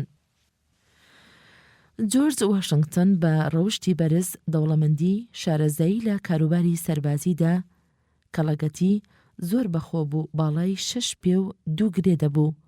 سەرسەختی کارزانێکی بەهرەدار لە سەر و ئەمانەیشەوە بە زەبر و یارا بوو. ئەمانە هەمووی کە تیایدا کۆببووەوە وای لێکرد کە لە میریدا هەڵبژێرێت بۆ ئەو پلەپایە بەرزە. جارێ خۆ بە درێژایی جەنگ زۆر چوست و چالاکانە لە خزمەتی سەربازیدا بوو بەبێ ئەوەی موچەیەک لە بری وەربگرێت. دەستکەوتە مەزنەکانی واشنگتن لە نێوان 1775 زەینی ئەو کاتەی سەرکردایەتی سوپای شۆڕژگێرانی گرتبووە ئەستۆ و ئازاری 1797 زەینی بە ئەنجام درا و تەواو جێی خۆی گرت. ئەو دەمەی کە سەرۆکایەتی دووەمی وەک سەرۆک کۆماری وڵاتە یەکگرتووەکانی ئەمریکا کۆتایی پێهات هەر لە ماڵی خۆیدا لە ڤەرجینیا لە کانونی یەکەمی 1799 زەینیدا کۆچی دوایی کرد. ناوبانجی واشنگتن وەک مەردێکی هەڵکەوتوو پرشنگدار لە دامەزراندنی وڵاتە یەکگرتووەکانی ئەمریکادا لە 3 کاری مەزندا خۆی دەنوێنێ. یەکەمیان وەک پێشەوایەکی سەربازی سەرکەوتوو لە جەنگەکانی سەربەخۆیی ئەمریکادا. ڕاستە ئەوەندەی ئەسکەندەری گەورە و یۆلیۆس قەیسەر زرنگ و لێزان نەبوو لە کاروباری سەربازیدا، بەڵام سەرکەوتویی تا سەری دەگەڕێتەوە بۆ لێنەهاتوویی و ناچوستی سەرکردە بەریتانیاییەکان کە دەجەنگا لە دژیان. دەبێت ئەوەیشمان لە یاد نەچێ کە زۆربەی ئەو سەرکردە ئەمریکاییانەش تەواو تێک دەشکان و دەبەزین، بەڵام واشنگتن زرنگانە توانی سەرۆکاری ڕیزەکانی سوپا بکات و تاسەر بجەنگێت. ئەنجامێکی سەرکەوتوانەیش بەدەست بێنێ هەرچەندە لە چەند شەڕ و شۆڕێکی بچووکیشدا دەبەزی. دووەمیان واشنگتن وەک مەردێکی لە هاتوو بە یارا بەهێز بوو. پاڵپشتی دەستوری نوێی دەکرد. ئەگەر ئەو نەبوایە ئەو دەستورە جێی خۆی نەدەکردەوە لەو وڵاتە یەکگرتووانەدا، چونکە بەرەبەرەکانی لەو دەستورە نوێیە زۆر دەکرا. سێهەمیان جۆرج واشنگتن یەکەمین سەرۆکی وڵاتە یەکگرتووەکانی ئەمریکا بوو. مەردێکی زۆر پارێزرا و بەنگین بوو. هەروەک دیاران لە مێژووی وڵاتە تازە دامەزراوەکانی ئەمریکای باشوور و ئەفریقادا کە زۆر ئاسان و لەبارە بۆ دەوڵەتی نوێ کە بە دەستورێکی دیموکراسیانە ڕەفتار بکات و پاشان بایداتە ڕژێمێکی دیکتاتۆری سەربازی. بەڵام ئەم ڕەفتار و ڕێبازە لە جەوهەری واشنگتندا هیچ بەدی نەدەکرا، بەڵکو سوور بوو لەسەر ئەوەی ئەو کۆت و بەدکاریانە بنبڕ بکات کە دەبوونە لە ناوبردن و تێکدانی ڕیزەکانی گەلی ئەمریکای نوێ بەبێ ئەوەی هیچ نیازیمانەوەی هەمیشەی هەبێت لە دەسەڵاتدا. هیچ ئارەزووی ئەوەیشی نەدەکرد کە ڕۆژێ لە ڕۆژان ببێتە پاشایەک یان دیکتاتۆرێک. ئەوەی کە تەنها مەبەستی بوو پێی هەستا پێشکاریەکی گەورە بوو لە دەستووردا کە تا ئێستایش هەر لە سەری دەڕۆن. ئەویش وازهێنان لە دەسەڵات باڕێگەیەکی ئاشتیانە. جۆرج واشنگتن لە ڕاستیدا کارمەندێکی بژێو بوو لە بزوتنەوەی سربەخۆی ئەمریکا لە کاتی جەنگ و ئاشتیدا، بەڕادەیەکی وا کە لە هیچ بزوتنەوەیەکی پێکاتوودا هاوتای نییە. بە هەموو خۆڕاپەرمونێکی شەوە دەتوانین بڵێین کە پلەی لە ئەسکەندەری گەورە و ناپلیۆن باڵاتر بووە، چونکە دەستکەوتە مەزنەکانی زۆر لەوان پتر درێژەی کێشاوە. مایکل فەرەدای لە 1926 1791 زەینی هەتا 1867 زەینی. چرخی کارەبا بە دەرکەوت. ڕاستە چرخی ئێستا مانجاروبار بە چرخی بۆشایی ناودەبرێ، هەندێک جاریش بە چرخی ئەتۆم. هەرچەندە ئەو گەشتە ئاسمانیانەی کە دەکرێت و ئەو چەکە ئەتۆمیانی کە بە هەموو هێز و وزەیەکی شاراوەیەوە کە هەیەی تا ڕادەیەکی کەم کاری بۆ سەر ژیانی ڕۆژانەمان هەیە، بەڵام هەمیشە پێویستمان بە کارەبا هەیە لە بەکارهێنانی ئامڕازە کارەباییەکاندا. دەتوانین بەو پەڕی بڕوا و ئارماندەوە بڵین کە هیچ دیاردەیەکی تەکنەلۆجی وەک بەکارهێنانی کارەبا ئەوەندە جێی خۆی نەکردوێتەوە و بە تەواوی باڵی بەسەر چەرخی نوێماندا ئاوها نەکێشاوە. زۆر لە کارمەندان و خاوەن بەهرە هاوبەشیان کردووە لە دۆزینەوەی نهێنیەکانی کارەبادا، بەڵام ئەوەی کە پتر ڕەنجی لەم وارەدا دەرکەوت دوو زانای بەریتانیایی بوون، مایکل فەرەدای و جەیمس کلارک ماکسوێل کە کاری هەریەکەیان تەواوکەری ئەوی تریانە و نەبێ ئەو دوو زانایش پێکەوە هاوکاریان کردبێ، بەڵکو دەستکەوتەکانی هەریەکەیان بە تەنهاوایان لێ دەکا کە ئاستێکی بەڕێز و هێژایان هەبێت لەم لیستەدا.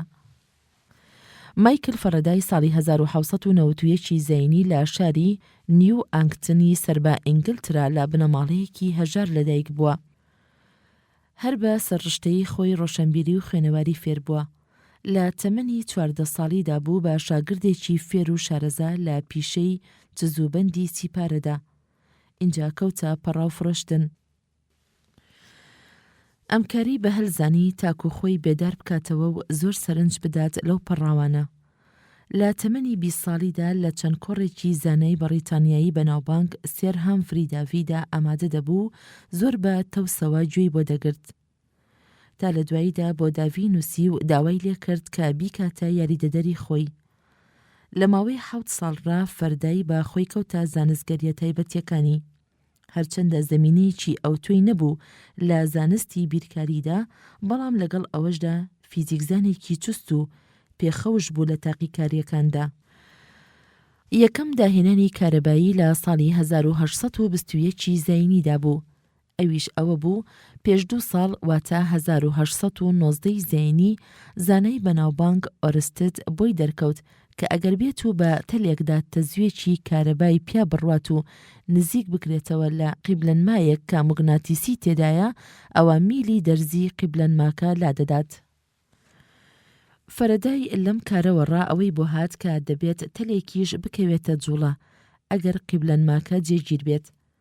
پاش لێکۆڵینەوەیەکی بێوچان گەیشتە داهێنانێکی زۆر مەزن، ئەویش ئەوە بوو کە تەلێکی نزیک بە موگناتیس هەمیشە لە سوڕانەوەدا دەبێت ئەگەر تەزوێکی کارەبایی لەو تەلەدا تێپەڕێت. لە ڕاستیشدا یەکەمین داهێنراوی فەرەدای ماتۆڕی کارەبایی بوو. هەرچەندە زۆر سەرەتاکاری پێوە دیار بوو، بەڵام هەر بە یەکەمین نۆبەرەی ئەو ماتۆڕە کارەباییانەی جیهاندا دەنرێ کە ئێستا کاریان پێدەکرێ. هەرچەندە ئەم کارانەی هەنگاوێکی زۆر مەزن بوو، بەڵام سوودی زانستی تا ڕادەیە کەم بوو. ئەویش دەگەڕێتەوە بۆ نەبوونی ڕێگەیەک بۆ پێکهێنان و پەیداکردنی تەزووی کارەبایی نەک بەو ڕێگە سەرەتاییەی کە بە باتریە کیمیاییەکان پەیدا دەکران. فەرەدای هاتە سەر ئەو بیرەی کە دەبێت ڕێگەیەکی تر هەبێت بۆ پەیداکردنی کارەبا بە بەکارهێنانی موگناتیس. ئەوە بوو لە ساڵی 1831 زەینیدا بۆی دەرکەوت کە ئەگەر موگناتیسێک بە خێرایی بەناو کۆکلەیەکی گەێنەرا ببرێ، ئەوە تەزوێکی کارەبایی لە تەلی کۆکلەکەدا پەیدا دەبێت. ئەنجامی ئەم کارە پێی دەوترێت هاندانی ئەلکترۆموگناتیسی. جادۆزینەوەی ئەو قانونەی کە ئەم هاندانە بەڕێکی پێشان دەدا قانونەکەی فەرەدایە کە بە مەزنترین دەستکەوتەکانی فەرەدای دادەنرێ. جەیمس ماکسوێل لە 1930 1830 زەینی هەتا 1879 زەینی. فیزیکزانی بەریتانیایی مەزن جەیمس کلارک ماکسوێل بە داڕشتنی 4 هاوکێشەی گرنگ توانی ئەو قانونە سەرکیانەی کارەبا و موگناتیسی کۆبکاتەوە و ڕوون و یەکاڵی بکاتەوە. ئەم دوو ڕشتەیە کارەبا و موگناتیسی بەر لە ماکسوێل زۆر بە وردی و تێروتەسەلی لێی دەکۆڵڕایەوە. دیار و ئاشکرایشە کە ئەم دوانە تانوپۆی یەکترن و هەریەکێکیان بگرین پەیوەستی ئەوەی تریانە. هەرچەندە زانایانی پێش ماکسوێلیش چەندین قانونی کارەبا و موگناتیسیان دۆزی بووەوە، بەڵام بیردۆزەیەکی وافراوان نەبوو کە بتوانێت چونێکیان بخات. ماکسوێل بە دانانی 4 کورتە هاوکێشەی ساکار توانی باوردی ئەو پەیوەندیە ئاڵشتیانی نێوان کایی کارەبا و موگناتیسی کە هەن ڕوونیان کاتەوە. ئابەم کارەمەزنەی ئەو دیاردە سروشتی ئاڵۆزانی گواستەوە بۆ بیردۆزێکی ڕاست و ڕەوان بەڕادەیەکی وەها کە بە درێژایی سەدەی ڕابردوو بەکاردەهێنرا و خراپ بۆ گەڕ لە زانستە بیردۆزەیی و تاقیکاریەکاندا. گرنگی هاوکێشەکانی ماکسوێل لەوەدایە کە بریتیە لە چەند هاوکێشەیەکی گشتی گونجاو لە هەموو مەرجوبارێکدا. دەشکرێ زۆربەی ئەو قانونە کارەباییە زانراوانە لە هاوکێشەکانی ماکسوێلەوەڕا وەربگیرێت سەرڕای چەندین ئەنجامی تریش کە نەدەزانرا پێش ئەو نوێکاریە گرنگانی کە ماکسوێل بەخۆی دەرەنجامی کرد بریتی بوو لە لەرە خولەکیەکان لە کایی گارمۆگناتدا، بەڵام لەرە دەوترێ پێڵە کارۆموگناتەکان. ئەگەر ئەم پێڵانە لە سەرچاوەیەکەوە بێت، ئەوە بە بۆشایی ئاسمان ڕادرێژ دەبێتەوە و بە خێرایی بڵاو دەبێتەوە بەرەو دەرەوە. جا ماکسوێل خێرایی ئەم پێلانەی بە ژمێرە پێوە کە دەکاتە نزیکەی 300,000 کیلۆمەتر چرکە، 186,000 میل چرکە. ئەمەیش بریتیە لە خێرایی تاڤ ڕووناکی، لەگەڵ ئەوەیشدا بۆی دەرەنجام بوو کە تاڤ پێک هاتووە لە کارۆموگناتەکان. ئەم هاوکێشانەی ماکسوێل وا نەبێت تەنها هەربریتی بن لەو قانونە سەرکیانەی کارەبا و موگناتیسی، بەڵکو قانونە سەرکیەکانی بینازانیش دەگرێتەوە.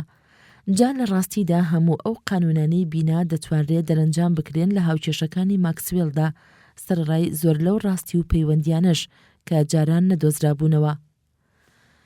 تاڤی بینراو وە نەبێت تا کاسروشتێک بێت لە تێکشکاندنەوەی گارمۆگناتەکاندا. تەنانەت ماکسوێل سەبارەت بەم ڕشتەیەش بە هاوکێشەکانی دەریخستووە کە چەند پێلێکی کارۆموگناتیسی تر هەن کە جیاوازن لە تاڤی بینراو لە درێژی لەرزە و لەرانەوەیاندا. هەرکاتی خۆشی زانای مەزن هێرتز ئەو دەرەنجامە بیردۆزانەی بە کردار دووپات کردبووەوە توانی بووی ئەو پێلە نەبینراوانەش بدۆزێتەوە و بیان هێنێتە بەرهەم کە کاتی خۆی ماکسوێل پێشبینی لێ دەکرد.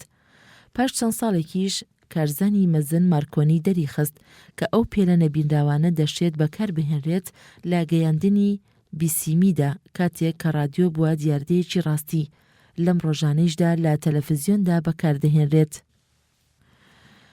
هەرچەندە سەرەتای ناوبانگی ماکسوێل لەسەر ئەو کارە باڵا و کاریگەرانەی بوو دەربارەی جیهانی کارۆموگناتیسی و بیناکان، بەڵام لەگەڵ ئەوەیشدا هاوبەشی زۆر هەبوو لە بواری زانستەکانی تردا، وەک بیردۆزەکانی گەردوون و دینامیکی گەرمایی. یەکێ لەو بایەخپێدانە تایبەتیانەی لە بیردۆزەی چالاکی گازەکاندا بوو بۆی دەرکەوت کە گازەکان ڕەوتی خێراییان وەک یەک نییە. هەندێک لە گەردی گازەکان بە خێرایی دەرەوەتێن و هەندێکیان بە سستی و هەندێکی تریشیان زۆر بە خێرایی. ماکسوێل لەمەی شەوەڕا توانی بیردۆزەیەکدا بڕێژێت و سنوورێک بۆ ژمارەی کەرتی مۆڵی دابنێت بۆ هەر گازێک کە خێراییەکی دیاریکراوی هەبێت. بەم شێوگەیە دەوترێ بڵاوبوونەوەی ماکسوێل. ئەم بیردۆزەیە بە فراوانترین شێوگێکی گشتی دادەنرێت کە تا ئێستا بەکارهێنرابێت و خرابێتە کار لە چەندین بواری زانستدا. لەدایکبوونی ماکسوێل دەگەڕێتەوە بۆ ساڵی 1830 زەینی لە ئەدەنبرەی سەربە سکۆتلەندا. هەر لە سەرەتای منداڵیەوە زرنگی و بلیمەتی پێوە دیار بوو. لە تەمەنی 15 ساڵیدا بوو راپۆرتێکی زانستی بە جوڤاتی شاهانە پێشکەش کرد لە ئەدەنبرە. ماکسوێل دەرچووی زانکۆی کامبۆرجە، زۆربەی ژیانی وەک ئوستادێکی زانکۆ گوزەران دەکرد. ژنێکی هێنا بەڵام هیچ منداڵێکیان نەبوو. ئیتر هەروەها بەوە چاخچۆری لە تەمەنی 48 ساڵیدا بە نەخۆشی کانسەر مرد. ماکسوێل دادەنرێ بە مەزنترین فیزیکزانی بیردۆزە لەو سەردەمەی نێوان نیوتن و ئەنشتایندا. برایان ئۆرڤێل ڕایت و ویلبەر ڕایت لاپەڕە 1934. ئۆلڤەر ڕایت لە ساڵی 1970 زەینی ژیاوە هەتا 1940 زەینی. ویلبەر ڕایت لە ساڵی 1960 زەینی ژیاوە هەتا 1912 زەینی. ویلبەر ڕایت ساڵی 1960 زەینی لە شاری میلفیلی سەر بە ئەندیانای وڵاتە یەکگرتووەکانی ئەمریکا لەدایک بووە. براکەیشی ساڵی 1970 زەینی لە شاری دایتۆنی سەر بە ئۆهایۆ لەدایک بووە. هەردووکیان تا ڕادەیەک پلەی خوێندنیان بێ بڕوانامە تەواو کردووە. ئەم دووبرایە زۆر زرنگ و هەڵکەوتوو بوون لە میکانیکاریدا و زۆریش بایەخیان دەدا بەفڕین. لە ساڵی 1992 زەینیدا وەرشەیەکیان کردەوە بۆ فرۆشتن و چاککردنی پاسکیل. بەم کارەیان توانیان پارەیەکی باش پاشەکەوت بکەن و خۆیان تەرخان بکەن بۆ گەڕان لە دوای چۆنێتی فڕین. بۆ هێنانەدی ئەم مەبەستەیان کەوتنە خوێندنەوە و لێکۆڵینەوەی ئەو نووسراوانەی کە بایەخیان دەدا بەفڕین. گەیشتنە ئەوەی کە لە ساڵی 1999 زەینیدا هەر بە خۆیان دەست بکەن بەکارکردن. لە پاش ڕەنج و ئەرکێکی بێوچان کە پتر لە 4 ساڵی خایەند توانیان ئاکام بەدەستبێنن. لەوانەیە پرسیار بکرێت لەوەی کە بۆچی برایانی ڕایت ئاکامیان هێنا و کەسانی تر لەم کارەدا شکستیان هێنا. لێرەدا چەندین هۆی سەرکەوتنیان لەم بوارەدا دێتە پێشەوە. هۆی یەکەمیان ئەوەیە کە 2 مێشک باشتر و بە ئاکامتر لە 1 مێشک کار دەکا. جا ئەم دووبرایە هەمیشە پێکەوە بوون و هەرپێکی شەوەکاریان دەکرد. هۆیەکەی تری ئەوەیە کە بڕیارێکی ژیرانەیاندا لەسەر فێربوون و ڕاهێنان لەسەر چۆنێتی فڕین بەر لە دروستکردنی. ئەمەیش تا ڕادەیەک لەوانەیە بڕیارێکی سیر و بێجێ بێت چونکە مرۆڤ چۆن دەتوانێت فێری فڕین بێ بەبێ فڕۆکە. وەڵامەکەیشی ئەوەیە کە برایانی ڕایت بە سەرشتەی خۆیان توانیان فێری فڕین ببن بە بەکارهێنانی فڕۆکەی بێماتۆر.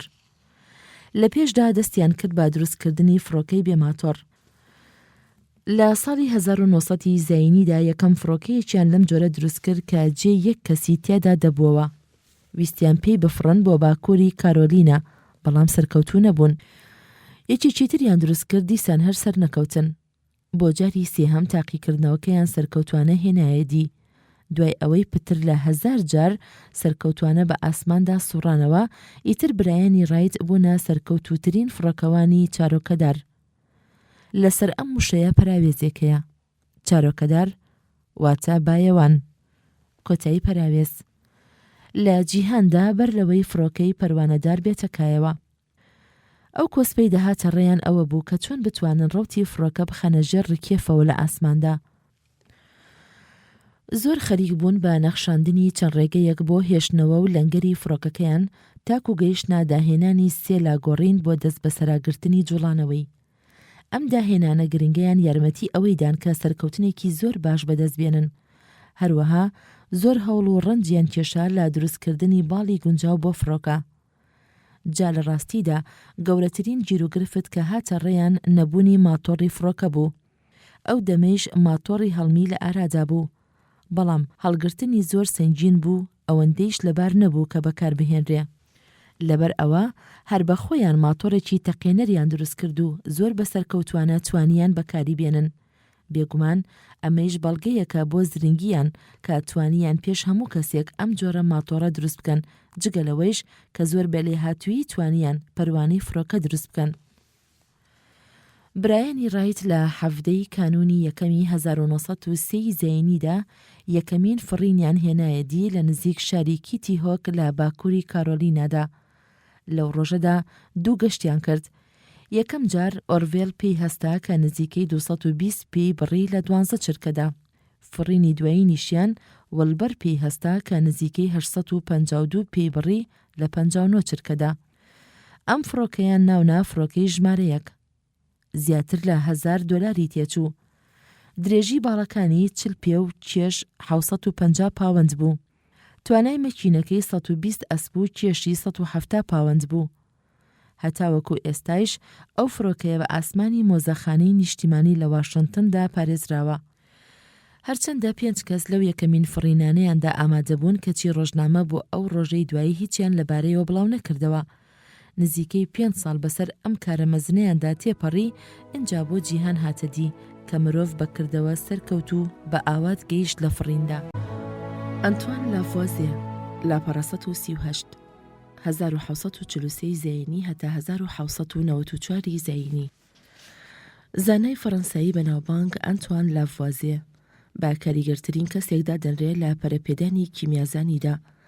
لە سەردەمێک لەدایک بوو ساڵی 1743 زەینی لە پاریس کە ڕشتەی کیمیا زۆر لە دواکەوتندا بوو لە چاو زانستەکانی فیزیک و بیرکاریدا.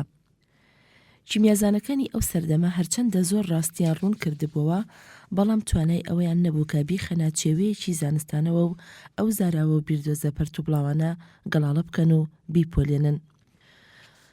ئەو بڕوانە ڕاستانەی کاتی خۆی باو بوون ئاو و هەوایان بە تخمدادەنا تێگەیشتنی هەڵەیان هەبوو سەبارەت بە سروشتی ئاگر.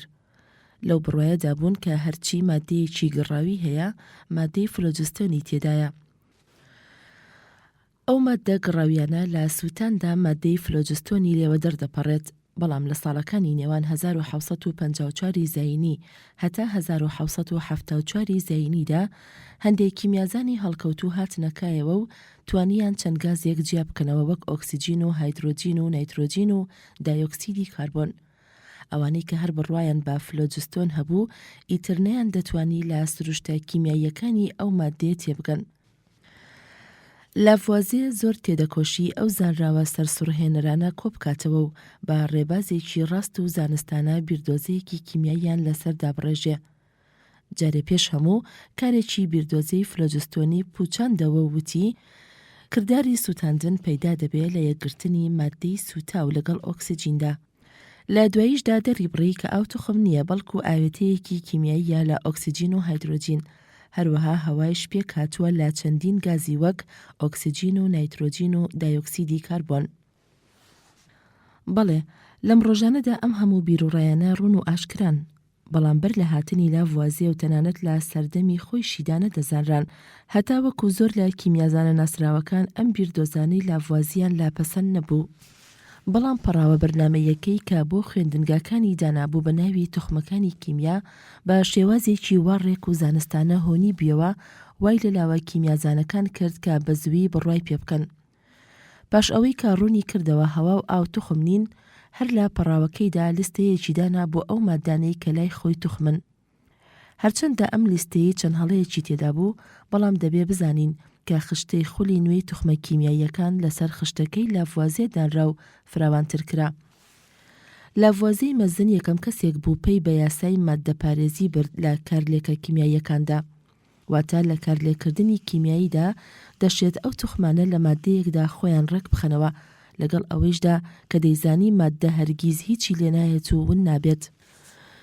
لە کاتی شۆڕشی فەڕەنساییدا لە 8 ئایاری 1794 زەینیدا لەگەڵ 27 کەسدا بە یەک ڕۆژ فەرمانی کوشتنیان دەرچوو بەسەر بڕین، بەڵام لە دواییدا لێی خۆش بوون و لە دادگا بەزەییان پێدا هاتەوە.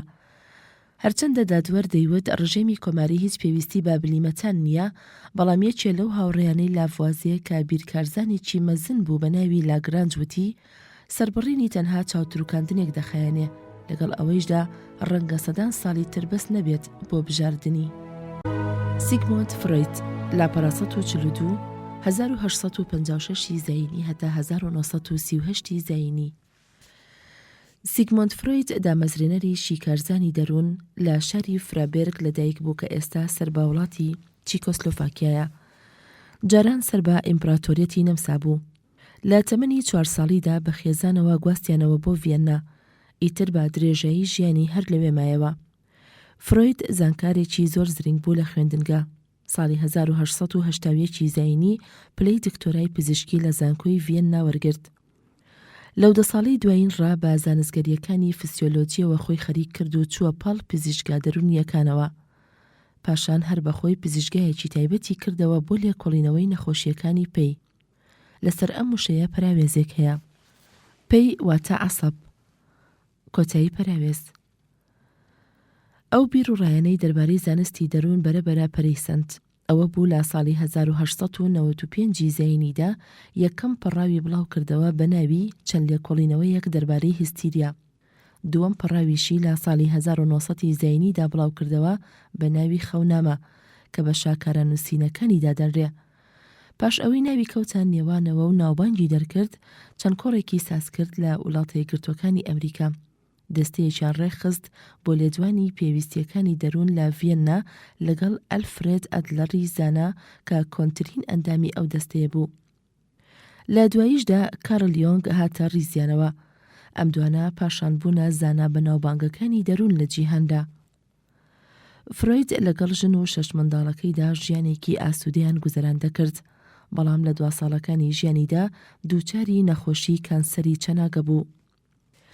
هەرچەندە لە ساڵی 1923 زەینیەوە بەو نەخۆشیەوە دەیناڵاند و پتر لە 30 جاریش نەشدەرکاری بۆ کرا، بەڵام لەگەڵ ئەوەیشدا هەرسوور بوو لەسەر کارکردن و خەریکبوونی بێوچان بە زانستگەریە گرنگەکانیەوە.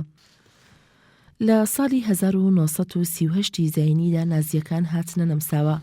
فرویدیش لەبەر ئەوەی کە جوولەکە بوو تەنگیان پێ هەڵچنی و ناچارکرا کە ڕابکا بۆ لەندەن و هەر لەوێ بە یەجگاری نیشتەجێبێ تا لە تەمەنی 82 ساڵیدا کۆچی دوایی کرد.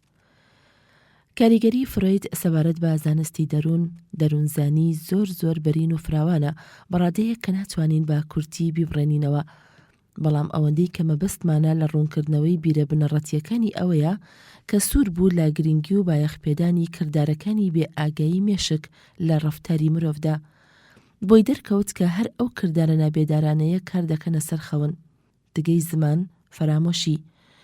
هەندێک لەو ڕووداوانەی کە مرۆڤ ئاراستەی خۆی دەکات و هەر لەبەر خۆیەوە دەیجوێتەوە لەگەڵ چەندین نەخۆشی تر کە بەسەر مرۆڤدا دێت. فروید با لێهاتوانە توانی شێواز و تەکنیکێکی دەروونشیکاری پەرە پێودا بۆ دامرکانەوەی ئەو نەخۆشیانی مێشک. بیردۆزەیەکیدا ڕێژا دەربارەی کەسایەتی مرۆڤ یان جەوهەری مرۆڤ، هەروەها توانی ئەو بیردۆزە دەرونیانە بە ئاسانی دابڕێژێ کە دەڕوانێتە سەرمەراق، شپرزەیی و میکانیکی بەرگریکردن، گرەی خەساندن، پیشخواردنەوە، خۆچەوسانەوە، هەڵچوون. جا ئەو بیر و ڕایانەی کە لەو سەردەمەدا پێشنیاری دەکرد ببوونە مشت و مڕێکی گەرم لە نێو کۆمەڵ و کۆڕی زانستدا. فروید بە یەکەمین زانایەکدا دەنرێ کە بیرێکی شاراوە بای هێنایە کایەوە کە دۆخێکی سەرەکی دەبینێت لە نەخۆشیەکانی ئاوەزووی پێیدا. هەروەها ڕوونی کردەوە کە هەست بە باکاری هەر لە سەرەتای منداڵیەوە پتر دەست پێ دەکا، بە تایبەتی لە هەڕەتی هەرزەکاریدا. زۆربەی ئەو بیرڕایانەی فروید تا ئێستا لە لێدواندایە، لەبەر ئەوە زۆر لەمان قورسە ئاستی دیاری بکەین لە مێژوودا. هەرچەندە زانایەکی پێشەنگ بوو لە بواری دەروونزانیدا، کەچی بیردۆزەکانی بە پێچەوانەی داروین و باستۆر هیچ بایەخێکی ئەوتۆی پێ نەئەدرا لە کۆمەڵگەی زانستدا. جا لەبەر ئەوە سەختە گەر سەرنج بخرێتە سەر پاژێک لە بیرڕاکانی و گەوارێکی زانستانی بدرێتێ و بەڕاستدا بنرێ. سەرڕای ئەمانەیش هیچ گومان لەوەدا نییە کە فروید زانایەکی پەرەپێدەر و هەڵکەوتوو بوو لە مێژووی بیرکردنەوەی مردمدا، چونکە بەڕاستی بیرەکانی لە دەروونزانیدا شۆڕشێکی مەزنی بەرپا کردە شێوازی تێگەیشتنمان و چەمکێکی نوێی خستە ئاوەزی مردمەوە. ئەو زاراوانەیشی کە پێشکەشی کرد بووە باو لە نێو مردمدا، شێوگەیەکی جیهانی وەرگرت لە بەکارهێنانیدا، بۆ نمونە زاراوەی من، ئەو، یان منی مەزن، ئارەزووی مردن. ئەسکەندەری گەورە لاپەڕا 146 356 پێشزاینی هەتا 323 پێشزاینی. ئەسکەندەری گەورە کە بەناوبانگترین جیهانگیر بوو لە جیهانی کۆندا، ساڵی 356 پێشزاینی لە شاری بیلای پایتەختی مەکدۆنیا سەرباوڵاتی یۆنان لەدایک بوو. فلیپی دووەمی باوکی کە پاشای مەکدۆنیا بوو، مردێکی زۆر جەربەزە و دووربین بوو. بەلێ هاتووی سوپای مەکدۆنیای ڕێخستەوە و باربۆی کرد و کردیا هێزێکی نەبەز و یارە. لە سەرەتادا سوپای خستە گەڕ بۆ گەمارۆدانی هەندێ لەو ناوچانەی باکووری یۆنان. اینجا ئاراستەی کردە باشوور و زۆربەی ناوچەکانی تر. لە دواییدا یەکەنگیریەکی تەواوی سازاند لە نێو وڵاتی یۆناندا و خۆی کردا سەرۆکی. هەر بەمەی شەوەدا نەمرکە کەوتە پیلانجێڕان بۆ داگیرکردنی وڵاتی پارس، بەڵام بە نائومێدی لە تەمەنی 46 ساڵیدا کوژرا. ئەسکەندەر لە تەمەنی 20 ساڵیدا بوو کە باوکی مرد. لەبەر ئەوە بەبێ هیچ کۆسپ و کێشەیەک هەروە بە ئاسانی هاتە سەرتەختی دەسەڵات.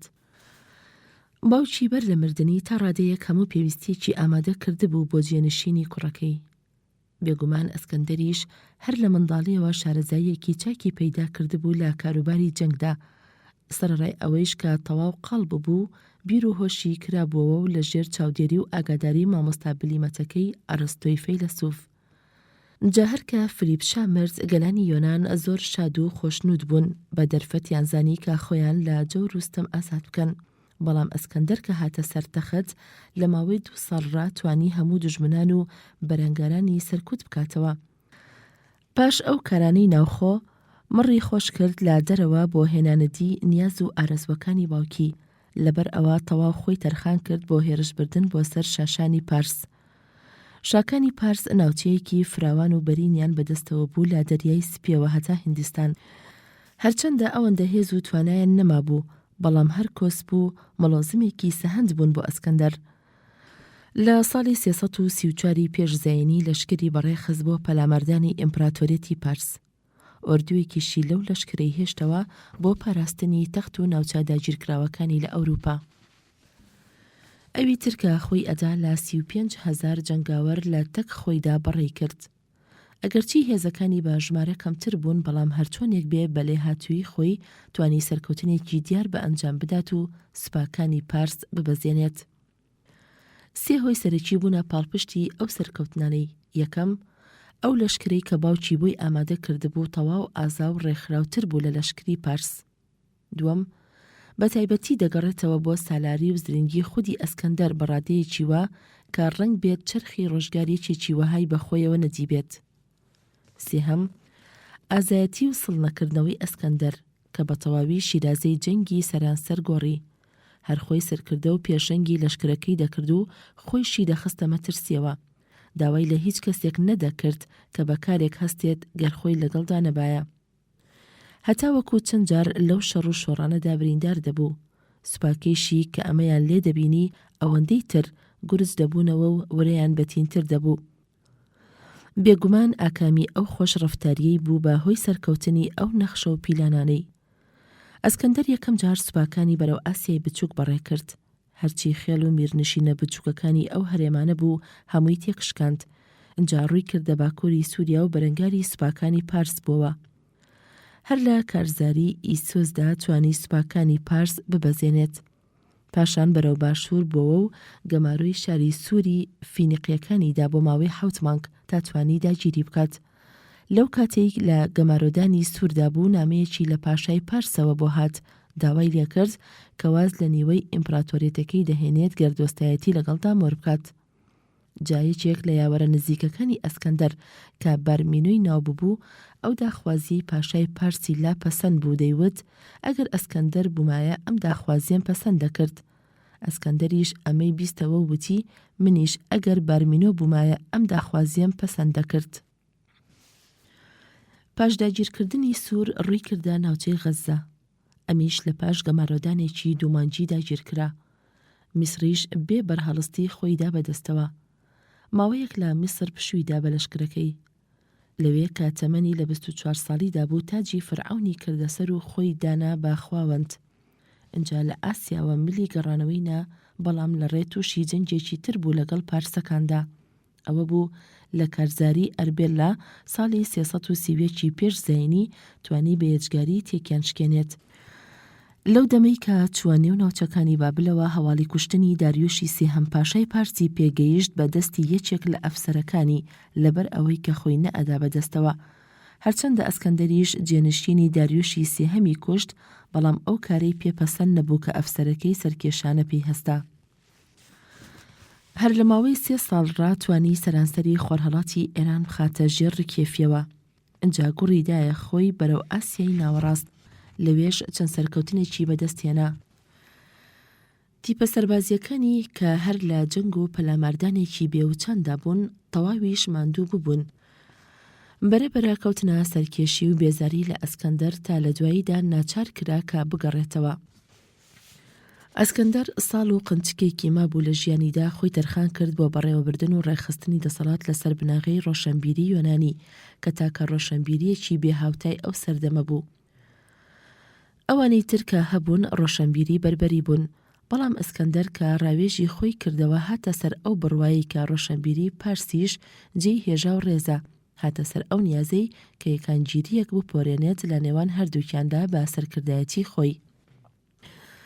کاتێکیش کە بە گرانەتا ساڵی 323 پێش زاینی مرد کەسێکی دانەنا لە دوای خۆی لەبەر ئەوە هەر بە مردنی بەرەبەرە ئیمپراتۆریەتەکە پەرت و بڵاو بۆوە لە نێو یاوەرەکانیدا. ئەسکەندەر لە مێژوودا بە گەورەترین مەردێکی درامی دادەنرێ.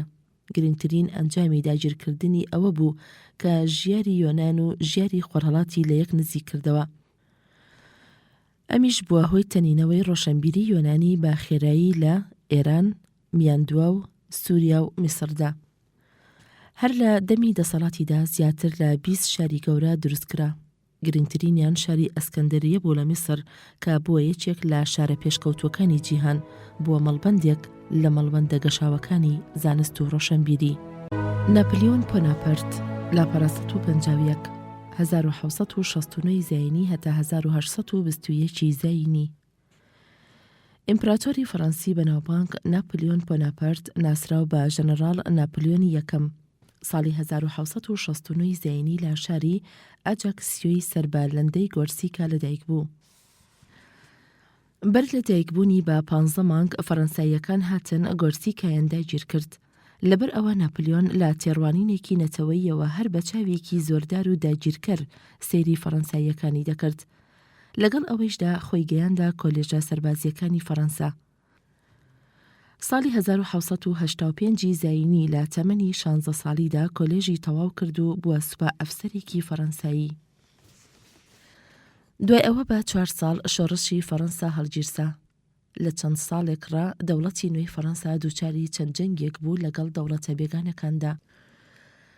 ساڵی 1793 زاینی باشترین هەل و دەرفەتێکی ڕەخساو بوو بۆ ناپلیۆن. لەو ساڵەدا کە فەرمانداری تۆپە قورسەکان بوو، توانی ئازایەتی خۆی پێشان بدا لە گەمارۆدانی شاری تۆلۆنی فەڕەنسایی. هەر لەو کاتێشدا ئیتروازی لە گۆرسیکایەتی هێنا و خۆی دانا بە هاوڵاتیەکی فەڕەنسایی. لە پاداشتی ئەو سەرکەوتنەیدا پلەی سەربازی بەرزکرایەوە بۆ ژەنەڕاڵ. لە ساڵی 1796 زاینیدا دانرا بە سوپاسالاری لەشکری فەڕەنسایی لە ئیتالیا. لەوێش چەند سەرکەوتنێکی سەرنجڕاکێشی بەدیهێنا.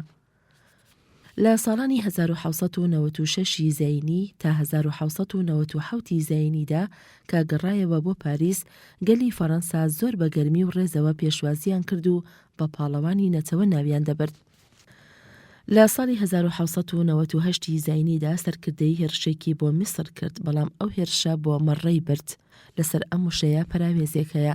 مەڕە واتە کارەسات، کۆتایی پەراوێز. لە زەویەوە هێرشەکەی تا ڕادەیەک سەرکەوتوو بوو، بەڵام هیچ پێشڕەویەکی نەتوانی بەدەست بێنێت بەرامبەر بە نیرۆیی دەریای بەریتانیا بە سەرکردەی نیلسن. لە ساڵی 1799 زاینیدا ناپلیۆن سوپاکەی لە مسر بەجێ هێشت و گەڕایەوە پاریس. سەیری کرد هێشتا فەڕەنساییەکان یادی سەرکەوتنەکانی ئیتالیای دەکەنەوە زیاتر لە تێکشکاندنەکەی مسر. جا بە پشتیوانی گەل لە کودەتایەکدا هاوبەشی کرد و ڕژێمێکی نوێ پێکێنرا بە ناوی ڕژێمی کۆنسۆلان. ناپلیۆنیش کرا بە کۆنسۆلی یەکەم. لە سەرەتای دەسەڵاتیدا بە هەموو توانایەوە گەشەی بە دەستوری تازەدا و بەڕایی لەسەر ئەم وشەیە پەراوێزێکەیە. بەڕایی واتە فتووە، کۆتایی پەراوێز. گەلیشی لەسەردرا. ئەم خاسکاریە بنەڕەتیانەشی بۆیە دەکرد تاکو بە میرخاسێکی دڵسۆز بۆ کۆمار ناودەر بکات و ئەو نیاز و ئارەزوانەیشی بە ئاسانی لا ژێرەوە بهێنێتە دی کە بریتی بوو لە سەپاندنی دیکتاتۆریەکی سەربازیانە. بەرزبوونەوەی ناپلیۆن لە دەسەڵاتدا ئەوەندە خێرا بوو کە باوەڕ نەدەکرا. لە ئابی 1793 زاینیدا پێش گەمارۆدانی تۆلۆن بە ئەفسەرێکی بچووک ناسرا بوو، جگەلەوەیش کە فەڕەنسایی نەبوو کەچی بە 6 ساڵ کەمتر لە تەمەنی 30 ساڵیدا بووە فەرمانڕەوای سەرانسەری فەڕەنسا. لە ماوەی دەسەڵاتیدا دەستی خستە ناو ڕژێمی کارگێڕی و قانونی فەڕەنساوە و هەندێک چاککاری تیادا کرد. اینجا کەوتە خاسکاری دەستگاکانی دارایی و دادوەری. بانکی دروست کرد و زانکۆی فەڕەنسای دامەزراند. وای لە کارگێڕی کرد کە دەسەڵاتێکی کارکۆیی سنترالی بێت. هەرچەندە ئەم گۆڕانکاریانە جێی خۆی گرت لە فەڕەنسادا، بەڵام ئەوەندە برەوی نەبوو لە وڵاتانی تری جیهاندا. تەنها خاستکاریەک کە زۆر گرنگ و کاریگەر بوو بۆ دەرەوەی فەڕەنسا بریتی بوو لە قانونی ناپلیۆن کە نمونەی ڕەوشت و ڕابەرزی شۆڕشی فەڕەنسایی تیادا دەبینرا. بۆ نمونە ئیتر ئەوە نەما هەر کەسێک مافێکی جیا و تایبەتی خۆی هەبێت، گشت کەس بەرامبەر بە قانون یەکسانە. ناپلیۆن بەرەبەرە سیاسەتی خۆی پتەو کرد. خۆی شیوەها پیشان دەدا کە سوورە لەسەر پاراستنی شۆڕشی فەڕەنسایی. لەگەڵ ئەوەشدا ساڵی 1804 زەینی خۆی ناونا ئیمپراتۆری فەڕەنسا. سێ برایشی کردە پاشای وڵاتەکانی تر لە ئەوروپا. ئەم کردەوە و ڕەفتارانەی ڕکوکینەی زۆربەی کۆمارخوازەکانی فەڕەنسای هەڵساند، کەوتنە گومان و ترسی ئەوەی کە ناپلیۆن لە باوەڕ و ڕێڕەوی شۆڕشی فەڕەنسایی لایداوە. ئەو مەترسیەش زیاتر لە ئەنجامی جەنگەکانی دەرەوەیدا دەرکەوت کە بووە مایەی نەوینی. لە ساڵی 1802 زەینیدا پەیمانی ئاشتی لەگەڵ ئینگلتەرادا بەست لە ئەمیانس. ئەم پەیماننامەیە وچان و پشتوویەکیدا بە فەڕەنسا پاش ئەو جەنگە دەساڵەی کە پێوەی گرفتار ببوو. ئەوەندەی نەبرد لە ساڵی ئایندەدا پەیماننامەکەی شکاند و جەنگی بەرپاکردەوە.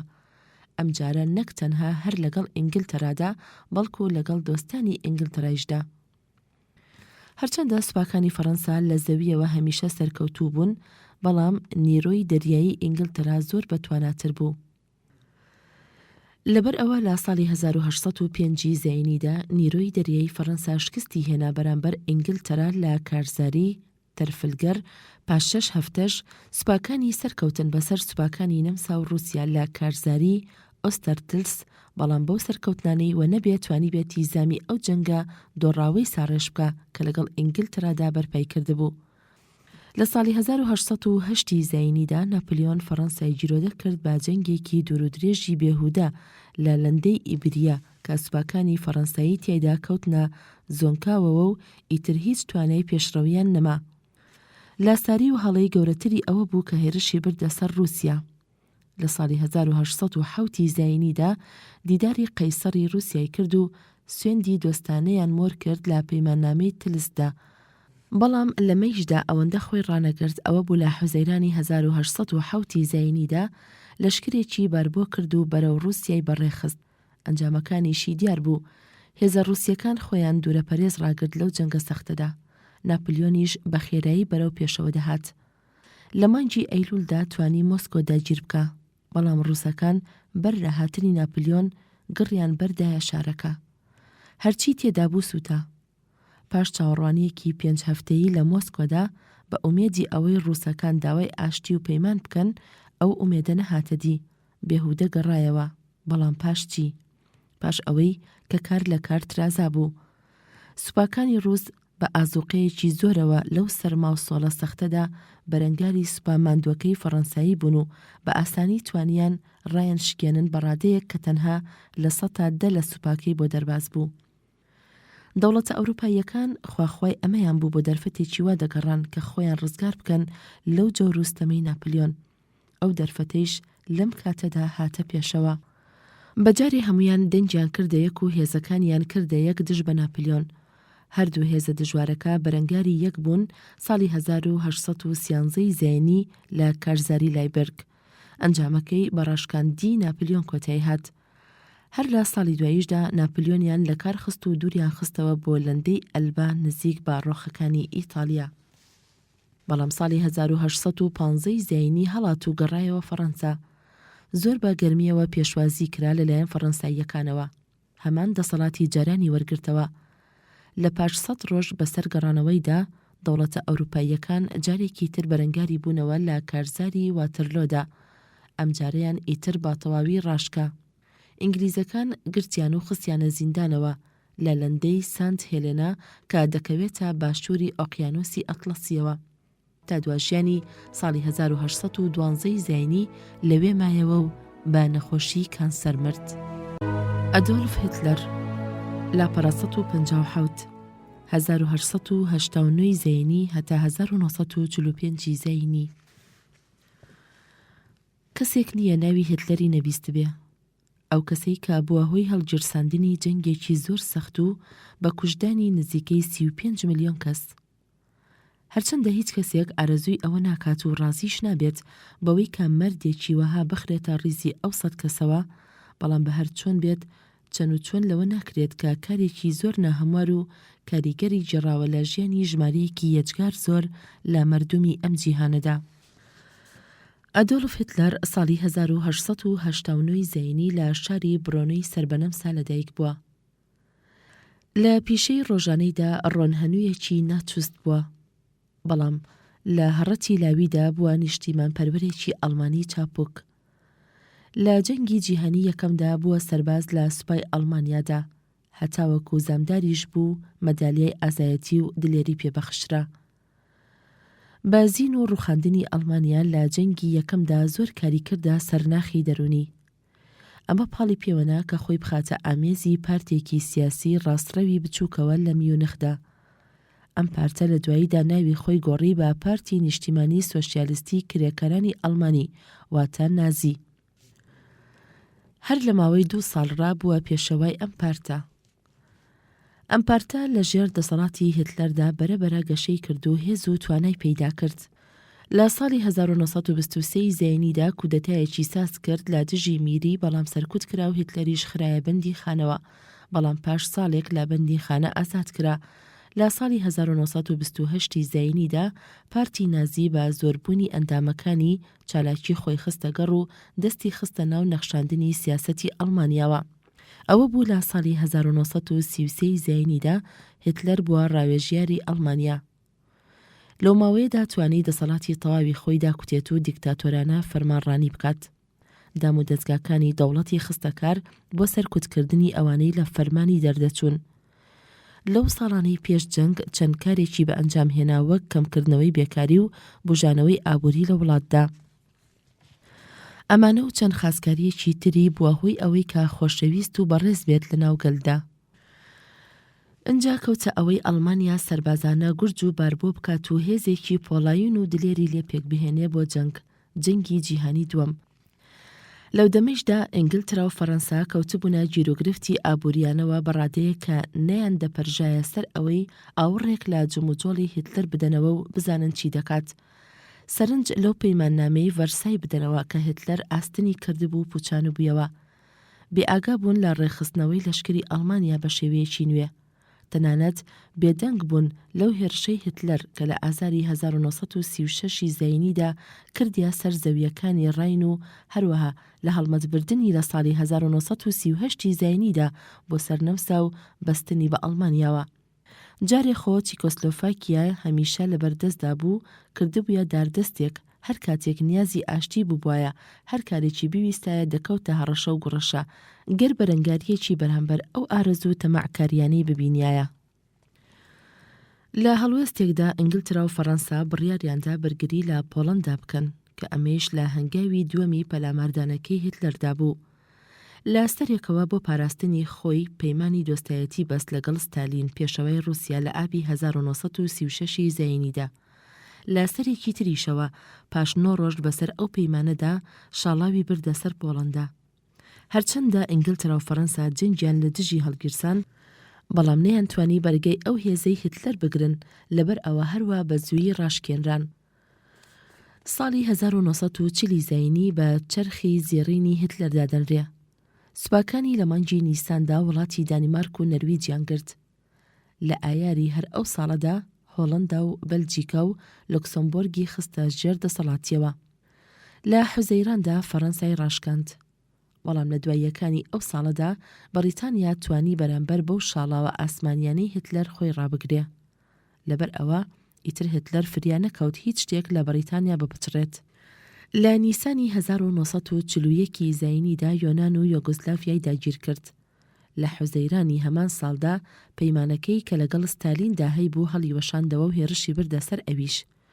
هەرچەندە بەشێکی فراوانی لە زەویەکانی سۆڤیەتی داگیر کرد، بەڵام نەیتوانی زاڵ بێ بەسەر سوپاکانیاندا پێش هاتنی وەرزی زستان.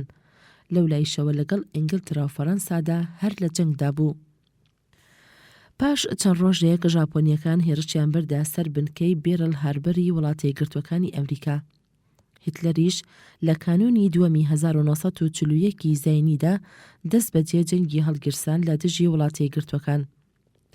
لە ناوەڕاستی ساڵی 1942 زاینیدا ئەڵمانیا گەورەترین بەشی ئەوروپا و ئەفریقای خستە ژێر دەسەڵاتەوە. شەوەزەنگی تاریکایی جەنگ لە دوانیوەی ساڵی 1942 زاینیەوە دەستی پێکرد. بەرەبەرە شیرازەی جەنگ تێکچوو. پاش ئەوەی جەنگی عەلەمینی لە باکووری ئەفریقا دۆڕاند لە کارزاری ستالینگرادی یەکێتی سۆڤیەتدا تەواو شکا. ئابەم چەشنە ئەستێرەی گەشی هتلەر بەرەبەرە بەرەو کەسبوون دەچوو. هەرچەندە ڕوخاندنی ئەڵمانیا لە نزیکیدا بوو کەچی هێشتا هتلەر هەر لە فەرماندەرکردندا بوو تاوەکو 2 ساڵیش پاش جەنگی ستالینگراد هەر دەجەنگا. بەڵام کۆتایی بە ڕوخاندنی بە ئاشکرا چاوەڕوان دەکرا. ئەوە بوو لە بەهاری 1945 زاینیدا تەواودا ڕما و بە نائومێدی لە 3 مانگی نیساندا خۆی کوشت. پاش 7 ڕۆژیش ئەڵمانیا خۆیدا بەدەستەوە. ویلیام شکسپیر لاپەڕە 162 1564 زاینی هەتا 1616 زاینی. بوێژ و نووسەری شانۆگەری ئینگلیزی ویلیام شکسپیر ساڵی 1564 زاینی لە شاری ستراتفۆرد ئۆناڤۆنی سەر بە ئینگلترا لەدایک بووە. هەرچەندە نەچوو بۆ زانکۆ بەڵام ڕۆشنبیرێکی فراوان و پتەوی هەبوو. لە تەمەنی 18 ساڵیدا ئافرەتێکی 26 ساڵەی هێنا و پێش تەمەنی 21 ساڵیشی 3 منداڵیان بوو. شەکسپیر پاش 3 ساڵ چووە لەندەن و نزیکەی 20 ساڵ لەوێ مایەوە و ژنەکەیشی بەتەنها لە ستراتفۆرد. ستارەی بەختی لە تەمەنی 30 ساڵی بەو لاوە درەوشایەوە. لەو ماوەیەدا سوودێکی هونەری و ئابووری چاکی پەیدا کرد و بووە کەڵە نووسەرێکی پێشەنگ لە شانۆگەریدا. لەو 10 ساڵەی دواییندا نووسینەوە نەمرەکانی بڵاو بووەوە و کەوتە دەستی خوێنەرانەوە. ئەو کارنامە بەرزانەیشی کە بە ئەنجامیدان بریتی بوون لە یۆلیۆس قەیسەر، هاملت، ئۆتێلۆ، ماکبێت، شالێر.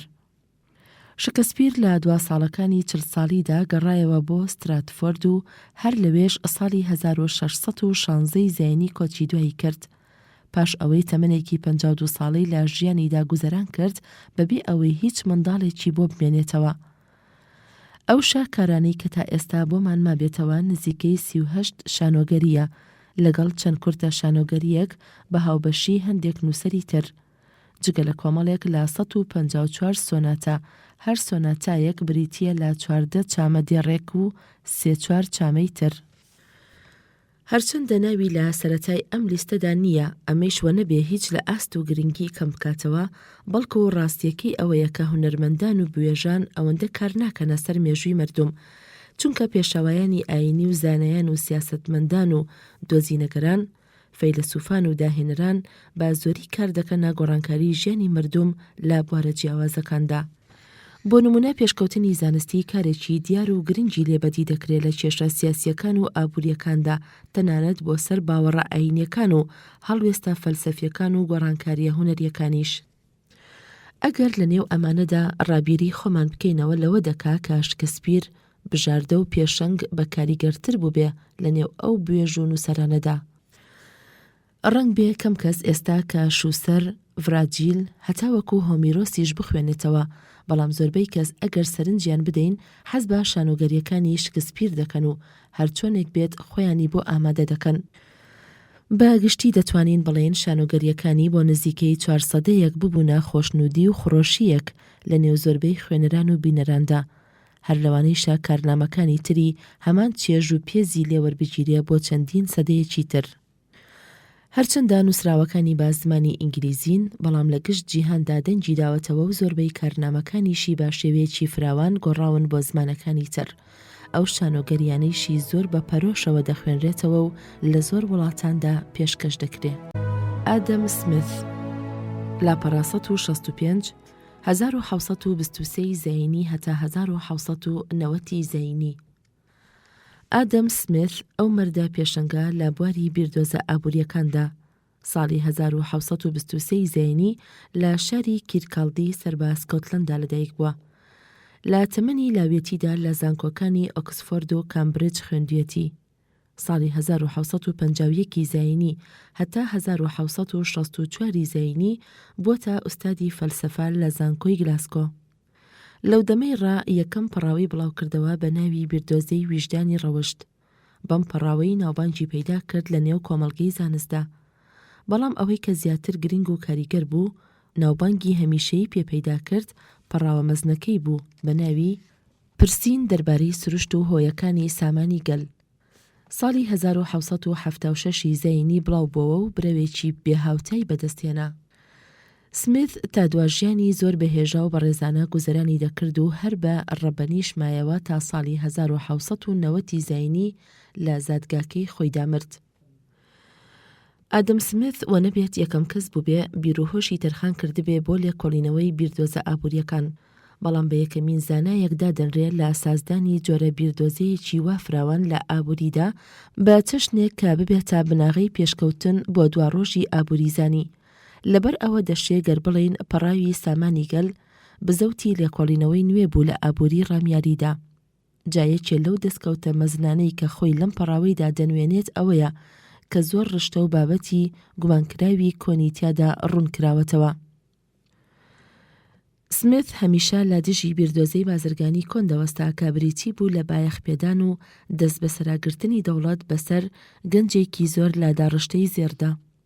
لەسەر ئەم وشەیە پەراوێزێکەیە. گەنج واتە خەزنە، کۆتایی پەراوێز. هەروەها بربەستی ئەو تێڕوانینانەی دەکرد کە زەوی بە مایەی کانێکی سەرەکی دادەنێن. لە بری ئەمانە زۆر گرنگی دەدا بە کار و زۆرکردنی بەرهەم بەهۆی دابەشکردنی کارەوە. بۆ ئەو مەبەستەی زۆر شاڵاوی دەبردە سەر دارودەستەی ئەو دەوڵەتە کۆنەپەرستانەی کە ببوونە کۆسپ و ئاستەنگ لە ڕێی فراوانبوونی پیشەسازیدا.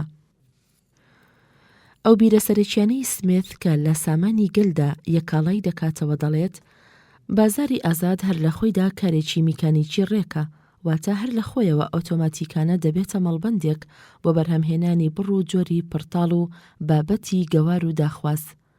لەسەر ئەم وشەیە پەراوێزێک هەیە. پڕتاڵ واتە شتومەک، کۆتایی پەراوێز. بۆ نمونە بابەتێک لەو بەرهەمە خواسترا و برەوانە کەم دەکات. بێگومان لەم بارەدا کارێکی سروشتی دەبێ گەر نرخەکەی بەرز بێتەوە. ئەم نرخ بەرزبوونەوەیە سوود و قازانجێکی یەجگار زۆر دەگەڕێنێتەوە بۆ ئەو کەسانەی ئەم جۆرە شتومەکانە دەهێننە بەرهەم. جا بەهۆی ئەم قازانجە زۆرەوە کەسانی تریش دێنە پێشەوە و دەکەونە بەرهەمهێنانی ئەم جۆرە شتومەکە. زۆرکردنی بەرهەمەکەیش لە نرخی گرانی ئەو بابەتە دەهێنێتە خوارەوە.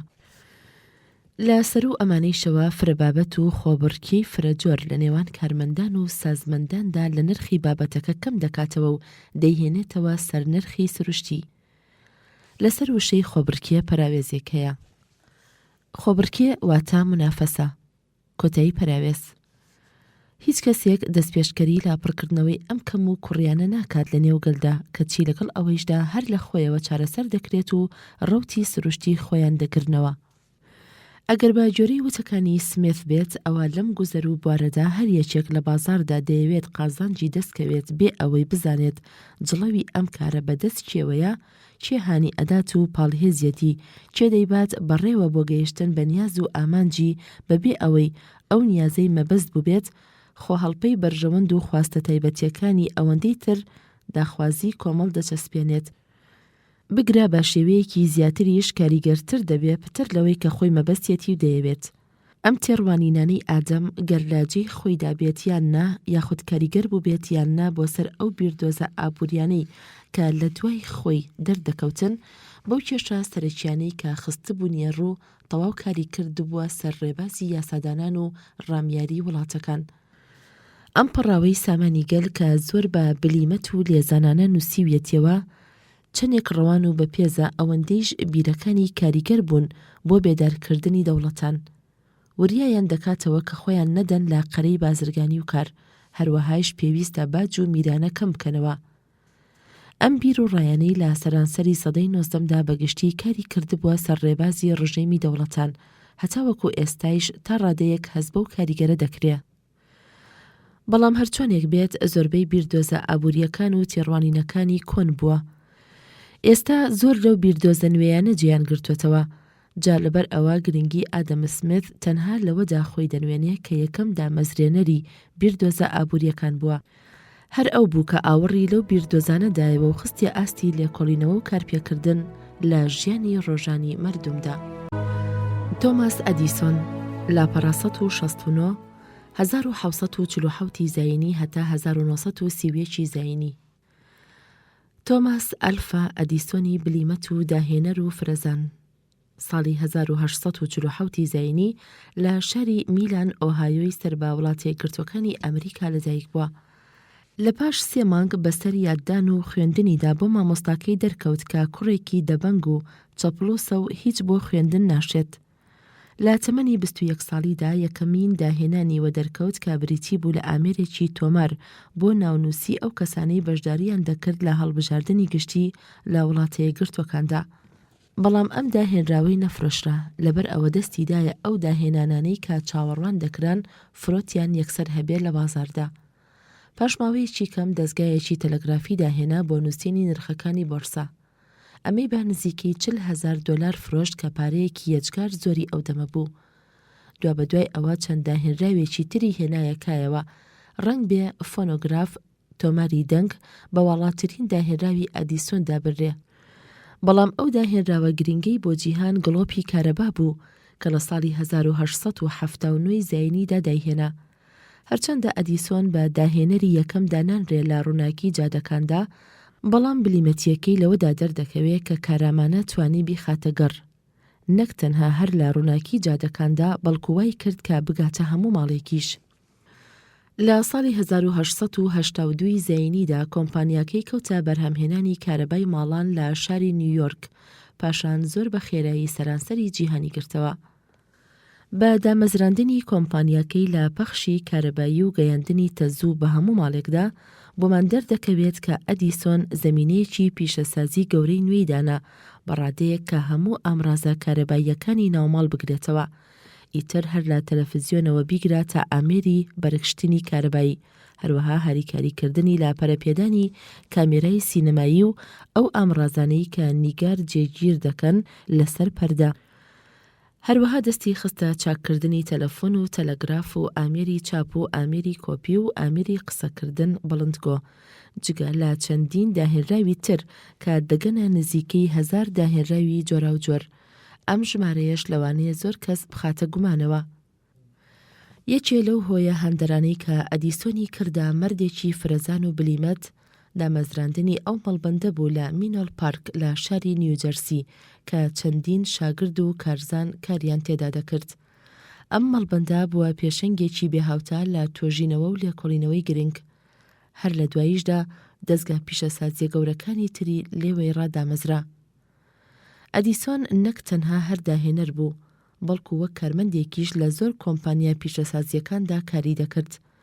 چەندین کۆمپانیای پیشەسازی تری دامەزراند کە لە دواییدا بە کۆمپانیای گشتی کارەبا ناودەبرا. لە ساڵی 1882 زاینیدا لە دۆزینەوەی دیاردەیەکی کارەباییدا هاریکاری کرد کە ئەویش گەیاندنی وزەی کارەبایە لە نێوان دوو سیمی لەبەستراو بە یەکەوە لە بۆشاییدا. بەم دیاردەیەش دەوترا دیاردەی ئەدیسۆن. ئەم کارە مەزنەی بووە هۆی پەرەپێدانی لولەی بەتاڵ لە هەوا و دامەزراندنی پیشەسازی ئەلەکترۆنیک. ئەدیسۆنی مەزن گوێی گران بوو، بەڵام فرەزانی و کارە مەزنەکانی جێی ئەو نەنگیەی گرتبووەوە و دوو جار لە ژیانیدا ژنی هێناوە. لە هەر ژنێکی 3 منداڵی بوو، بەڵام ژنی یەکەمی بە جوانەمەرگی سەرینایەوە. خۆیشی ساڵی 1930 زاینی لە وێست ئۆرەنج سەربانی جەرسی کۆچی دوایی کرد. ئەدیسۆن بە خاوەن بەهرەیەکی بێچوون و مەزنترین داهێنەردا دەنرێ کە لەسەر ئەم زەویە ژیابێت. ئەنتۆنی ڤان لیڤەنهۆک لاپەڕا 1970 1632 هەتا 1723 زاینی. ئەنتۆنی ڤان لیڤەنهۆک ئەو کەسە مەزنە بوو کە میکرۆبی دۆزیەوە. ساڵی 1632 زاینی لە شاری دڵفتی سەرباوڵاتی هۆڵەندا لەدایک بووە. لە نێو بنەماڵەیەکی مامناوەندیدا گوزەرانی کردووە. زۆربەی ژیانیشی هەروەک فەرمانبەرێکی بچووک لە میریدا بردوێتە سەر. هەر لە منداڵیەوە زۆر سەودای وردبینکاری هەبوو بە میکروسکۆپ. سەردەمێک بەر لە دایکبوونی ئاوێتە میکرۆسکۆپ داهێنرابوو هاتبووە کایەوە، بەڵام ئەم هەر بە تەنها توانی چەندین هاوینەوە کورتیان هەبێت. لە پاش ماوەیەکی تر هەستا با دروستکردنی بەهێزترین میکرۆسکۆپێکی ئەو سەردەمە. یەکێ لەو هاوێنانەی کە دروستی کردبوو تا ئێستاش ماوە. هێزی گەورەکردنی دەگاتە 7 جار. بەڵگەیش هەیە کە گوایە هاوێنەی لەوە بەهێزتری دروست کردووە. لیڤەنهۆک مەردێکی وردبین سەرنجڕەوان بە ئارام و زرینگ بووە، خاوەن بینیاریەکی تیژ بووە، زۆر حەزی بەزانین کردووە. هەر بەم هاوێنە دەستکردانەی چەندین شتی جیاوازی دەبینی، هەر لە مووی مرۆڤەوە تاکو و تنووکی باران و مێش و مەگەزی زۆر بچووک، ڕیتاڵی ماسوولکە و ئەتەمی پێست و چەندین نمونەی تر. هەرچیەکیشی کە دەبینی سەرنجی گرنگی خۆی بە نیگارەوە لەسەر دەنووسی. لە سەرەتای 1673 زاینیەوە پەیوەندی کرد بە جڤاتی شاهانەی ئینگلترەوە کە تاکە جڤاتێکی زانستی ئەو سەرەتاییانەی هەبووە تەنها هەر زمانی خۆیشی زانیوە، هەڵبژێرا بە ئەندامێک لەو جڤاتە. لە ساڵی 1680 زاینیدا بووە ئەندامێکی پەیامنێر لە ئەکادیمیای زانستەکان لە پاریس. ئەنتۆنی هۆک 2 جار ژنی هێناوە و 6 منداڵی هەبووە.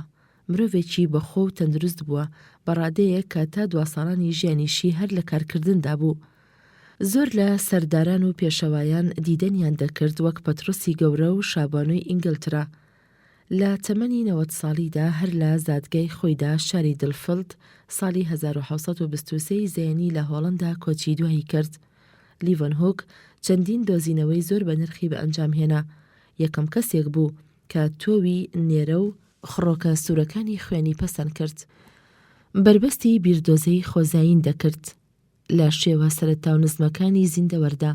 تەنانەت زۆر بەڵگەی سەلمێنراویشی دەهێنایەوە بۆ پوچانەوەی ئەم بیردۆزەیە.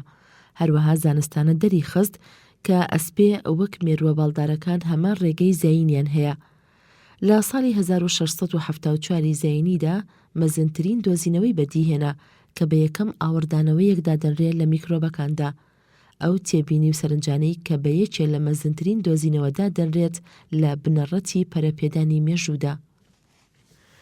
هۆک لە ناو تنووکێکی ئەودا بۆی دەرکەوت کە جیهانێکی نوێی پڕ لە ژیانی تێدایە. ئەو دۆزینەوەیشی بە بیری هیچ کەسێکدا نەداهات. هەر ئەو زیندەڵە وردانەی شن کە ژیان و مردنی مرۆڤیان خستووەتە ژێر دەسەڵاتیانەوە. بۆ زیاتر فرەزانی و شارەزایی میکرۆبەکان و لێکۆڵینەوەیان هەستا بە وەرگرتنی چەند کشتێک لە زۆنکا و بیر و باراناوەکاندا. لەسەر وشەی کشتێک پەراوێزێک هەیە. کشت واتە زەرعە، کۆتایی پەراوێز. ناودەم و ڕیخۆڵەکانی مرۆڤ. لەمانە چەندین جۆر بەکتریای بە جۆرەی قەوارەیانی پەسەند کرد. بێگومان ئەو شاکارە مەزنانەی لیڤەنهۆک کە بە ئەنجامیدا و هەروەها پێچرایەوە و هیچ کەسێک کاری پێ نەدەکرد تاکو لیویس پاستۆر هات. پاش نزیکەی 200 واتە سەدەی 19 پاش ئەوەی کە ئەو میکرۆسکۆپانە بە شێوەیەکی باشتر پەرەی پێدرا، بەڵام نابێت لاریمان لەوە هەبێت کە لیڤەنهۆک دۆزەری میکرۆب بوو، چونکە زانایان بەهۆی ئەوەوە توانیان لە بوونی میکرۆب بزانن و ئاگادار بن.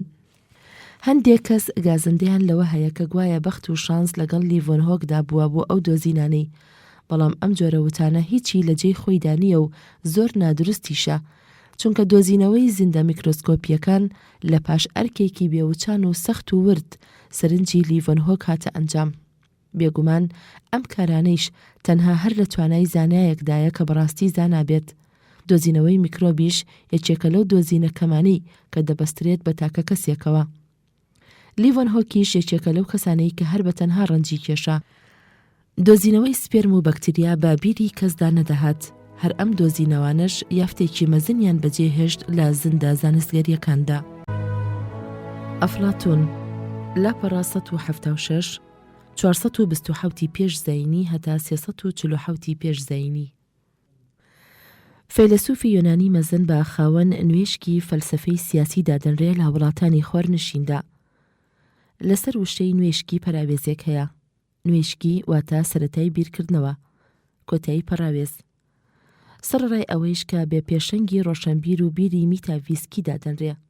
ئەو بیر و ئەنگارانەی دەربارەی ئەم ڕشتە و بابەنەیدا بووە تا سەرزار و ڕێبازێکی 2300 ساڵە لە ژیانی مردومدا.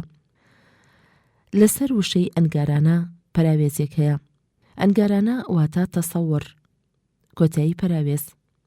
لەبەر ئەوە بە پێشەنگ و کەڵەمێرێکی بیرکردنەوەی ڕۆژئاوایی دەژمێردرێت. ئەفلاتۆن لە بنەماڵەیەکی ئەثینایی تایبەت ساڵی 427 پێش زاینی لەدایک بووە. لە تەمەنی لاوێتیدا خۆی ناساند بە فەیلسوفی مەزن سوکرات کە لە دواییدا بووە شاگرد و دۆستی. لە ساڵی 399 پێش زاینیدا سوکرات لە سێدارە درا بە تاوانی ئەوەی کە بۆتە جێرەشێوێن و تێکدانی بیر و هۆشی لاوانی ئەثینا.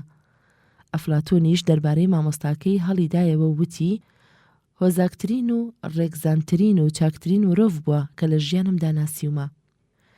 لە سێدارەدانی سوکرات وای لە ئەفلاتۆن کرد کە زۆر ناڕەزا و بێزار بێت بەرامبەر بە ڕژێمی دیموکراسی.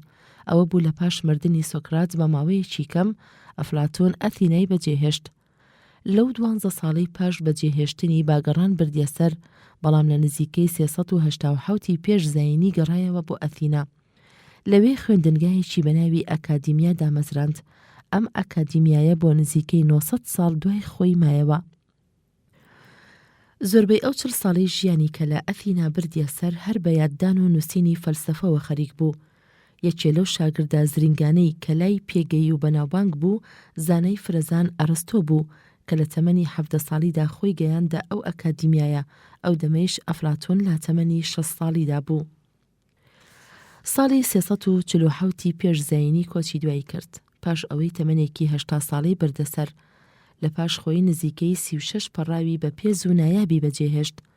زۆربەی نووسینەکانی لەسەر کێشەکانی سیاسە و خۆڕەوش دەدوێت، جگەلەوەی کە بایەخێکی تەواوی ئەدا بە میتافیزیک و لاهوت.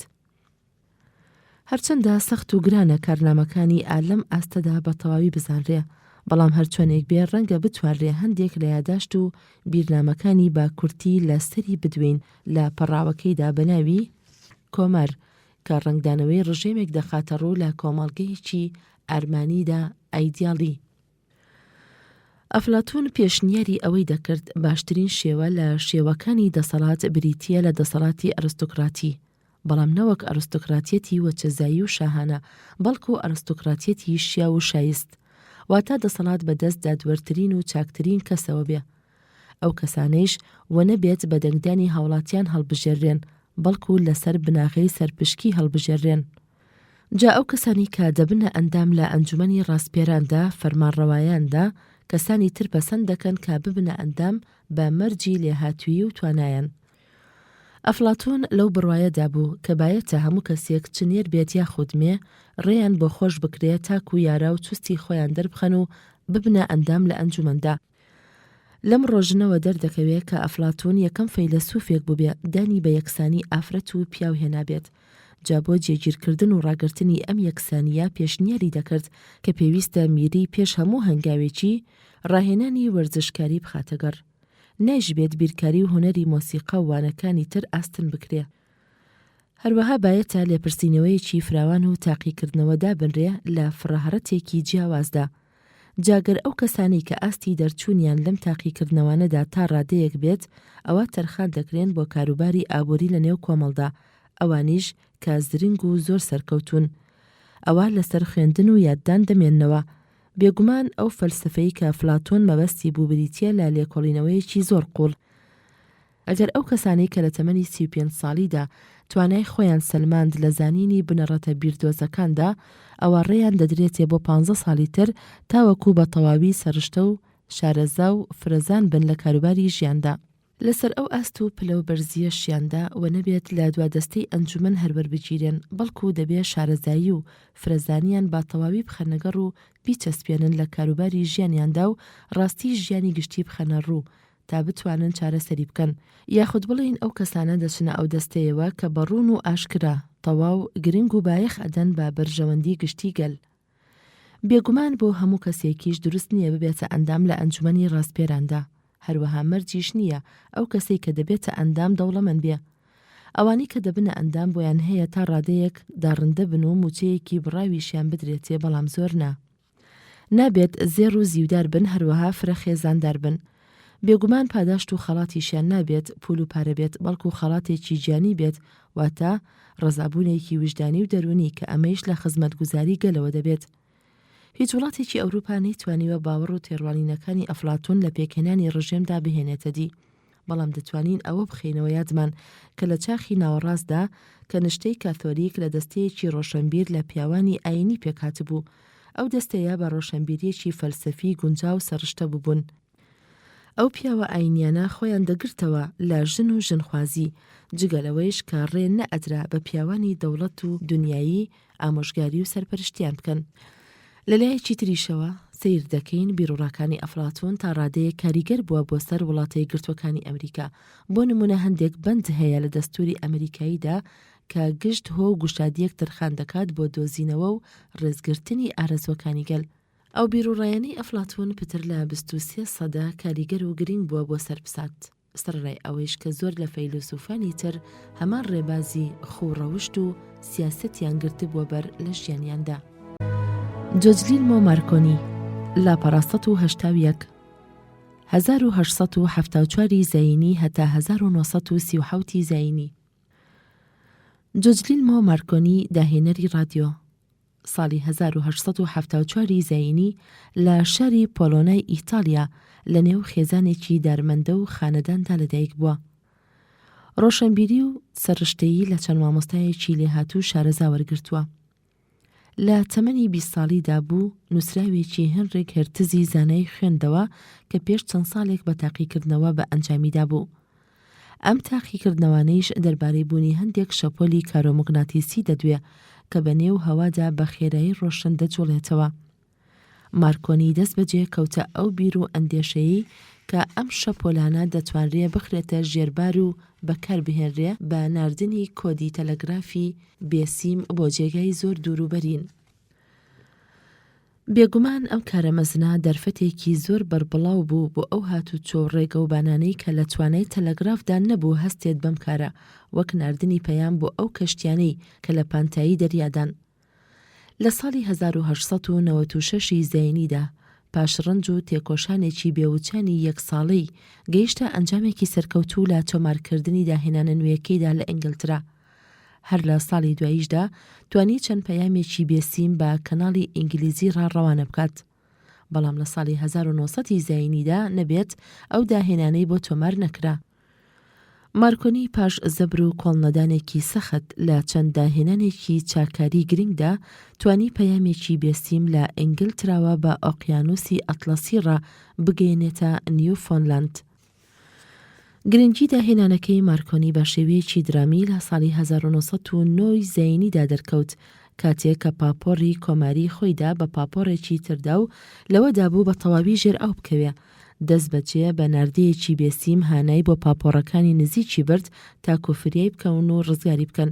بێگومان هانایان پێگەیشت و هەرچی لە پاپۆڕەکەدا بۆ ڕزگاریان بوو لە مردن تەنها 6 کەس نەبێت. مارکۆنی لە دۆزینەوە و داهێنانی ئەم کارە مەزنەیدا لە ساڵی دواییندا خەڵاتی نۆبڵی پێبەخشرا. هەر لە ساڵی دواییشدا توانی ئەو پەیامە بێسیمانە لە ئێرلەنداوە بگەینێتە ئەرجەنتین کە نزیکەی 2000 میل لە یەکترەوە دوورن. ئەو پەیامانەش کە ڕەوانە دەکران بە پێی ڕژێمی مۆرز بوو لە تەلەگرافدا، واتە داش خاڵ. هەرچەندە دەیشزانرا کە دەنگ بەهۆی رادیۆوە دەگەێنرێ، بەڵام ئەم کارە لە دوای ساڵی 1950 زەینیدا بە ئەنجامدرا. پاش ئەوە ئیتر رادیۆ بە ڕادیەکی بێسنوور و زۆر بە خێرایی بڵاو بووە لە ناو کۆمەڵدا.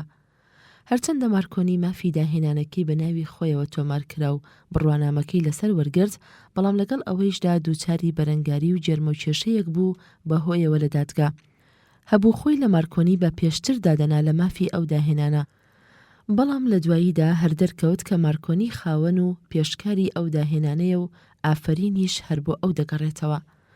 مارکۆنی لەو دوا ڕۆژانەی ژیانیدا خەریک بوو با لێکۆڵینەوە و ڕەبازێکی بێوچان دەربارەی شەپۆلە کورتەکان، پەیوەندی شەپۆلە هەرەوردەکان، بەڵام ئەو ئاواتەی بۆ نەهێنرایەتی چونکە لە ساڵی 1937 زەینیدا لە ڕۆما کۆچی دوایی کرد. گەڕاوێژی خۆمان بکەین بۆمان دەردەکەوێت کە مارکۆنی تەنها وەک داهێنەر و بایەخپێدەرێک لە بواری رادیۆدا ناوبانگی دەرکردووە، بەڵام دەبێ ئەوەیش بزانین کە داهێنانی رادیۆ سەرەتایەک بوو بۆ دەرکەوتنی تەلەڤیزیۆن. لەبەر ئەوە ڕەوایە گەر بڵین دۆخێکی باڵای هەبووە لە پەرەپێدانی تەلەڤیزیۆنیشدا نەک داهێنانی. ڕوون و ئاشکرایشە کە پەیوەندی بێسیم چەند گرنگە لە کاروباری زانستگەری و سەربازی و کاری پۆلیسدا، سەرڕای ئەوەیش کە بۆ چەندین مەبەستی تر بەسوودا. هەرچەندە تەلەگراف پێش رادیۆ بە نیوسەدەیەکدا هێنرا و پاش چەند چاکاریەک هاتەکایەوە، بەڵام ناگات بە گرنگی و بێهاوتایی رادیۆ. هیچ شتێکی تریش جێی ناگرێتەوە، چونکە گرنگی زۆر بەربڵاوی لێبەدی دەکرێت لە ئۆتۆمبیل، کەشتی دەریایی، فڕۆکە و تەنانەت کەشتی ئاسمانیش. هۆیەکی تریش کە رادیۆ زۆر گرنگترە لە تەلەڤیزیۆن ئەوەیە کە ئەو پەیامانەی بەهۆی تەلەفۆنەوە دەنێردرێن دەتوانرێ بەهۆی رادیۆشەوە بنێرێن، بەڵام ئەو پەیامانەی کە بە رادیۆ دەنێرێن ناتوانرێ بە تەلەفۆن بنێرێن. لۆدڤیگ ڤان بیتهۆڤن لاپەڕە ١٨٥ 1770 زەینی هەتا 1827 زەینی. مەزنترین مۆسیقازان لۆدڤیگ ڤان بیتهۆڤن لە ساڵی 1770 زەینیدا لە شاری بۆنی سەر بە ئەڵمانیا لەدایک بووە. بەهرەوەری و زرنگی هەر لە منداڵیەوە لی دەرکەوتووە. یەکەم کاری هونەری دەگەڕێتەوە بۆ ساڵی 1783 زەینی. لە تەمەنی لاوێتیدا دیدەنی ڤێنای کرد و خۆی ناساند بە مۆسیقازانی بلیمەت مۆزارت، بەڵام بۆ ماوەیەکی کەم بوو. لە ساڵی 1999 زەینیدا گەڕایەوە بۆ ڤێننا و چۆلای مامۆستاکەی کە ناوی هایدن بوو. یەکێک بوو لە ناوبانگترین پێکهێنەری مۆسیقای ئەو سەردەمە لە ڤێننا. مۆزارت بەر لە ساڵێک کۆچی دوایی کردبوو. ئیتر بەم چەشنەوە بیتهۆڤن ناچار بوو کە تا دوا ژیانی لە ڤێننا بەرێتە سەر، پایتەختی جیهانی مۆسیقای ئەو سەردەمە. سۆزی هونەری بیتهۆڤن وەک پیانۆژنێک کاری کردبووە سەر ئەوانەی لێیان دەبیست. بەرەبەرە بە ژەنەر و مامۆستایەک ناوی دەرکرد، تاوای لێهات بوو بە پێکهێنەرێکی مۆسیقای فرەبەر. ئەوەندە ناسرا بە ئاسانی بەرهەمەکانی دەفرۆشرا و بە زوویی بڵاو دەبووە. کاتێکە تەمەنی گەیشتە 30 ساڵ، نیشانەی کەڕی لێوە دەرکەوت و بە هێواشی زۆری بۆ دەهێنا، هەتا وەکو چەند جارێک دەیویست خۆی بکوژێ لەداخە. ساڵی 1802 زەینی هەتا 1850 زەینی بە هەڕەتێکی نێوەنددا دەرێ لە ژیانی هونەری بیتهۆڤندا. لەو ساڵانەیشدا کەڕی زۆری بۆ هێنا و بەرەبەرە خۆی لە پەیوەندی کۆمەڵایەتی ئەتەکاندەوە. خەڵک بەم کردارەی وایان دەزانی نائومێد و تووڕەیە لە ژیان. هەر لەو دەمەشدا پەیوەندیەکی درامی بەست لەگەڵ خاتونگەلێکی ناسکۆڵەدا، بەڵام هەمووی بە ناخۆشی کۆتایی پێهات و ئیتر هەروە بەڕەبەنی مایەوە. هەرچەندە کەڕی زۆری بۆ هێنابوو، بەڵام لەگەڵ ئەوەیشدا بەرهەمە بە پێزەکانی لەو پەڕی ئاستی بەرز و بڵندی هونەریدا بوو. لە کۆتایی چلەکاندا ئیدی با تەواوی کەڕ بوو نەیتوانی لە ئاهەنگە گشتیەکاندا بەشداری بکە، خۆی دەکێشایەوە لە کۆمەڵ و کارە هونەریەکانیشی بەرەو کەمی دەچوو. بەڵام تێگەیشتن و بۆچوونی زۆر خەست و بەپید بوو. لەبەر ئەوە سیر نییە گەر بڵین مۆسیقای بۆ خۆی و نەوەی ئەرمانی ئایدیاڵی دواڕۆژدادەنا. هەروەکو لێی دەجێڕنەوە کە گوایە با ڕەخنەگرێکی وتبوو من مۆسیقا بۆ ئێوە لێ نادەم بەڵکو بۆ نەوەکانی دواڕۆژ. ئای گەردوون چەند کەچڕەوە، ئاوا بتوانێت مەزنترین پێکهێنەری مۆسیقا تووشی کەڕی بکات، بەڵام لەگەڵ ئەوەیشدا ڕاستی لە ئەندێشە بڵندتر و مەزنترە. ئەو کارە هونەریانەی کە لەو دەمەی ژیانیدا بە ئەنجامی هێنا بە گرنگترین و نایابترین باڵاترین و وڵاترین هونەری مۆسیقادا دەنرێ. بەرهەمەکانی بیتهۆڤن بریتین لە 9 سەمفۆنی و 32 سۆناتای پیانۆ، 5 کۆنشەرتۆی پیانۆ، 10 سۆناتای پیانۆ و کەمان، لەگەڵ چەندین مۆسیقای ژێدەری و مۆسیقای دەنگی و مۆسیقای شانۆگەری و بەرهەمی تر. چۆنیەتی و جۆری مۆسیقاکانی زۆر مەزنترن لە بڕ و چەندیان. ئەو هونەرکاریەی تێکەڵاوی هۆش و هەست دەبێت لەگەڵ دانان و نەخشاندنیاندا. بیتهۆڤن لەو مۆسیقا کاریانەیدا تەواو گرنگی و بایەخی دەدا بە مۆسیقای ئاواز کە لەم بوارەدا ئەم چەشنە مۆسیقایی گەیاندبووە بڵندترین پلەی هونەری. بیتهۆڤن مۆسیقازانێکی خاوەن نەرید بووە. ئەو فرەگۆڕانکاریانەی کاریگەریەکی هەمیشەیی هەبووە بۆ سەر تیپە مۆسیقاییەکان و زۆربوونی مۆسیقا ژەنەکان تیایدا. هەروەها درێژەیدا بە کاتی سیمفۆنی، جگەلەوەی کە توانای پیانۆی باشێوە و شێوازێکی فراوانتر هێنایە پێشەوە و ئاستی گرنگی بڵندکردنەوە لە نێو ئامێرە مۆسیقیەکانی تردا. ئەو کارە مەزنانەیدا دەنرێ بە پەیوەستێک لە نێوان مۆسیقای کلاسیکی و ڕۆمانسیدا، هەروەها بۆتە سەرچاوەی خوڕپەی زۆر لە بلیمەتە ڕۆمانسیەکان. ئەو مۆسیقازانە مەزنە لە ساڵی 1827 زەینیدا لە شاری ڤێننا دواسەری ژیانی نایە ژێرخاک، پاش ئەوەی تەمەنێکی 57 ساڵەی بەتاڵی و بێکەسی بردەسەر. ڤێرنەر هایزنبێرگ لاپەڕە 1970 1901 زەینی هەتا 1976 زەینی. لە ساڵی 1932 زەینیدا خەڵاتی نۆبڵ بەخشرا بە زانەی فیزیاگەری ئەڵمانی ڤێرنەر هایزنبێرگ لە ڕێساندنی میکانیکای کوانتەمدا کە بە یەکێک لە گرنگترین دەستکەوتەکانی مێژووی زانستەکاندا دەنرێ. زانستی میکانیک چارەسەری ئەو قانونە گشتیانە دەکات کە زاڵە بەسەر جوڵانەوەی تەنەکاندا، بەڵام لە سەرەتاکانی سەدەی 20دا گریمان و بیردۆزەی گەورەتر هاتەکایەوە و بەرەبەرە ئاشکرا و دەرکەوت کە ئەو قانونانەی بۆ زانستی میکانیکدا ڕێژرا بوو تا ڕادەیەک بۆ پەستنی تەنەهەرە درشتەکان نەدەگونجا وەک ئەتۆم و ئەو تەنۆکانەی کە لە ئەتۆم بچووکترن. ئەو ڕاستیە زۆر سەخت و گران بوورەوەی کە چارەسەر بکرێ، چونکە ئەو قانونانی کە دەزانرا زۆر لەبار و شیاوبوون بۆ تەنە میکرۆسکۆپیەکان، ئەو تەنانەی کە زۆر لە ئەتۆمەکان گەورەترن. لە ساڵی 1925 زەینیدا هایزنبێرگ شێوگێکی نوێی لە فیزیکدا پێشنیار کرد کە لە ڕەچەڵەکدا لە چەمکی سەرەکیەوە لەگەڵ شێوگە کلاسیکیەکەی نیوتندا جیاوازە. ئەم بیردۆزە نوێیە پاشدەستکاریەکی کەم لەلایەن زانایانی دوای هایزنبێرگ برەویەکی یەجگار زۆر بڵندی بەدەستێنا، بەڕادەیەکیش پەسەندە لەم ڕۆژانەماندا کە هەرچی ڕژێم و یاسا فیزیکەکان هەیە دەیگرێتەوە، ئیتر جۆر و قەوارەی هەرچۆنی بێت. جا لەبەر ئەوەی کە بیردۆزەکەی زۆر کاریگەرە دەتوانرێت بیرکاریانە ئەو ڕژێمە میکرۆسکۆپیانە ئیتر هەرچۆنێک بێ پیشان بدرێن و بۆشمان دەربکەوێ کە پێشبینی لە میکانیکای کوانتەمدا چەند جیاوازیەکی تەواوی هەیە لەگەڵ میکانیکای کلاسیکدا بە چەند بڕێکی ئەوەندە بچووک کە ناتوانرێ بپێورێت. هەر لەبەر ئەمەیشە کە میکانیکای کلاسیک با ڕێگەی بیرکاریانە زۆر ئاسانترە لە میکانیکای کوانتەم. ئەو تاقی کاریانەش زانستانە دەریخستووە کە بۆ چوونی کوانتەم میکانیک لە ڕژێمی دوورکیەکانی ئەتۆمدا چەند ڕاست و پەسەندترە لەم بارودۆخەدا. لەسەر وشەی دوورکیەکانی پەراوێزێک هەیە. دوورک واتە بوعەت، کۆتایی پەراوێز. یەکێ لە ئەنجامە گرنگەکانی بیردۆزەی هایزنبێرگ بنەڕەتی سنووریەتیە کە لە ساڵی 1927 زەینیدا بەخۆی دایڕشت. ئەم بنەڕەتە یەکێکە لەو بنەڕەتە گرنگانی کە تەواو ڕێگیدا کوتاوە لە گشت زانستەکاندا.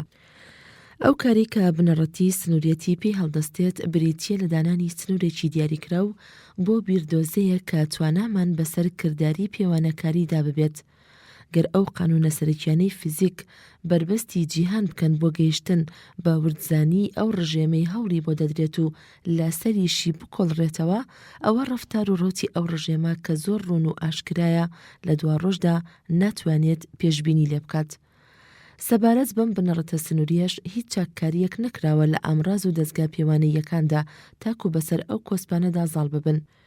ڕێباز و بنەڕەتی سنووریەتی دەری دەخات کە زانستی فیزیک تەنها لە پێشبینیە ئامارکارەکاندا دۆخی خۆی دەبینێت، ئیتر توانای بەسەرکارێکی تردا نییە. ئاشکرایشە لە ڕووی بیرکاریەوە لەوانەیە بیردۆزەی کوانتەم بوارێکی مەزنتر و فراوانتری هەبێت لە بیردۆزەی خزمایەتی، جگەلەوەی کە گۆڕانکاریەکی تەواوی خستە چەمکی سەرەکیمان لە جیهانی فیزیکدا. لەو کارە مەزنانی کە خرایەگەڕ بەهۆی ئەم بیردۆزەوە دروستکردنی میکرۆسکۆپی ئەلکترۆنیک، تشکی لێزەر، ترانزستەر، هەروەها خرایەگەڕ لە فیزیکی ناوکی وزەی ئەتۆمیدا بناغی زانستی شەبەنگزانی کاری پێدەکرێت لە ستێرناسی و کیمیاگەریدا، لە پێکهاتنی ناوەوەی ستێرەکاندا و موگناتیسی ئاسن و سروشتەکانی شلەی هیلیۆم و چەند بیرکارگەریەکی تر. هایزنبێرگ ژیانی هەر لە وڵاتی ئەڵمانیادا بەسەربرد، هەر لەوێش لە ساڵی 1901 زەینیدا لەدایک بووە. پلەی دکتۆرای لە ڕشتەی بیردۆزەی فیزیکدا ساڵی 1923 زەینی لە زانکۆی میونخدا وەرگرت. لە ساڵانی 1924 زەینیەوە تاوەکو 1927 زەینی لەگەڵ فیزیاگەری دانیمارکی بەناوبانگ نیلز بۆر کاری دەکرد لە شاری کۆپنهاگن. لە ساڵی 1925 زەینیدا یەکەمین نامەی زانستی لە ڕشتەی میکانیکای کوانتەمدا چاپکرا. لە ساڵی 1927 زەینیدا بیردۆزەی بنەڕەتی سنووریەتی داڕێژە. هایزنبێرگ خاوەنی 7 زارۆڵا بوو.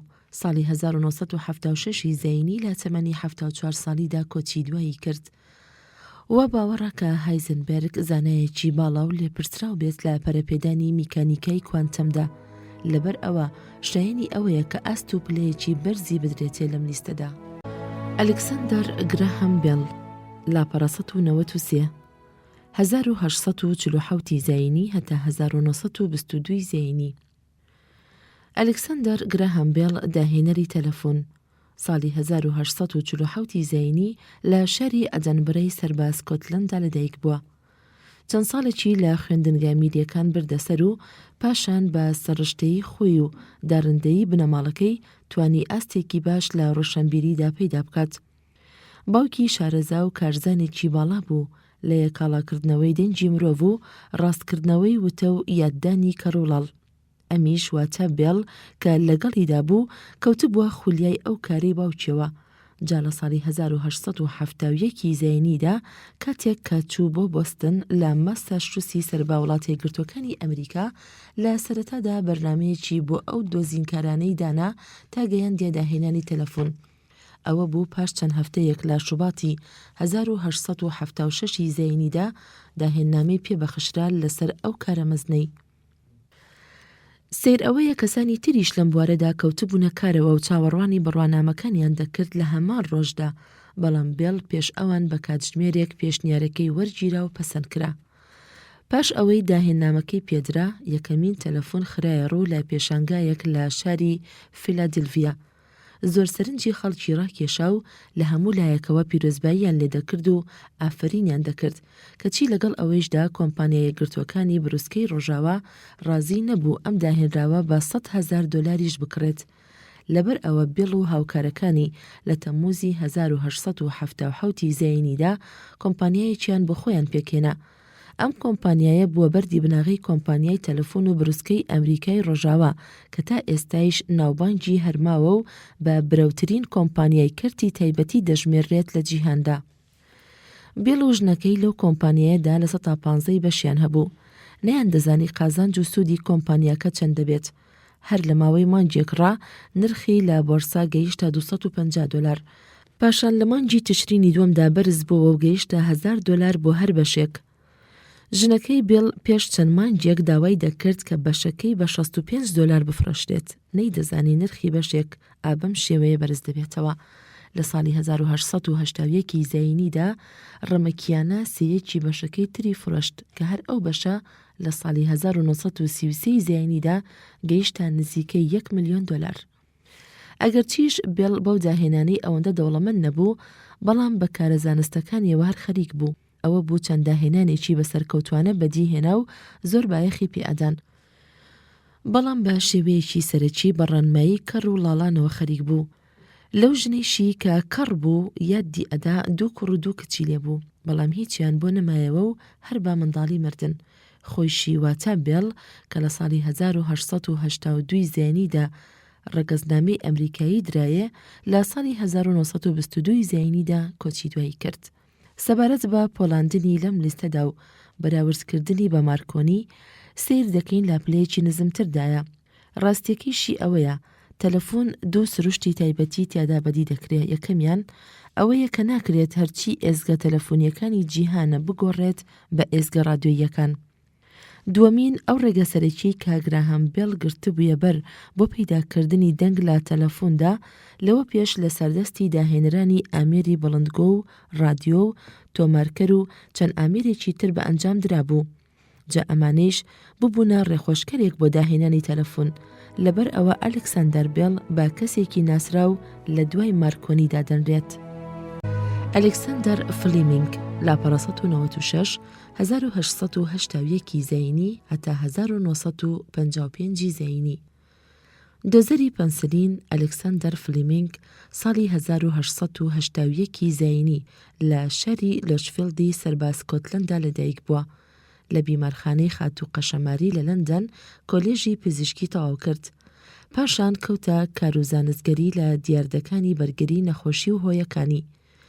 لە جەنگی یەکەمی جیهانیدا بووە پزیشکێکی سوپایی. لەو دەمەی کە خەریک بوو بەو لێکۆڵینەوانەی دەربارەی زامەتێنیوەکان، سەیری کرد زۆربەی ئەو ماددە پاکژەرانەی بەکاردەهێنرێن زیاتر ئازاری خانەکانی لەشی مرۆڤ دەدەن وەک لەوەی کاریگەر بن بۆ میکرۆب. لەمەوە هەستی کرد کە پزیشگەری پێویستی بە دەرمانێک هەیە بەکاربێت بۆ سەر بەکتریا و ئازاری خانەکانی لەش نەدات. لە پاش جەنگی جیهانی فلیمینگ گەڕایەوە بۆ بیمارخانەکەی خاتوقەشەماری. هەر لەو ساڵی 1922 زەینیدا لەو کاتێک کە خەریک بوو بە زانستگەریەکانیەوە ماددەیەکی بە ناوی لیسۆزایمی دۆزیەوە. ئەم پێک هاتووە کە لەشی مرۆڤ دەری دەکات لە پەردەی چڵمین و فرمێسکدا هەیە. ئەم ماددەیەش وە نەبێت زیان بەخش بێ بۆ خانەکانی لەش بەڵکو هەندێک میکرۆب دەکوژێ کە هیچ زیان بە لەشی مرۆڤ ناگەێنن. ئەم دۆزینەوەی هەرچەندە نوێبەخش و خۆشنود بوو بۆی بەڵام ئەوەندە بایەخی نەبوو. لە ساڵی 1928 زەینیدا فلیمینگ توانی ئەو دەستکەوتە مەزنەی بەدی بهێنێت ئەویش لە ئەزمونگاکەیدا کاتێ بە تاقیکاریەوە خەریک بوو. بەڕێکەوت شکارتەیەکی بەکتریای بەهۆی جۆرە کەڕوویەکەوە پیس بوو. سەرنجیدایە ئەو پاژەی کە لە نزیک کەڕووەکانەوەیە هیچ بەکتریای تیادا نەماوە. لەمەوە بۆی دەرکەوت کە کەڕوو مادەیەکی ژار و کوشندە دەردەکات بۆ ئەو بەکتریانە. دەست بەجێش توانی ئەو مادەیە بدۆزێتەوە کە ڕێ لە فراژێبوونی چەندین جۆر لە بەکتریا زیان بەخشەکان دەگرێت.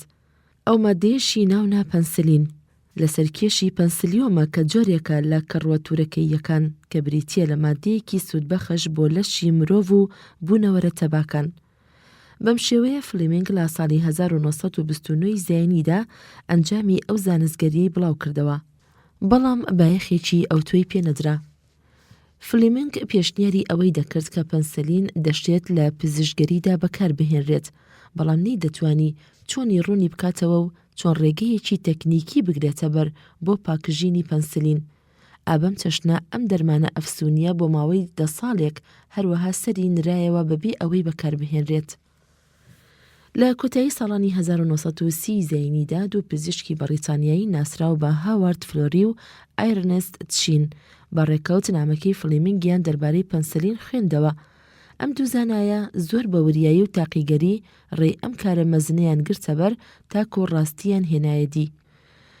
اینجا کەوتنە بیر و لێکۆڵینەوەی ئەوەی کە چۆن ئەم ماددەیە واتە پەنسلین پاکژێنن. پاش ئەوەی کە لەسەر تەبایەکی ئەزمونیدا ئەم ماددەیان تاقی کردەوە لە ساڵی 1945 زەینیشدا بەسەر مرۆڤێکی نەخۆشدا تاقی کرایەوە دەرکەوت کە ئەم کارە ئەنجامێکی زۆر چاک و کاریگەر دەهێنێتە دی. پاش ئەم دەستکەوتە مەزنە دەست بەجێ کۆمپانیا دەرمانسازەکانی بەریتانیا و ئەمریکا هاتنەکایەوە و هەر بە خێرایی کەوتنە دۆزینەوەی ڕێکارێک بۆ بەرهەمهێنانی بەڕادەیەکی زۆر. بەڵام لە ساڵی 1944 زەینیدا بە تەواوی بەکارهێنانی کەوتە بازارەکانی بەریتانیا و ئەمریکاوە. کاتێککە جەنگیش کۆتایی پێهات لە ساڵی 1945 زەینیدا ئیتر سەرانسەر بە جیهاندا بڵاو بووە.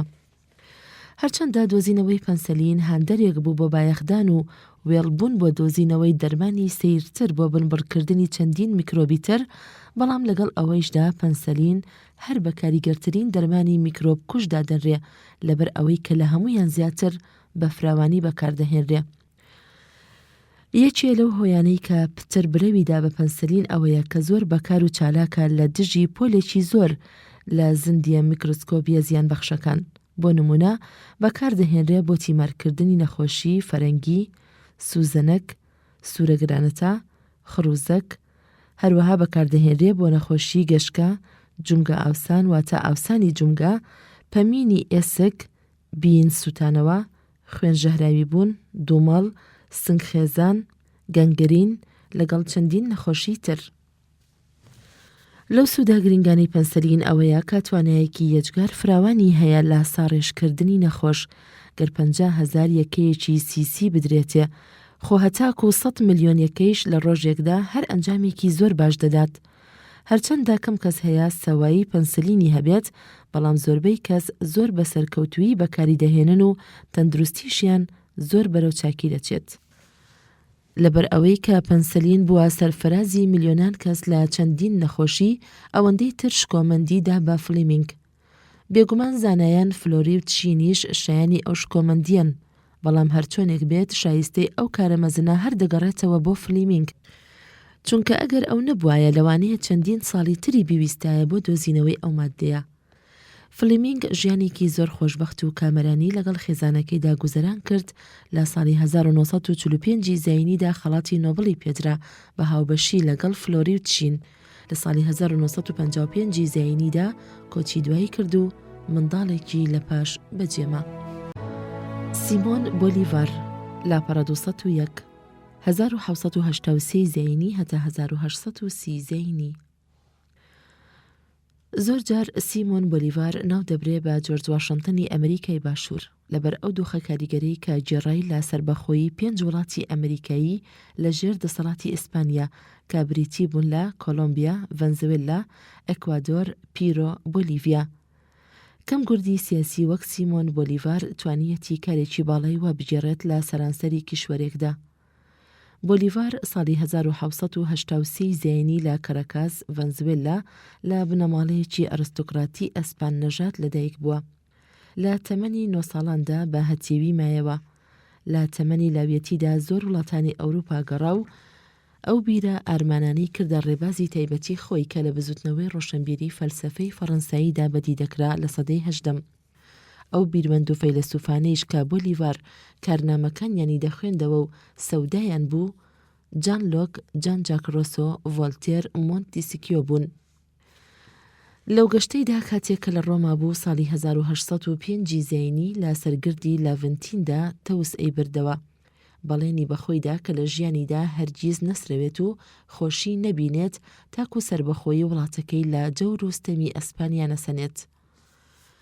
ساڵی 1808 زاینی ناپلیۆن هێرشی بردا سەر ئەسپانیا و یەکێ لە براکانی کردا فەرمانڕەوای ئەسپانیا.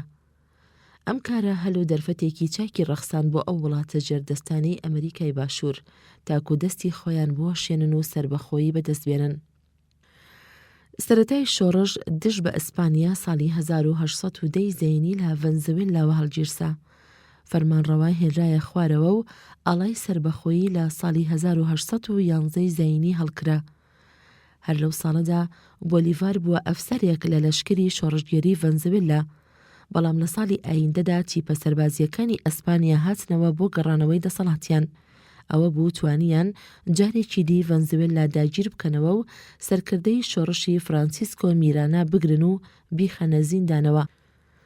بۆلیڤاریش هەر ئەوەندەی توانی هەڵبێت و دوور بکەوێتەوە لە وڵات. لەو ساڵانی دواییدا ڕەچە جەنگێکی کاریگەر بەرپا بوو. ئەم جەنگ و ئاژاوەیە تا ساڵی 1819 زاینی درێژەی کێشا. لەو دەمەدا بۆلیڤار خۆی گورج کردەوە و سەرگوردی سوپایەکی بچووکی کرد، کەوتە چالاکی لە نێو دۆڵ و بێشەکان هەتا کوچیا بڵندەکانی ئاندسیشی گرتەوە. ئەم بزوتنەوەیە بەرەبەرە ترسی خستە نێو ئەردووە ئەسپانیەکان لە کۆلۆمبیا. بۆ دوجار ڕیزەکانی خۆی گرت کردەوە و هێرش و شاڵاوی بردا سەر تیپە سەربازیەکان تا بە تەواوی جەنگێکی سەخت لە ئابی 1819 زاینیدا ڕوویدا و سەرکەوتنی بەدەستهێنا. پاشان ساڵی 1821 زاینی ڤەنزوێلای ئازاد کرد. اینجا لە ساڵی 1822 زاینیشدا ئەکوادۆر ئازاد کرا. هەر لەو دەمەشدا جۆس دی سان مارتین کە مردێکی نیشتیمان پەروەر بوو توانی ئەرجنتین و شیلی لە جەور و ستەمی ئەسپانی ڕزگار بکات. دەی نەبوو کە پیرۆیش ڕزگار بکات، بۆ ئەو مەبەستە هەردوو ئازادی خواز لە شاری جوایە کێڵی ئەکوادۆر لە هەینی 1822 زاینیدا بە یەک گەیشتن، بەڵام نەیانتوانی ڕێک بکەون لەسەر چۆنیەتی هاریکاری و گەلە کۆمەکردن و ڕێخستنی شیرازەی بڕست و توانایان لە دژی ئەسپانیا. ئەنجامی ناکۆکیان گەیشتا ڕکوکینە و هەڵگیرساندنی جەنگ لە نێوانیاندا، بەڵام ئەوەندەی نەخایەند هەستی بەوە کرد کە ئەو ناکۆکیە لە بەرژەوەندی ئەسپانیادایە. لەبەر ئەوە خۆی کشانەوە و وازی دا سەرکردایەتی هێنا و با تەواویش دەستبەرداری ئەمریکای باشوور بوو. لە ساڵی 1824 زاینیدا سوپاکانی بۆلیڤار وڵاتی پیرۆی ئێستایان ڕزگار کرد. ساڵی 1825 زاینی هێزەکانی ئەسپانیای ڕاشکاند و توانیان پیرۆی سەرویش بۆلیڤیای ئێستا ڕزگار بکەن. هەرچەندە ساڵانی دواژیانی بۆلیڤار بەرەو ئاوابوون دەچوو، بەڵام هەر بە ئومێدی یەکگرتنی وڵاتەکانی باشوورەوە بوو، هەروەک وڵاتە یەکگرتوەکانی ئەمریکا. لە ڕاستیدا ڤەنزوێلا، کۆلۆمبیا و ئێکوادۆر کۆمارێکی یەکگرتویان پێکەوەنا و بۆلیڤاریش بووە سەرۆک کۆمار، بەڵام لە بەدبەختی ئەو هێزە چەواشانەی کە لە ئەمریکای باشووردا جم و جۆڵیان هەبوو بەهێزتر بوون لەو ناوچەدا گیرکراوانی باکوور کە لە ژێر دەسەڵاتی ئینگلیزەکاندا بوون. لە ساڵی 1926 زەینیدا کاتێک بانگەوازی کۆنگرەبەستنی بڵاو کردەوە لە نێوان وڵاتەکانی ئەمریکای لاتینی تەنها 4 وڵات و یانکی ئامادە بوون. لە باتی ئەوەی یەکەنگیری و چونیەکی سازبێت و وڵاتە نوێیەکان بێنە ژێر ئاڵای کۆماری کۆلۆمبیای گەورەوە کەچی ئەو کۆمارە بەرەبەرە پوکایەوە و گەیشتە ئەو ڕادەیە جەنگی ملی بەرپابێت. لە ساڵی 1930 زەینیدا ڤەنزوێلا و ئەکوادۆر لە کۆماری گەورە کشانەوە. لەو گرمە و کێشەیەشدا چەند جار هەوڵی کوشتنی بۆلیڤار درا. ئەمیش کەزانی بۆتە کۆسپ و تەگەرە لە ڕێی ئاشتیدا وازی لە هەموو کارێکی هێنا. هەر لە ساڵی 1930 زەینیدا بە تەواوی لە باری سیاسی خۆی دوورخستەوە. هەر لە کانونی یەکەمی هەمان ساڵیشدا بە ژیانێکی هەژاری و زۆر نائومێد و دوور لە وڵات ڤەنزوێلا ئەسپەردەی خاکرا. بۆلیڤار مەردێکی زۆر پێشبین و چست و پێشکەوتو خواز بوو. لەبەر پێویستی ئەو سەردەمەی ناچار بوو دیکتاتۆرانە ڕەفتار بکات، بەڵام کاتێک کاروباری گەیشتە ڕادەی تاقیکردنەوە و هێنانیدی ئامانجی بزوتنەوەکەی وازی لەو ڕێڕەوە هێنا و ئارەزوی خۆی دامرکاندەوە بۆ بەرژەوەندی گشتی و دیموکراسی نمونەیی. هەر لەو دوایەشدا بە یەجگاری وازی لە هەموو دەسەڵاتە دیکتاتۆریەکانی هێنا، هەتاوەکو جارێکیش پێشنیاری پاشایەتیان لێکرد، بەڵام پەسەندی نەکرد. هەستی بەوە دەکرد کە نیشانەی ئازادی خواز زۆر مەزنتر و شایستەترە لە تەختی پاشایی. ئۆلیڤەر کرۆموێل لاپەڕە 205 1599 زەینی هەتا 1658 زەینی.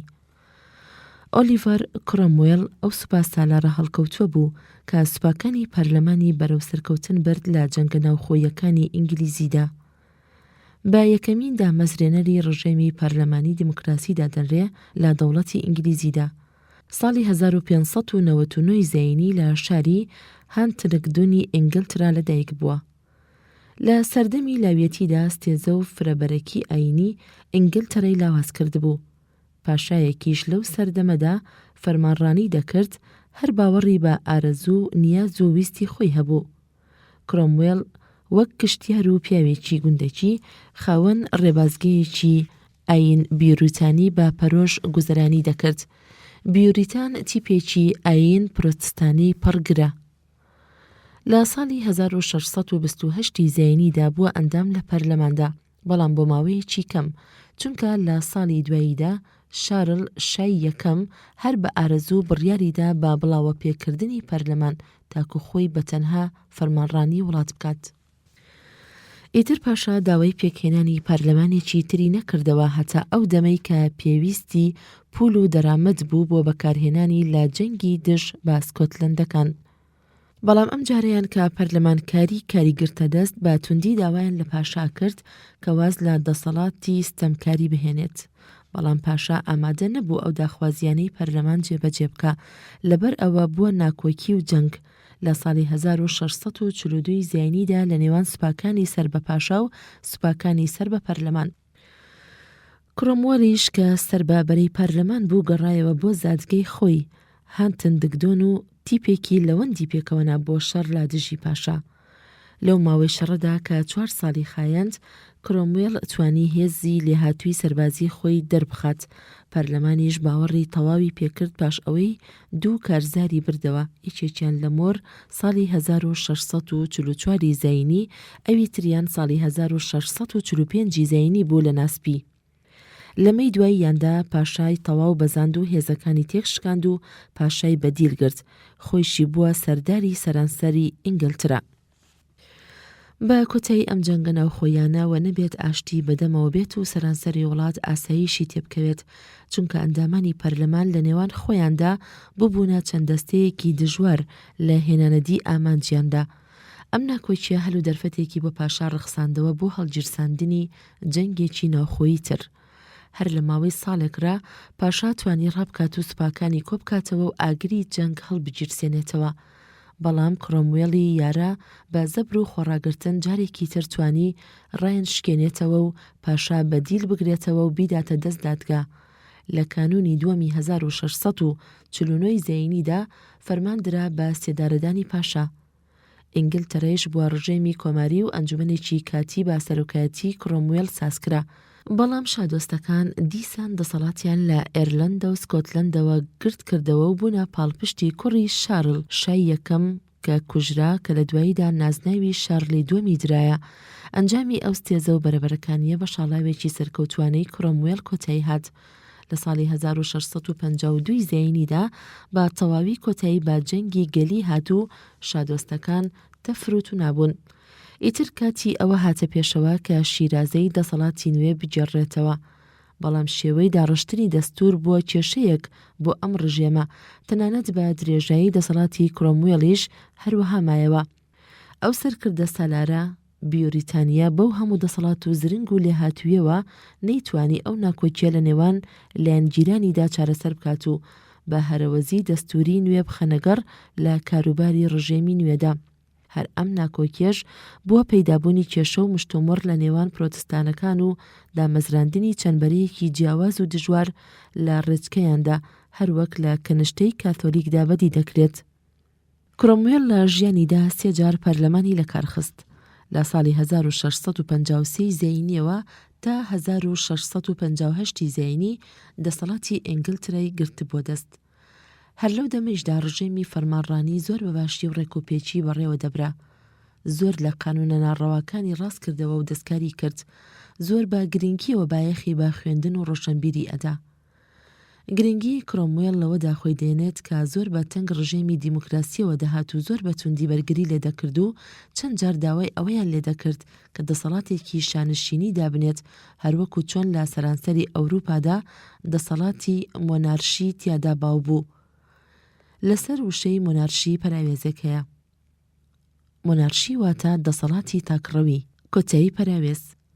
بەڵام کرۆموێڵ پەسەندی نەدەکرد. هەر ئەو دیموکراسیەی کرۆموێڵیش بوو کە کارێکی سەرەکی کردە سەر وەڕار و تێگەیاندنی بزوتنەوەی ڕۆشنکەرەوەی فەلسەفی لە سەدەی 18دا. لەسەر وشەی وەڕار پەراوێزێک هەیە. وەڕار واتە گەشاندن، کۆتایی پەراوێز. داکوتانی ڕێگی ئەو ڕژێمەیش لە شۆڕشی فەڕەنسایی هەردووە بە دوای ئەوەیش وڵاتە دیموکراسیەکان لە ئەوروپای ڕۆژئاوادا ئاشکرایشە کە سەرکەوتنی ئەو هێزە دیموکراسیانەی ئینگلترا دۆخێکی یەجگار باڵا و بژێوی جێڕا لە دامەزراندنی ڕژێمی دیموکراسی لە وڵاتە یەکگرتووەکانی ئەمریکا و ئەو وڵاتانەی کە لەژێر دەسەڵاتی بەریتانیادا بوون.